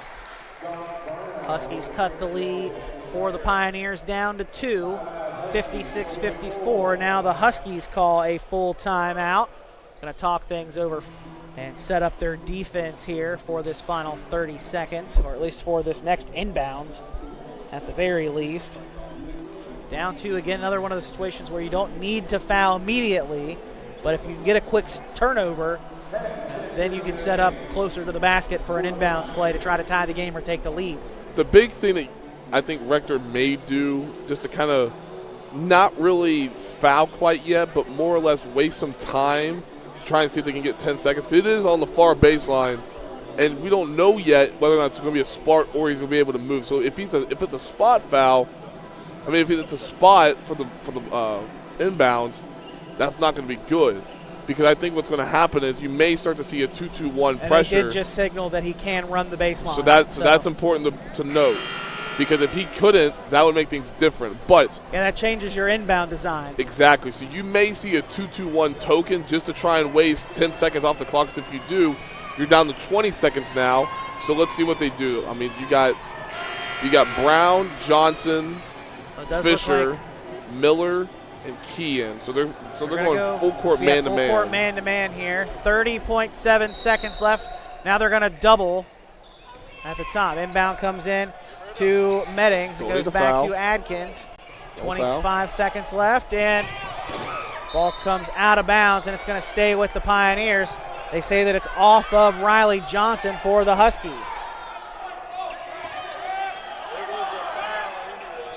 So the inbounds will come just to the right of our broadcast location with 23 seconds to go. 3 seconds to get past half court, though. And a quick foul by Key. And you can see the coaching staff for the Huskies saying that's 10 seconds.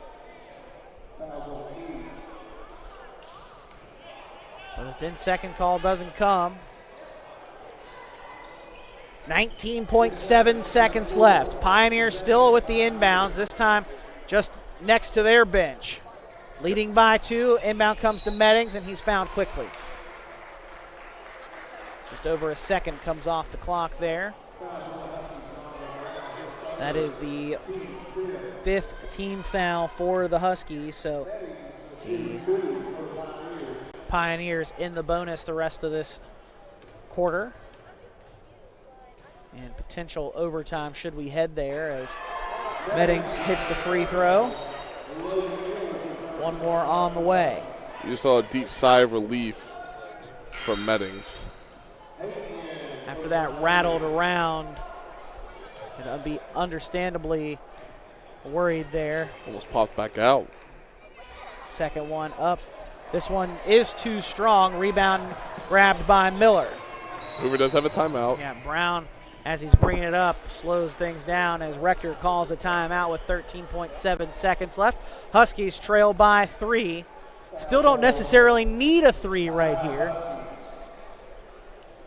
Not necessarily. No, not necessarily, but as they actually add 0.2 seconds back to the clock, 13.9 now.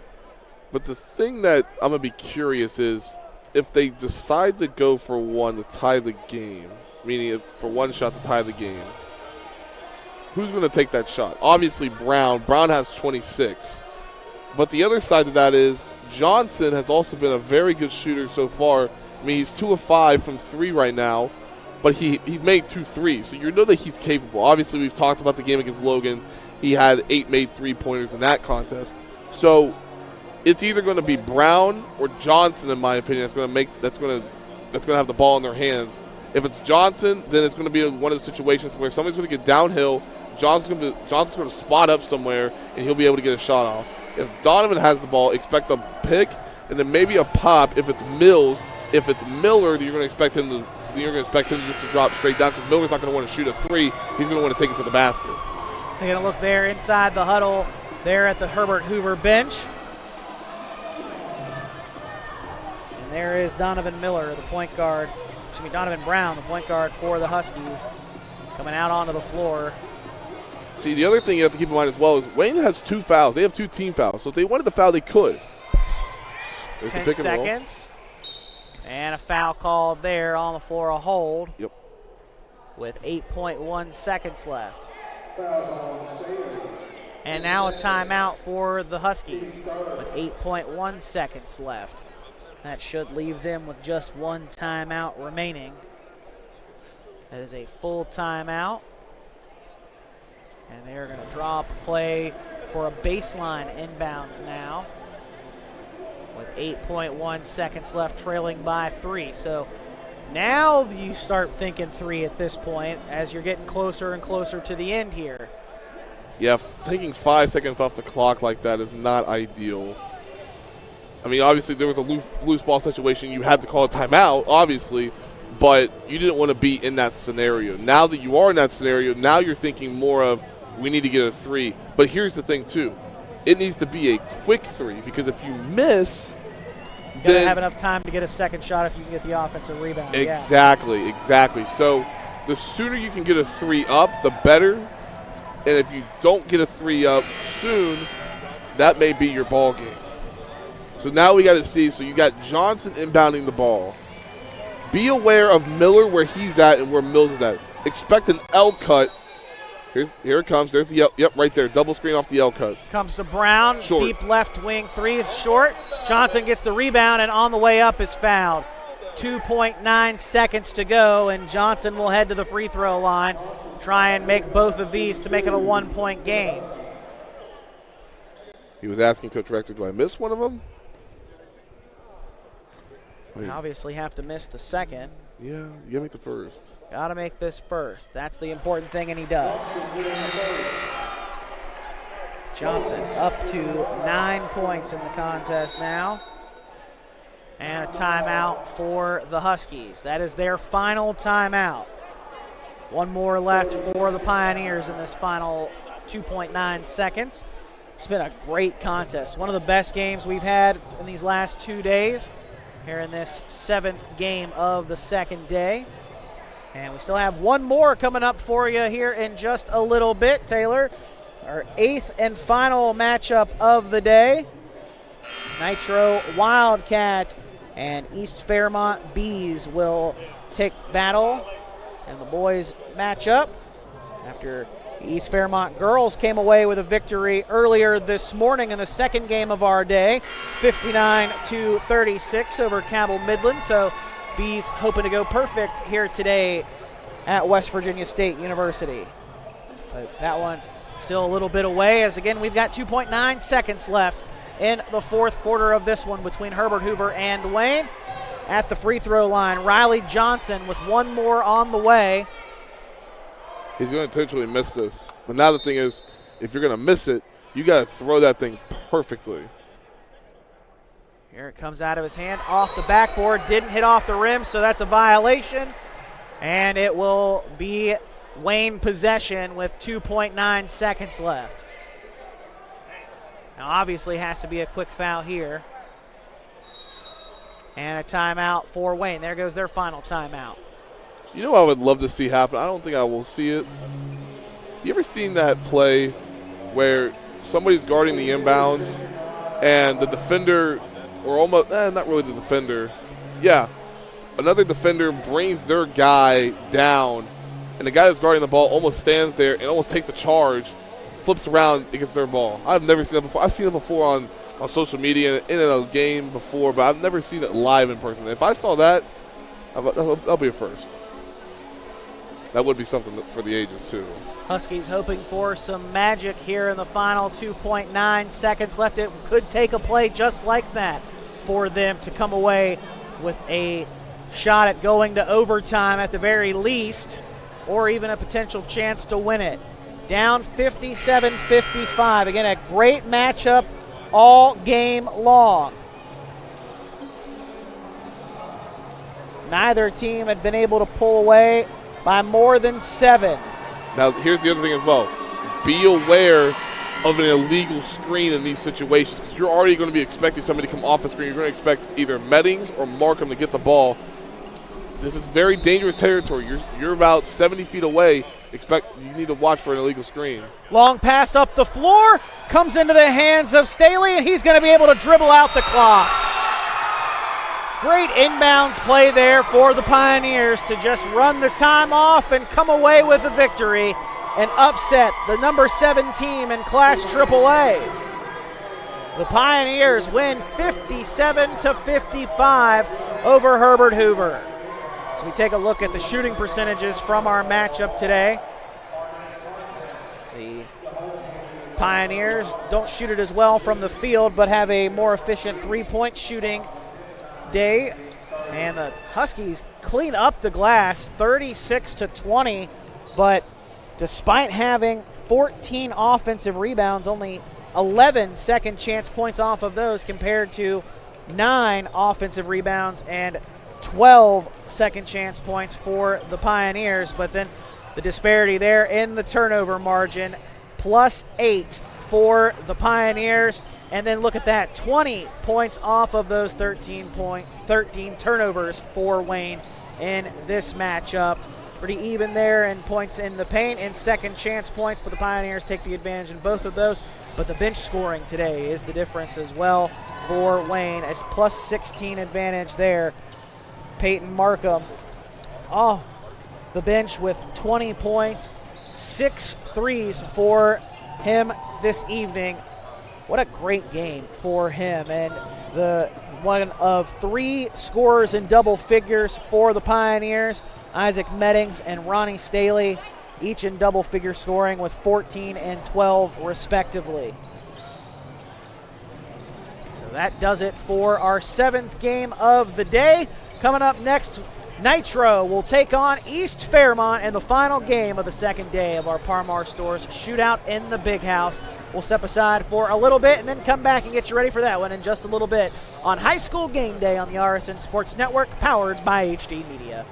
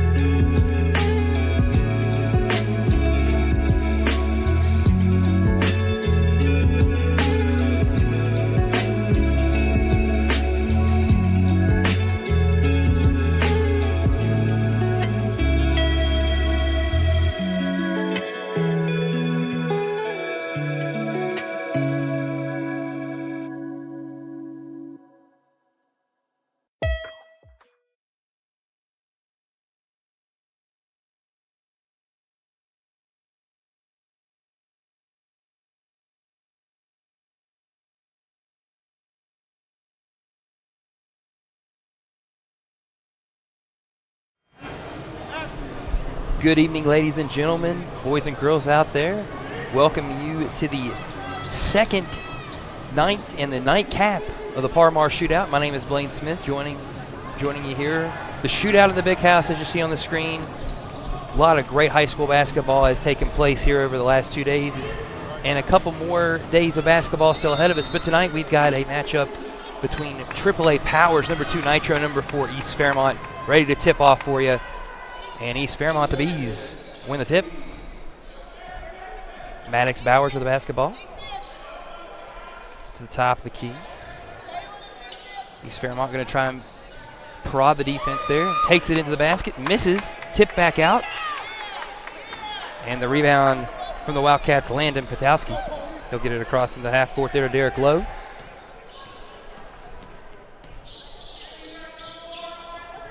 Down inside. Attempting to get it up and into Crouch, and he will lay it up and in for 2. So the Wildcats get on the board first here.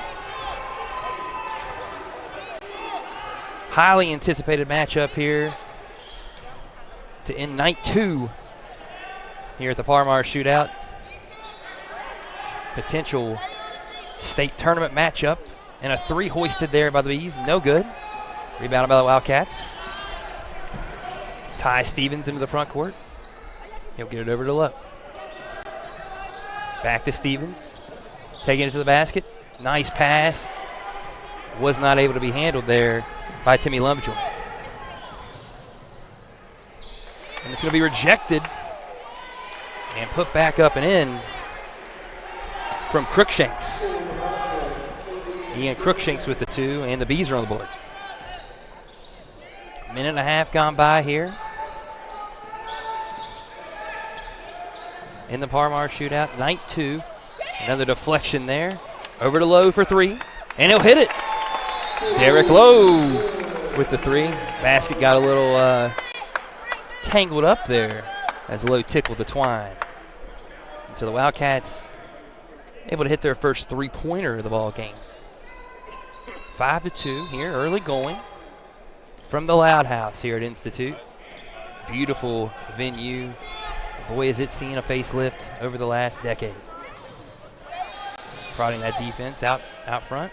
Takes it to the basket. No good. Misses it. Back out. Not able to hit that 3-pointer for Blake Hunt. Low into the front court. And defense is nicely done there by the Bees. And they'll try and throw it up front. And they do. We're going to get a foul as Grayson Stewart took it to the hole. Grayson Stewart will shoot 2. 5:50 mark here of the first quarter. Stewart to the line for 2. Puts it up and good. Pure on that first attempt. Grayson Stewart with the second, and he got that one to go as well. Nitro started the season off on a nice undefeated streak. Came to an end with a loss to GW, but got right back to their winning ways after that ball game. And they seem to be a strong contender in the AAA ranks. But they're only lost to a Quad A opponent. Stevens with the ball out front. Takes it into the lane. We're going to get a reach-in foul there on the Bees.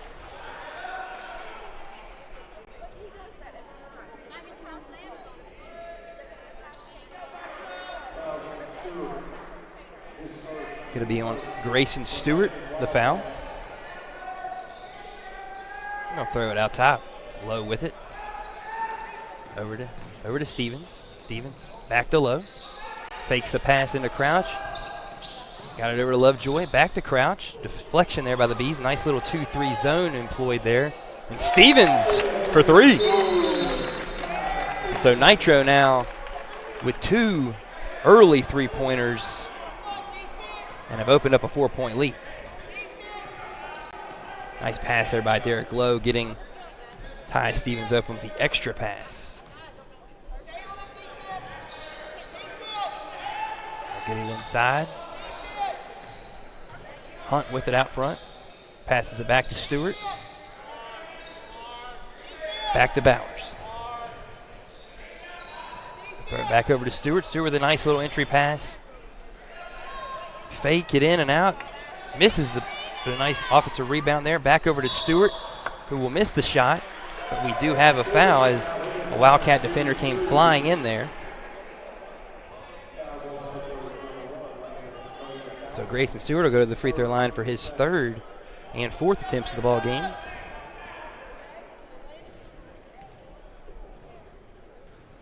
As you see there, Stewart already working on a nice little night there. All 3 of his points from the line. And a rebound already. And he'll make that one as well. Grayson Stewart with 4 points out of the first 6 for the East Fairmont Bees. And we are approaching our midway point here of the first quarter. 8-6 Nitro with the lead. Stevens with it, fakes. Back over to Lowe. Lowe, the ball will be deflected, and it's going to stay with the Wildcats. Maddox Boyers got his hands in there and almost got himself a steal and a deflection. Wildcats will inbound the basketball. Crouch with it. Back to Lovejoy. And they'll get it back into the hands of the trusted point guard, Derek Lowe. Lowe with it to Crouch. Prodding the defense on the outside there are the Wildcats. East Fairmont staying in that matchup. 2-3. Stevens yet again. Nice little mid-range jumper there.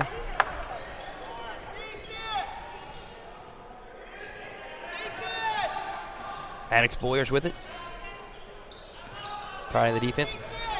Back to Crookshanks. Crookshanks went up for the layup, missed it. Got his rebound and missed it again, and Crouch now with the board for the Wildcats.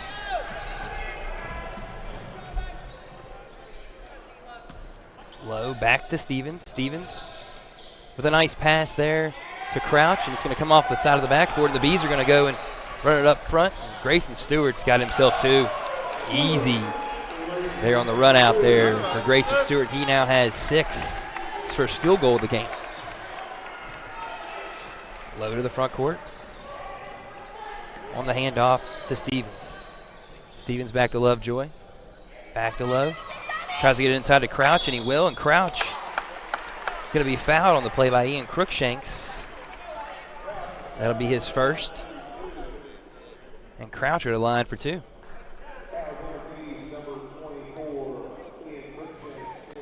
It'll be the Wildcats' first free throw attempts of the ball game. And Crouch will hit that one pure on the first. So far, a big early advantage for East Fairmont on the boards with a 7-3 lead. Crouch will miss that one. Rebound by Jackson Caruso. He got it over to Bowers. Crookshanks with it. Initiating the offense from between the circles. Nice pass there from Boyers. Hits his man in the corner for 3. And Blake Hunt ties our ball game up at 11. Nitro making a substitution. Entered into the game. Back to Lowe. Lowe will fire from 3. No good. Fight for it underneath the glass there, and Crouch was unable to corral it. Hunt back to Crookshanks. Stewart with it. Nice little spin move. Got it inside to his man Jackson Curso, and he will go to the line for 2.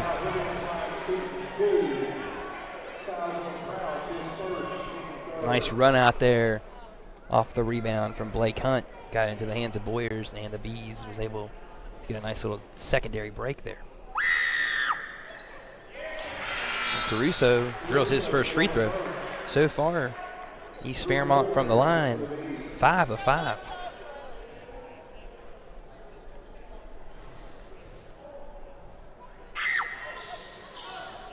Make that 6-6.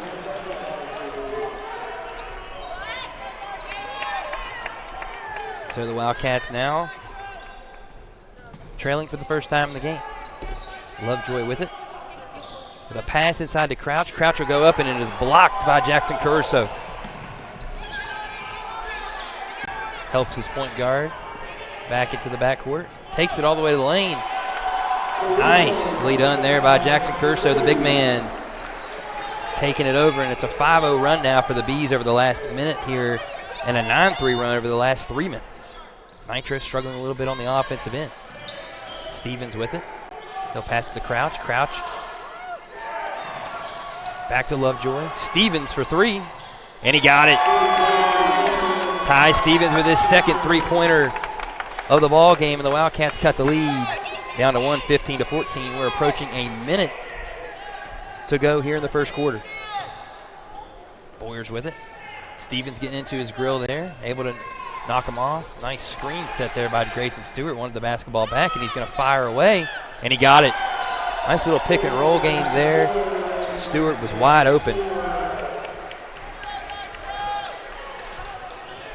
And it was a three. College line, the high school line there today. He was outside the high school three-pointer. To the basket. No good. Crouch deflects it, and it's going to go to East Fairmont. The jumper was missed there by Thomas.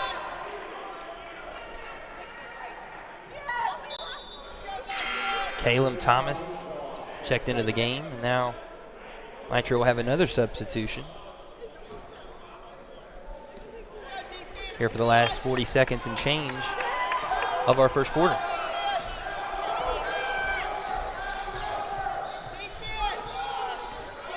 Boyers with it, takes it down the lane, blocked by Thomas, initiates the break up to Stevens. Stevens stops, and Grayson Stewart's going to get called for the foul there.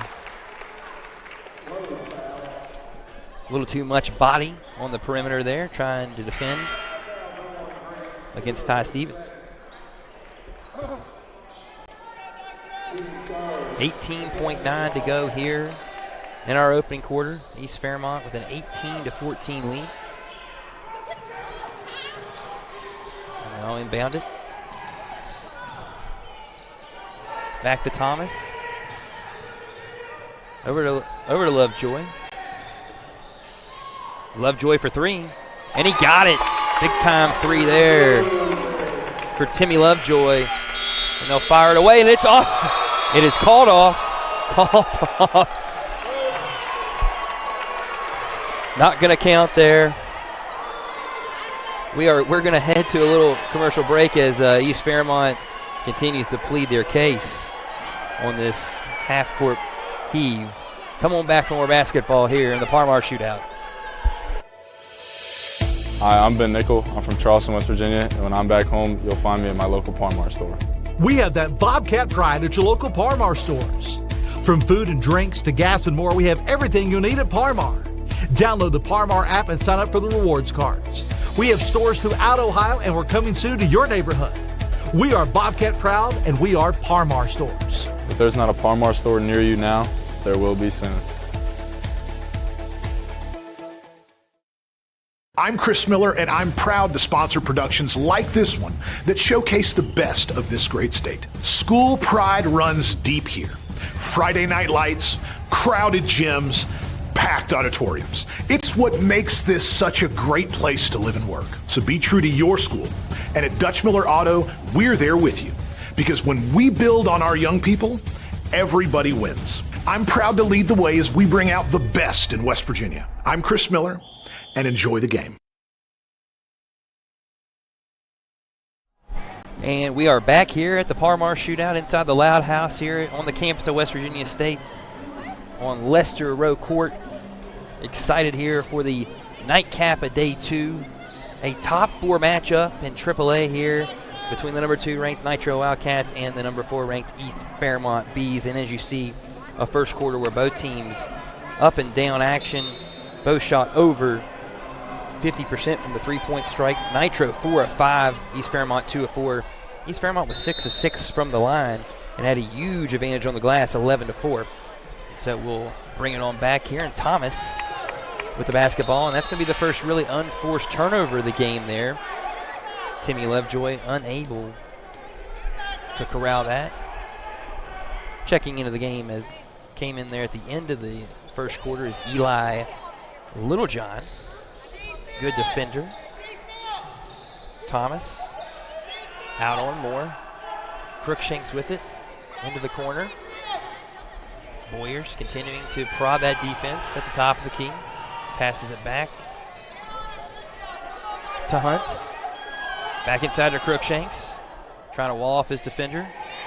Goes into the corner for Moore. Curso trying to take his man on the outside. And a nice pass inside to Crookshanks. Crookshanks with the reverse layup. No good. Rebounded by Timmy Lovejoy. And will start to break up to Thomas. Thomas taking it to the hole. And he got two. Caleb Thomas with his first basket of the ball game. And the Wildcats take the lead. Back in 1980. Curso for three. No good. Misses it. Thomas with the rebound again. Will fire down the floor, and he's going to take it all the way to the basket to Eli Littlejohn, who was blocked by Curso. I got away with a double dribble there, and the ball will go to the East Fairmont Bees there.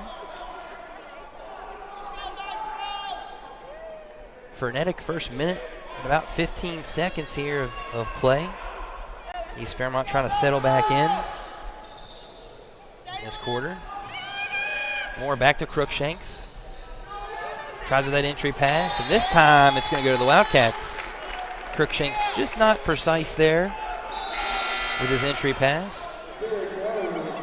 So far in the ball game, East Fairmont shooting 31%, but they're 6 of 6 from the line. They've out-rebounded the Wildcats by 6. Nitro, however, 4 of 5 from behind the three-point line, and that is carried into this point. Colin Crouch with it. Fires it back to Ty Stevens. Prodding that defense out in the front, trying to take more to the basket. Back to Thomas. Thomas to Lowe. Lowe with the fake. They'll reset the offense to Thomas up top. Guarded by Drew Moore, checking in. Over to Lovejoy, fakes the three. Thomas taking it into the inside. He'll pass it to Colin Crouch. Crouch with the jump shot, no good. Rebounded by Lovejoy, and he will put it up and in for two. Timmy Lovejoy starting to make his presence known with some of the dirty work here for the Wildcats, and they're up 3. Curso with it. Back to Moore. Moore into the paint. He'll put it up. Tough two, no good. And Lowe with the rebound. Lowe will push it back up to Stevens. Gathers himself. Gets it back to Thomas. They'll reset the offense here with 5:30 to go in the second quarter. Trying to spread him out. Thomas taking his man to the basket. Thomas into the lane. No good. A couple Wildcats fighting for that rebound, but Crookshanks comes out with it. Passes it up to Maddox Boyers, who has a nice pass. Misses the layup. Misses the secondary shot. Lovejoy throws it back up. And Boyers is able to find that basketball after a couple of careless passes by the Wildcats underneath the basket, put it in for 2. His first points of the ball game. Stevens with it, out front. Couple substitutions waiting for both teams at the next dead ball. And it's about to happen right now as Boyers knocks it out of bounds. And it'll go back the way of the Bees. Grayson Stewart checking back into the game for the Bees. 21-20. Nitro and East Fairmont, a top 4 matchup in AAA here in the state of West Virginia. Crookshanks with it to Curso, and it's blocked by Thomas and Lovejoy. Nicely done. A nice defensive job by the Wildcats, and some nice help defense as well. Lowe with it, taking it inside at the foul line jumper, no good. And it's boarded by Crookshanks, who throws a nice baseball pass down the floor to Moore, who misses the layup. Stewart with a behind the back pass. Caruso was fouled there in the lane. Looks like he's going to be shooting 2. Not sure, no. I think he's on the floor. They do say he is on the floor. Fouls at this point in time, not necessarily a huge factor. Only one so far on the Wildcats, and as you know, the penalty now this year a little bit different. But they are going to say that Caruso was in the act of shooting. Refs got together, talked about it, and decided that Jackson Caruso deserves 2 from the line. He already has 3 blocks, a steal as you see. Misses that free throw though. Looking for his 5th point of the game. 4 rebounds already, 3 blocks. Be a heck of a triple-double if he's able to keep that number up in the SWAT total. Misses that free throw though, and it's rebounded down by Crouch, who loses it. And East Fairmont able to come away with the ball there, and Drew Moore got the 2. And that's not going to make Coach Lowe happy at all. Nitro has given up 4 points already this quarter on takeaways, not being strong with the ball at their own rim. Stevens misses the jumper. Crouch and Crookshanks going after it. Crookshanks comes away with it. He'll throw it up to Boyers. Boyers looking to push the pace. Got it inside to Lowe. We're going to have a whistle on the play.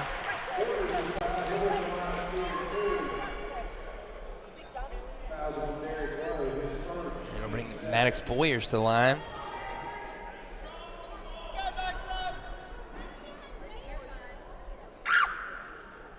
Boyers a little short on the first one.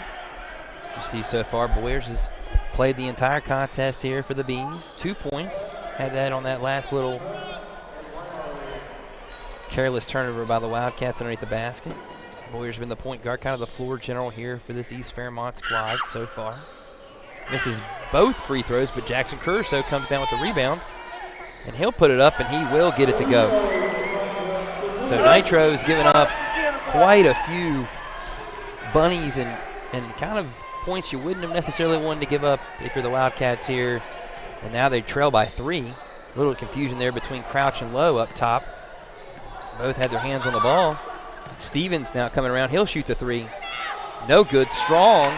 Crookshanks comes down with the rebound, and he'll pitch it over to Moore. Crookshanks back to Boyers as they'll reset the offense there. Over to...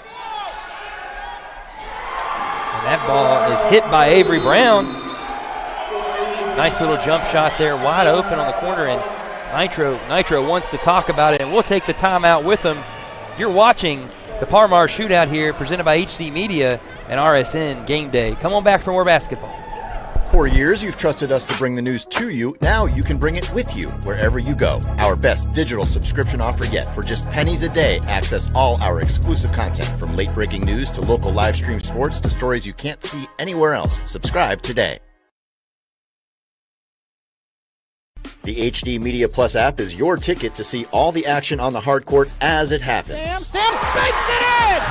Sam's from 3! Download it today for free to your smartphone or TV so you won't miss another shot.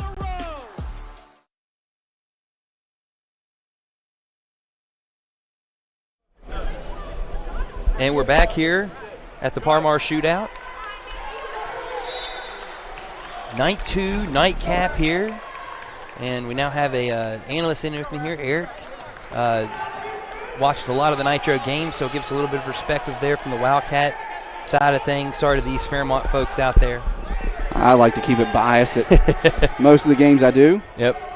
There goes Crouch with it back to Lovejoy. Lovejoy with a nice 2. Timmy Lovejoy starting to come alive for the Wildcats. Boyers with it to Crookshanks. Boyers puts it up, no good. And Lovejoy with the rebound. Back up to Stevens. Pushes it to Thomas. Thomas is that phenomenal freshman, as I like to call him. You'll see him, he's not afraid to take it. The diaper dandy there, Eric, right? Yeah. Thomas with it. Comes off the bench, but provides a big spark for the Wildcats. Here comes Lowe to the hoop. And he got it up and in for 2. Derek Lowe. He's the 3rd leading scorer for the Wildcats on the season. Starting to make his presence known here a little bit now as he has 5 early in the ball game. 2 of 5 from the floor. Maddox Boyers slowing it up here for East Fairmont. Back to Crookshanks. Fires up a 3, and he got it. It's hard to stop those coming off those screens, and you got a rhythm shooter, he'll knock them down almost every time. And Blake Hunt now making his presence felt here in this ball game with a big 3. Low back with it as well. Little off the mark. Crouch tried to make the save but couldn't. Still a very tight competitive game here. Minute and 4 seconds to go in half number 1. Nitro cooling off a little bit from the 3, Eric. They were 4 of 5 in the opening quarter, now 0 of 3 in the second quarter, and East Fairmont's made a few more threes themselves. Yeah, Nitro's been streaky last couple games I've called at home for him. And Blake Hunt with another basket. He's got the last 5 for the Bees, and now they've pushed that lead to 6. 40 seconds to play in the opening half. Stevens with it, and an errant pass there from Lovejoy. Nitro's had a few turnovers here of late, and East Fairmont on a 14-4 run over the last 4 minutes and change here in this basketball game. Yeah, ever since Nitro played against GW, they went into that game only averaging 9.9 turnovers per game on the season. They went into GW, and that has shot up ever since per game. They went to 10 after GW. It grew to 11 the other night when I was calling a game, and I don't know how many they've had here tonight, but they got to limit those if they're looking to make that push to the states. Yeah, making it to Charleston. So far, 5 turnovers already in the ball game for Nitro. So, like you said, a little bit uncharacteristic of the Wildcats here on the season to turn the basketball over, but here in the last couple weeks, becoming more of a theme, and you think that's something that'll hopefully be cleaned up mid-season. Sometimes some things happen like that. You're also adding a little bit more new players into the mix a little bit here and there, and it changes it a little bit, maybe getting running a little bit more. But, you had all the confidence heading into that GW game, and now a couple losses, maybe that's kind of shaking it, getting a little more sloppy with the basketball. There goes Boyers, working on Stevens, the battle of double zeros. Stevens was all in his kitchen there. Crusoe up top here at the top of the B, the yellow jacket. The B at the yellow jacket here. 15 seconds to go. Deflection by Lovejoy, but Crookshanks comes down with it. East Fairmont obviously holding for the last shot here. Trying to get that made a couple good passes already, Eric. And a nice cross-court pass there to Avery Brown, and he hits another big shot. Some people don't believe in the old Mo, but it is a real thing, and that shot will definitely give the Bees the Mo to come out and compete here in the second half. Absolutely, Eric. And it is one of those things. It really is. Sonny Randall used to say it best there, called the games for Marshall, old coach. Old Mo jumping on the back there of the Bees as they head in the locker room. You look at some of these stats here. Nitro shooting the ball better from the floor, 45.5 to 41.4. Look at the three-point percentage. East Fairmont now starting to kind of hit those threes, and they've dominated the glass at this point, up 21-11, a plus 10 margin on the boards there against Nitro. Not good, as you see these stats brought to you by Lester Raines Acura. That's unusual for Nitro, too. Usually they win the rebound game. Like these two teams met earlier, December 9th, I believe, at Alumni Arena, and they own the boards that game.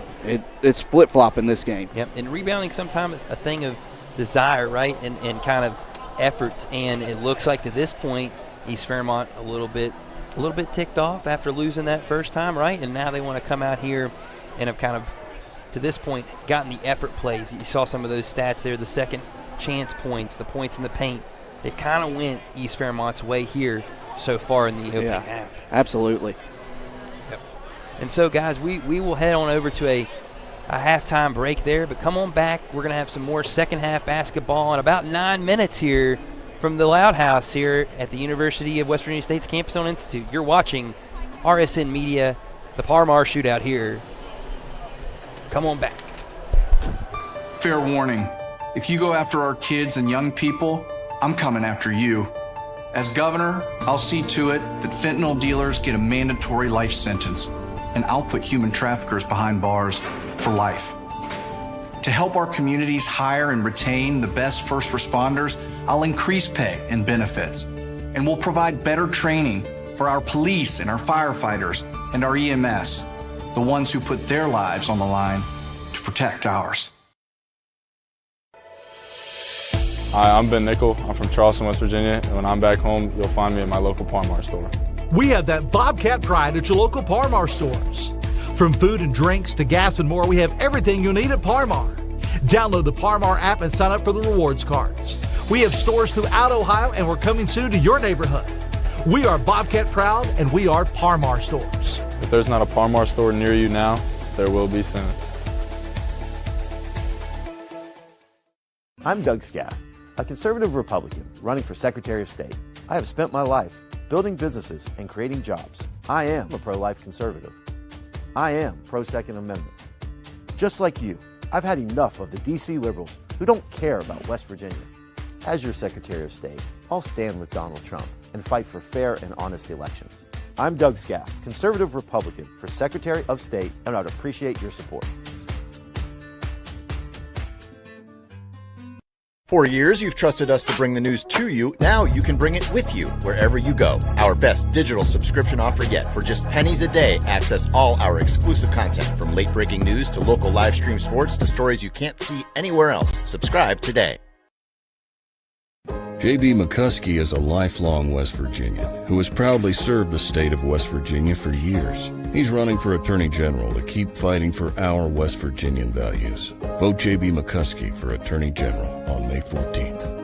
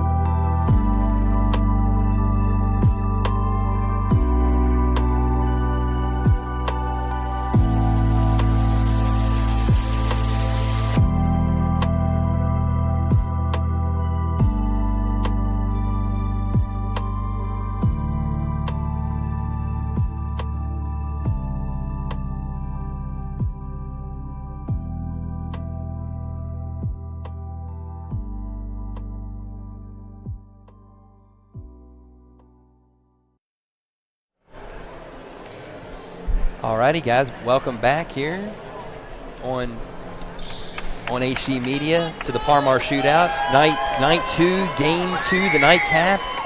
Top 4 matchup in AAA in the state of West Virginia. And Nitro, the number 2 ranked team, is trailing by 9. You look at some of the first half numbers here, and Nitro came out of the gate in the first quarter 4 of 5 from the 3, did not make one in the second quarter. They were 10 of 22 from the floor, while East Fairmont had 7 more shots, was 12 of 29. They heated up from the three-point line and was more selective in the second quarter, going 2 of 3. So far, East Fairmont has also shot 10 free throws and has made 6 of them to Nitro, only getting to the line to this point twice. So those are a couple things to look at. And I think the big one at this point, Eric, I think we would agree on, is the rebounding margin right now. Nitro's going to have to find a way to get that deficit down a little bit in the second half if they're going to want to win this basketball game. Yeah, out-rebounded 21-11 you saw out there, which is uncharacteristic for this Wildcats team.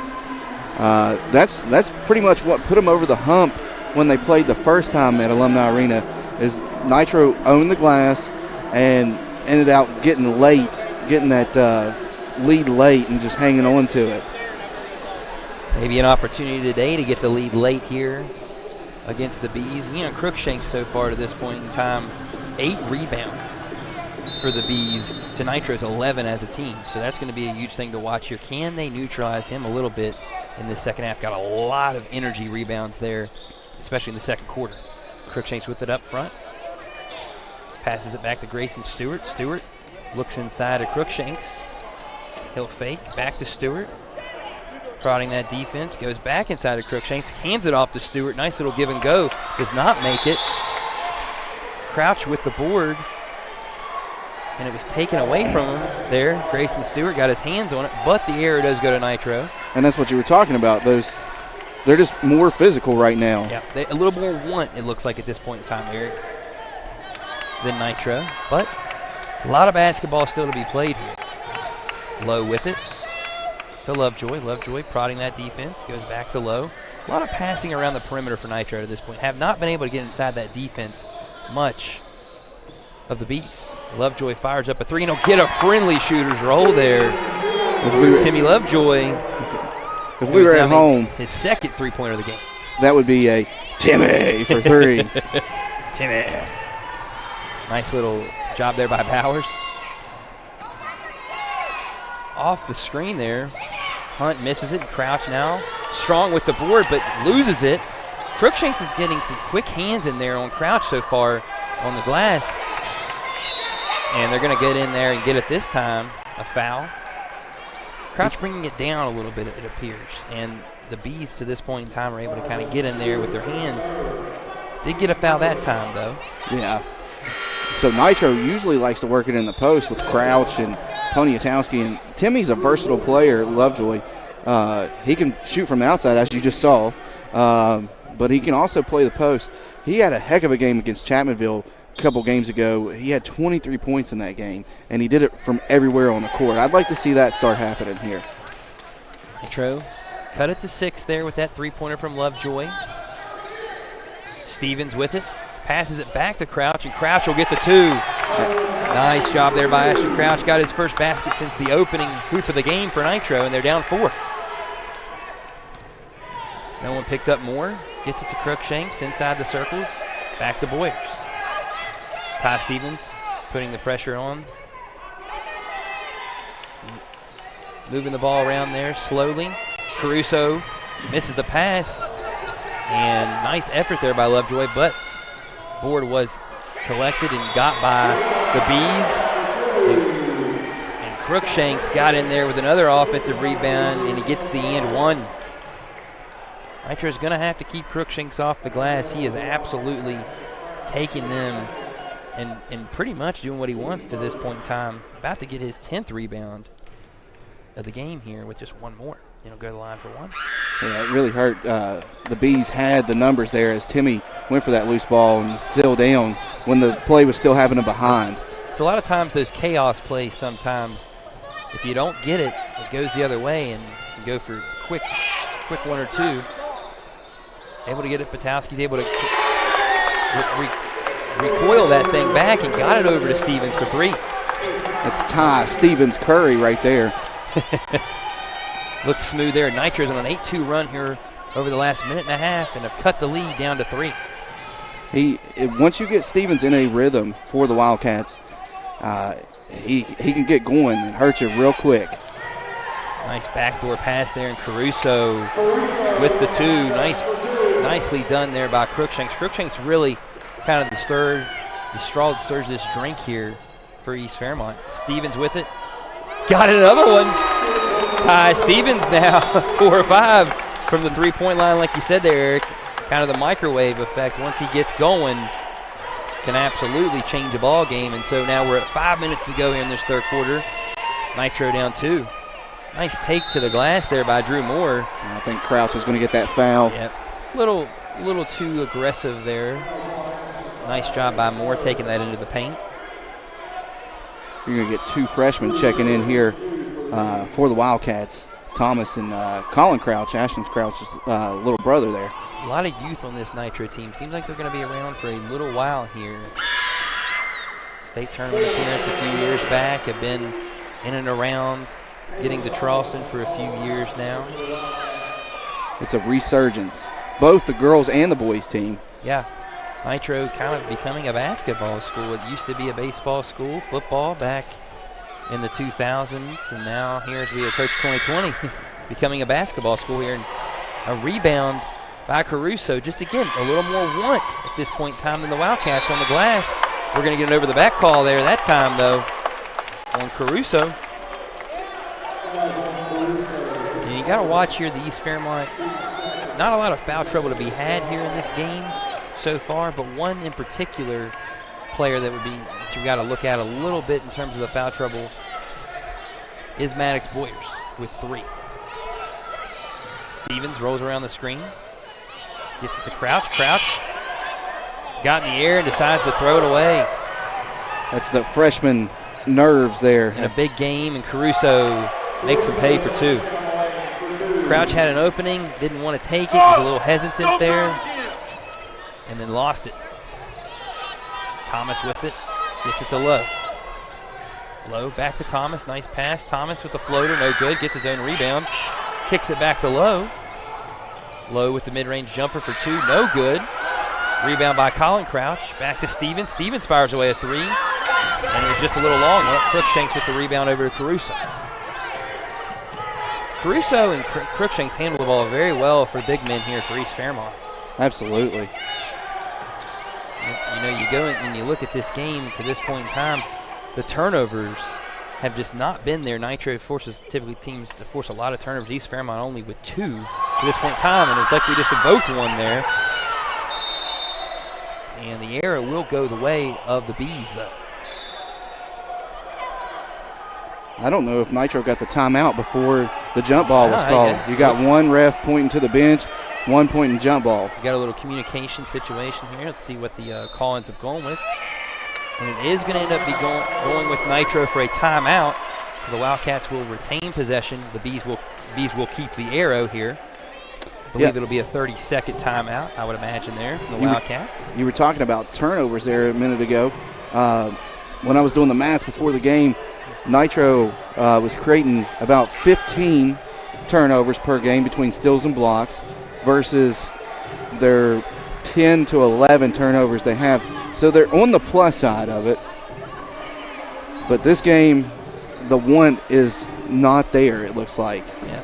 And it might not even be so much that the one's not there, Eric, as much as the extreme effort from East Fairmont. The kind of that redemption factor in a good team too, right? You know. And you won, and Nitro was able to win that game at the East Fairmont Arena, right? No, it was at Alumni. I'm sorry. I'm sorry. Here in alumni and my old age here, I am an alum of Nitro, but I didn't know we called it Alumni Arena now. So it might have got changed after you left. Just knew we were in the gymnasium back in the day, Eric. So Low with it here. I was thinking they were playing on the campus of Fairmont State potentially when you were saying Alumni Arena.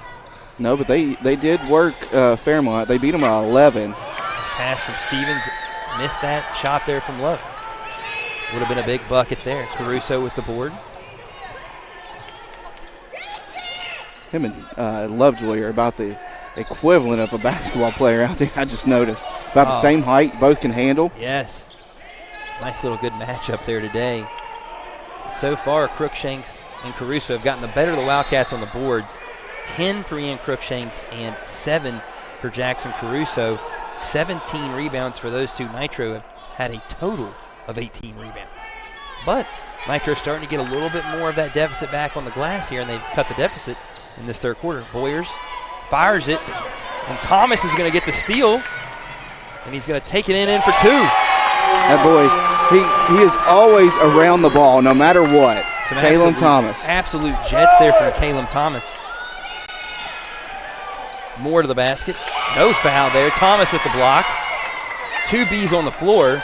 Neither one gets it, and Thomas gets it over to Stevens, and the Wildcats have a chance to tie with a three-pointer this trip down. Just expect big things out of Caleb Thomas. I've watched him all season long. Absolutely, a diaper dandy, as Dick Vitale used to say. The freshman Crouch with it, gets it over to Lovejoy. Lovejoy will fire a three. A little strong, and Crookshanks with yet another rebound. He'll fire it up to Maddox Boyers. Boyers into the corner, back over to Moore. Moore with the three, and he's good.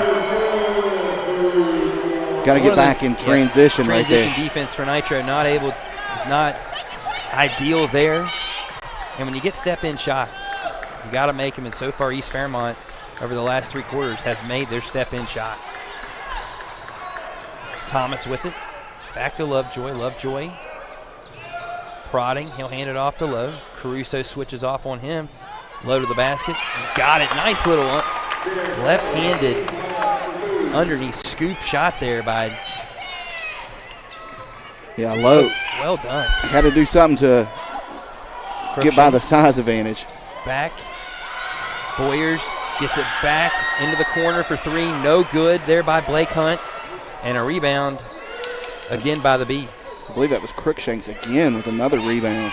He seems to find every ball off the glass, kind of a Dennis Rodman type worm rebounding. A little undersized, but absolutely has a nose for the basketball. A minute to go here in the third quarter. Caruso working it out front. Takes it to the glass, and we're going to have a carry situation there on Jackson Caruso. Nitro will get the possession back. Two Bees check in. Bees coach was not happy with that call, as he just gave a disparaging look to the referee. Grayson Stewart checking in, and Avery Brown has made a couple big threes in the ball game for East Fairmont. Lowe with it. Back to Lovejoy. Stevens trying to run through that screen there. Boyers has been on him like white on rice here the last half of this third quarter. Lowe with it. They try to work that post game. You might see it more in the fourth quarter when they enforce their will. Nice take by Stevens, and he's going to get the and one. Nice take there by Ty Stevens. And he's really starting to heat up now. Well, he's got to match his girlfriend. His girlfriend for the Lady Wildcats had 11 tonight. Okay. Player of the game. Okay. Kenzie Casto. So he's got to match that total. Yeah. You can't get outdone when you start texting later. And now 17 points for Ty Stevens, and the Wildcats are down one. 26 seconds to play. Eli Littlejohn comes into the game here, giving Stevens a little bit of a breather. And Drew Moore will take the basketball into the front court here. 20 seconds to go in our third quarter. 44-43. Littlejohn denying that pass to Boyers. Does not want to let him get the ball back in his hands, and Moore kicks it over to Avery Brown. Brown prodding that defense. Back to Caruso. Caruso with the pass over to Brown. They lost him on the switch. And a little hectic situation there for the Wildcats in the quarter. No harm, no foul, though, done. But the Bees with another basket, and they have a 46-43 lead. Nice pass by Caruso to find his man, Avery Brown. He's just handling that ball, distributing, and, I mean, he moves good for a big man. Absolutely does, and we're going to see more of him when we come back for the fourth quarter here. You are watching the Parmar Shootout here, presented by HD Media. Come on back for the fourth quarter. Hi, I'm Ben Nickel. I'm from Charleston, West Virginia, and when I'm back home, you'll find me at my local Parmar store. We have that Bobcat pride at your local Par-Mar stores. From food and drinks to gas and more, we have everything you'll need at Par-Mar. Download the Par-Mar app and sign up for the rewards cards. We have stores throughout Ohio, and we're coming soon to your neighborhood. We are Bobcat proud, and we are Par-Mar stores. If there's not a Par-Mar store near you now, there will be soon. The HD Media Plus app is your ticket to see all the action on the hard court as it happens. Sam banks it in! Sam's from three! Download it today for free to your smartphone or TV so you won't miss another shot.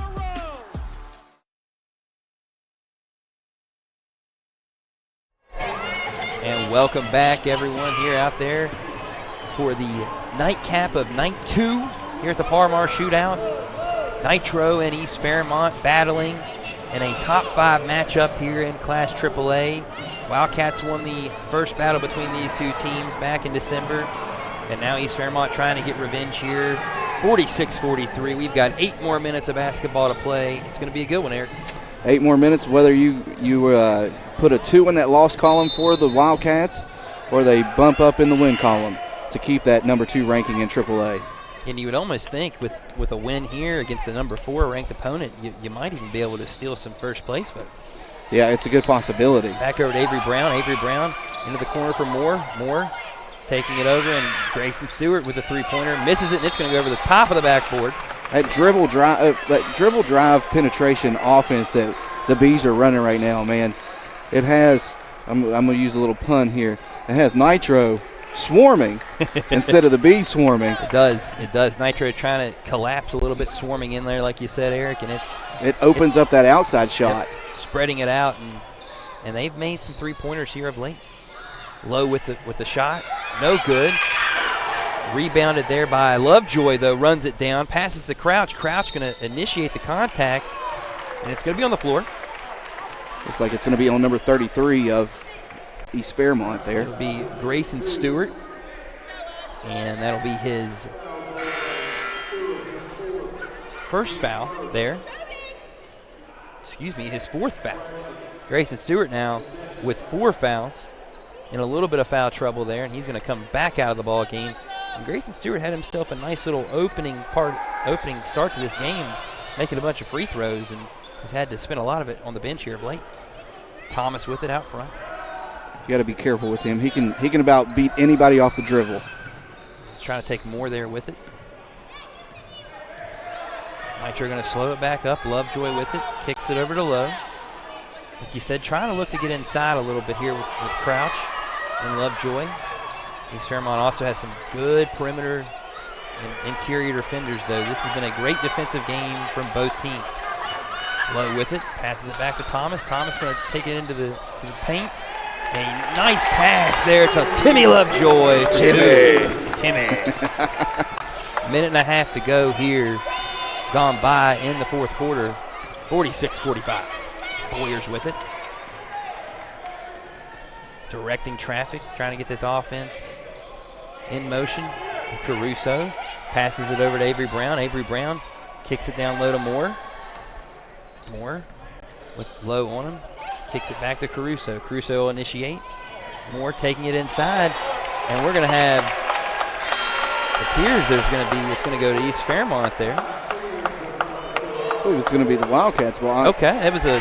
Poniatowski's just a little bit dramatic right there, throwing up his hands. Yeah, no, I believe the official did call it for East Fairmont there. Yeah, a little surprising. I understood why he got a little indignant there. It was I thought he signaled Wildcats ball at first, and then he changed his mind. Came back to it there.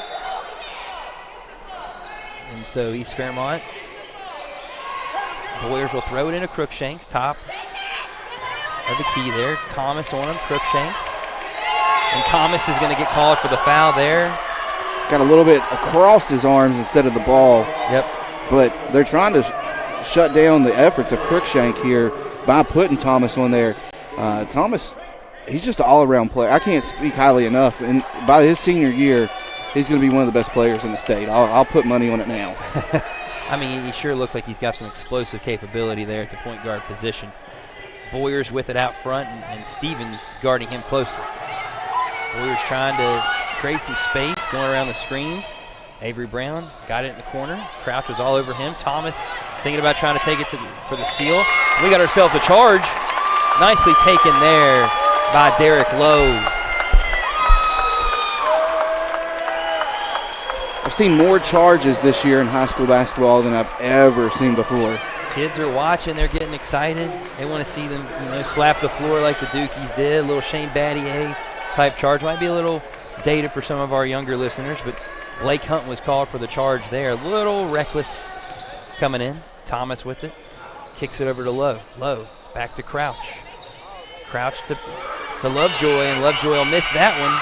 But, Crouch wasn't able to get his hand on it. Nice pass there by Hunt to Avery Brown, and the East Fairmont Bees have done a really, really good job on their secondary break here so far today. Yeah, they're killing it in transition. Definitely one up on the Wildcats right now. The fast break points would tell you that story. 15-4. 48 points for East Fairmont. 15 of them been on the fast break. And they're going to try and do it yet again. Caruso. Had 3-on-2 right there. Back over to Boyers. And the lead's up to 5. Nitro now has turned it over just more than a few times now. Up to 9. And a lot of them have been live ball turnovers, allowing East Fairmont to get in transition. And yet another turnover there for the Wildcats. Trying to force too much. I'd like to see a timeout here by Coach Lowe to stop this run. Big possession here defensively for the Cats here. Down 5. Caruso kicks it into the corner for 3, and he got it. Avery Brown with a big three-pointer. And right on cue, there's the timeout. Yep. As Nitro had it to 1, and now East Fairmont's back out buzzing the court. East Fairmont on a little run here. Nitro has not made a field goal in the last 2 minutes, 32 seconds, and East Fairmont has went on a 7-0 run in the last minute 15 seconds here. Like you said, Eric, it was a 46-45 game, and all of a sudden a couple run-outs and a big three-pointer, boom, you're back down 8. And Nitro's just trying to do too much on the offensive end. It's not flowing as good as East Fairmont at the other end. East Fairmont, Nitro usually gets out in transition as well, but the Bees are just out there working the ball. They got that motion game going where they're passing and crashing and opening up the outside shot, and they're also getting the lanes. I believe Nitro's in a zone defense right now. Yeah, and also too, really when you really get down to it, Eric, a lot of it's been just the turnovers on this end, creating and getting out on the break there. East Fairmont been very, very good. Jackson Caruso, Crookshanks, and of course the guards, and making that extra pass and getting the open layup, especially here in the last minute and a half. See, I believe in the first game in December, Nitro switched to a 1-2-2 type defense in a zone. I don't know if that's what they're running now, but it looks like the Bees have figured out how to beat it. In the first game, they struggled with it. And so Nitro so far 7-16 from 3, East Fairmont 6-13. So not the large discrepancy that Nitro typically enjoys or probably needs in this basketball game, especially being out-rebounded the way they have. Ty Stevens takes it in, floater, no good. Rebounded by Boyers. He'll kick it up to Hunt. Hunt over to Brown. Brown will spot up and shoot it, and he'll make it yet again. Another three-pointer for Avery Brown. Avery Brown, 5 of 5. Now make it 6 of 6 from the floor. And has absolutely been a killer here for the Wildcats. Low with the rebound, unable to get it to go. And we're going to have a foul here on East Fairmont on the floor. It's the transition. The transition right there. There was no backside help, which left Brown open for that three-pointer. And when you catch and you got time to set your feet and just knock it down, it's like it's very high percentage. It's like the Hall of Famer there used to coach the Mountaineers say, you got to make shots, and if you make open shots, good things will happen. Thomas with the 2. And Nitro is able to cut it to 9. You're going to see a lot of pressure, I would imagine, here. Although no one picking up Avery Brown as he's able to walk it up the floor here with 3:10 to go. I'm surprised you haven't seen the full court pressure yet. You imagine it's coming here soon for Nitro. Boyers to the basket, and he's going to be fouled by Lowe. Going to get 2 here. very lax defense there by Stevens. And we talked about, you know, the transition game and kind of how that has been such a huge factor in this game. East Fairmont outscoring them 18-4 so far in the transition, the fast break points. And Boyers will get that free throw to go, his 5th point of the ball game. Maddox Boyers pretty much been out there from the jump, been the floor general here for the Bees. And the stats may not tell the full story on him, but he has been a big-time player for them in this game. Stevens with it. Hands it off to Thomas. Thomas prods inside the lane. He'll kick it over to Lowe. Lowe tried to hit Crouch, but it's stolen by Crookshanks. Crookshanks hobbling a little bit there as Stevens takes it, and he'll get 2. Nitro cuts it to 8 here now with 2:40 to go. Yeah, the reason you didn't get a whistle on that shot right there is because Ty is the one that initiated that contact. Yep. Crookshanks takes it in. And got the pass up to Boyers. And East Fairmont's been able to score so far against the pressure that Nitro has exhibited to this point. Thomas takes it. And we're going to leave an over the back call here on Lovejoy, I believe, from the indication from the officials. And it is. Great effort by Lovejoy, but from what I've seen, Lovejoy has gave it his all from the time I joined you. Yeah. He's had a good game, and Caruso's a tough matchup, obviously, for him, too. You see both teams shooting 47%. The key in this game, really, I think, has been Nitro only made 2 free throws, only attempted 3. East Fairmont's been to the line 15 times and has out-rebounded the Wildcats 30-23. That tells you the story of this lead right there. Crookshanks playing that power point guard position. Hands it off to Boyers. Boyers gets to the free throw line. He'll toss it back to Crookshanks. The shot fake there. Takes Stevens off the dribble. Back to Caruso. Low. Nice pass from Caruso to Boyers. Boyers starting to get a few points here late. Stevens, no good. Nitro trying to take some quick shots now, and I believe Ty Stevens is going to get called as East Fairmont now has an opportunity to salt this game away. Up 12, minute 44 to play. Nitro's just getting lost in transition out there. And it's you got some players that look like they're possibly taking some defensive plays off, which is opening up the window for those, looks from 3 or inside, because everybody's going to go play help defense. Patowski got his hands on it there, but was unable to make the steal. And so Eric, over the last 4 minutes, East Fairmont has held a 15-4 advantage. And by my math, we had ourselves a 46-45 game, and East Fairmont kind of took control of the basketball game on the glass and also getting out on that secondary break. And when Nitro did turn it over, East Fairmont was able to capitalize. Yeah, the story is the rebounds, the free throws, and the turnovers. Nitro the secondary points, the transition points. Nitro just can't. Everything looks forced on the offensive end here within the last 2 or 3 minutes, which is causing the turnovers, which East Fairmont's getting out on the run, has the numbers, and getting the easy looks. Yeah, absolutely. Another thing to point out here in this game, East Fairmont doubled up Nitro in the assists. 16 assists for East Fairmont, 8 for the Wildcats. You're out rebounded by 8, you're out assisted by 8. You make the same number of threes, and he also shot 12 less free throws and made 6. So, a lot of things went against the Wildcats tonight. Still a very good team. East Fairmont, though, like we said, wanted that redemption, wanted that revenge, and they came for a vengeance tonight. Yeah, they did. They did their homework. I got to give them credit where credit's due, and they did their homework and figured out the weaknesses from the last time.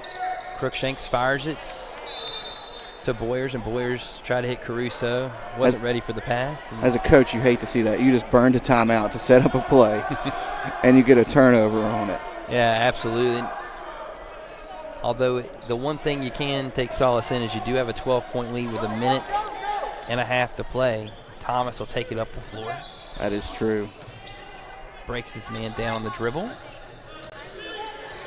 Over to Stevens. Stevens behind the back and lost his footing there, but he is going to get a foul called on Boyers. Might have got bailed out by a whistle there. Yeah, possibility there, Eric, possibility. Minute 16 to play here from the Loud House. Been a lot of close games here so far in the Parmar Shootout. Hoover and Wayne, Bridgeport, and Woodrow. We expected one here, but Wildcats just weren't able to keep pace with the Bees today. And there's a foul on Colin Crouch as Crookshanks will get ready to go to the line. I believe that's the 15th foul.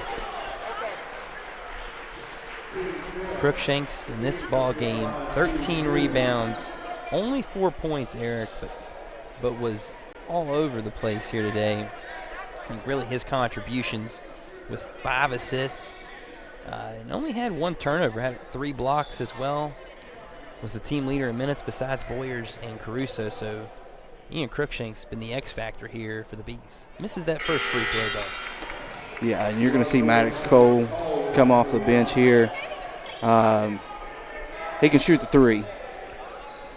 Yeah. Nitro's going to need a few of them here in the last minute and 4 seconds. But plenty of time if East Fairmont doesn't make the free throws to potentially make this a game if you hit a couple threes. And so Lovejoy will kick it up to Stevens. And we know the Wildcats can make threes in spades. Stevens to the hoop. Misses the floater, though, and that's going to be tough. As you fall under a minute here, you're going to have to foul. You can't. 50 seconds to go. Crookshanks. And the way East Fairmont passes the basketball, Lovejoy almost had the steal there. But, yeah, like you said, Eric, you're going to have to foul, stop it. Precious time ticking away. I'll kind of concede the effort here today. Although, Lovejoy with the steal there with 35 seconds to go. Hit it up to Stevens. Stevens will fire a 3. In and out. Maddox Cole, like you said, they're coming in for threes, but he had a good effort there on the glass. And fire it up to Hunt, over to Grayson Stewart with 20 seconds to go, and he'll dribble it out. Nitro's going to wave the white flag. The number 2 Wildcats will take, like you said, Eric, their second loss of the season, but plenty to look forward to, and both these teams may have a round 3 come March in the Civic Center. That is true. It's the first AAA loss on the season for the Wildcats as well, because GW is the Quad A team. So East Fairmont ties the season series at 1-1, and we'll see in March what's going to happen if these two meet up again. Yeah, you never know. Possibility. You look at the stats here. Brought to you by Lester Raines Acura. Nitro, 41.7% from the field. East Fairmont, 47.9%. The three-pointers, East Fairmont was able to drill a few more of them there than the Wildcats. The total rebounds, 34-25. Still didn't really come back as much on the glass as they needed to there in the second half of the Wildcats. And Nitro did come back on the glass, but it was on the defensive end. Yep. When I saw this stat sheet in front of me, East Fairmont has out-rebounded them, killed them on the offensive glass. Yep. Second chance points. And another X factor there, as you just saw on the screen there, Avery Brown with 15 big points coming off the bench there for East Fairmont. Yeah, stepping into those transition threes. Yep. And he made every shot that he took today. He was 6 of 6 from the floor and 3 of 3 from the three-point line. And that's a tough thing to overcome when you get that type of contribution from a guy coming off your bench. Great working with you today, Eric, and thanks to everyone out there for watching high school basketball here on HD Media, RSN Sports here, and it was a great second day here at the Parmar Shootout. We look forward to seeing you come on back and watching some more basketball here the next 2 days from the Loud House. Once again, we'll sign off here this evening, and we hope to see you back here tomorrow night. Final score, East Fairmont 61, Nitro 49. The Wildcats were held scoreless for the last 3 minutes of the basketball game, and they go down, the East Fairmont Bees, number 4 in the state, with the victory over the number 2 Wildcats, 61-49. Thank you everyone out there for watching high school basketball here on RSN Sports, presented by HD Media and the Parmar Shootout. Thanks, and have a great night.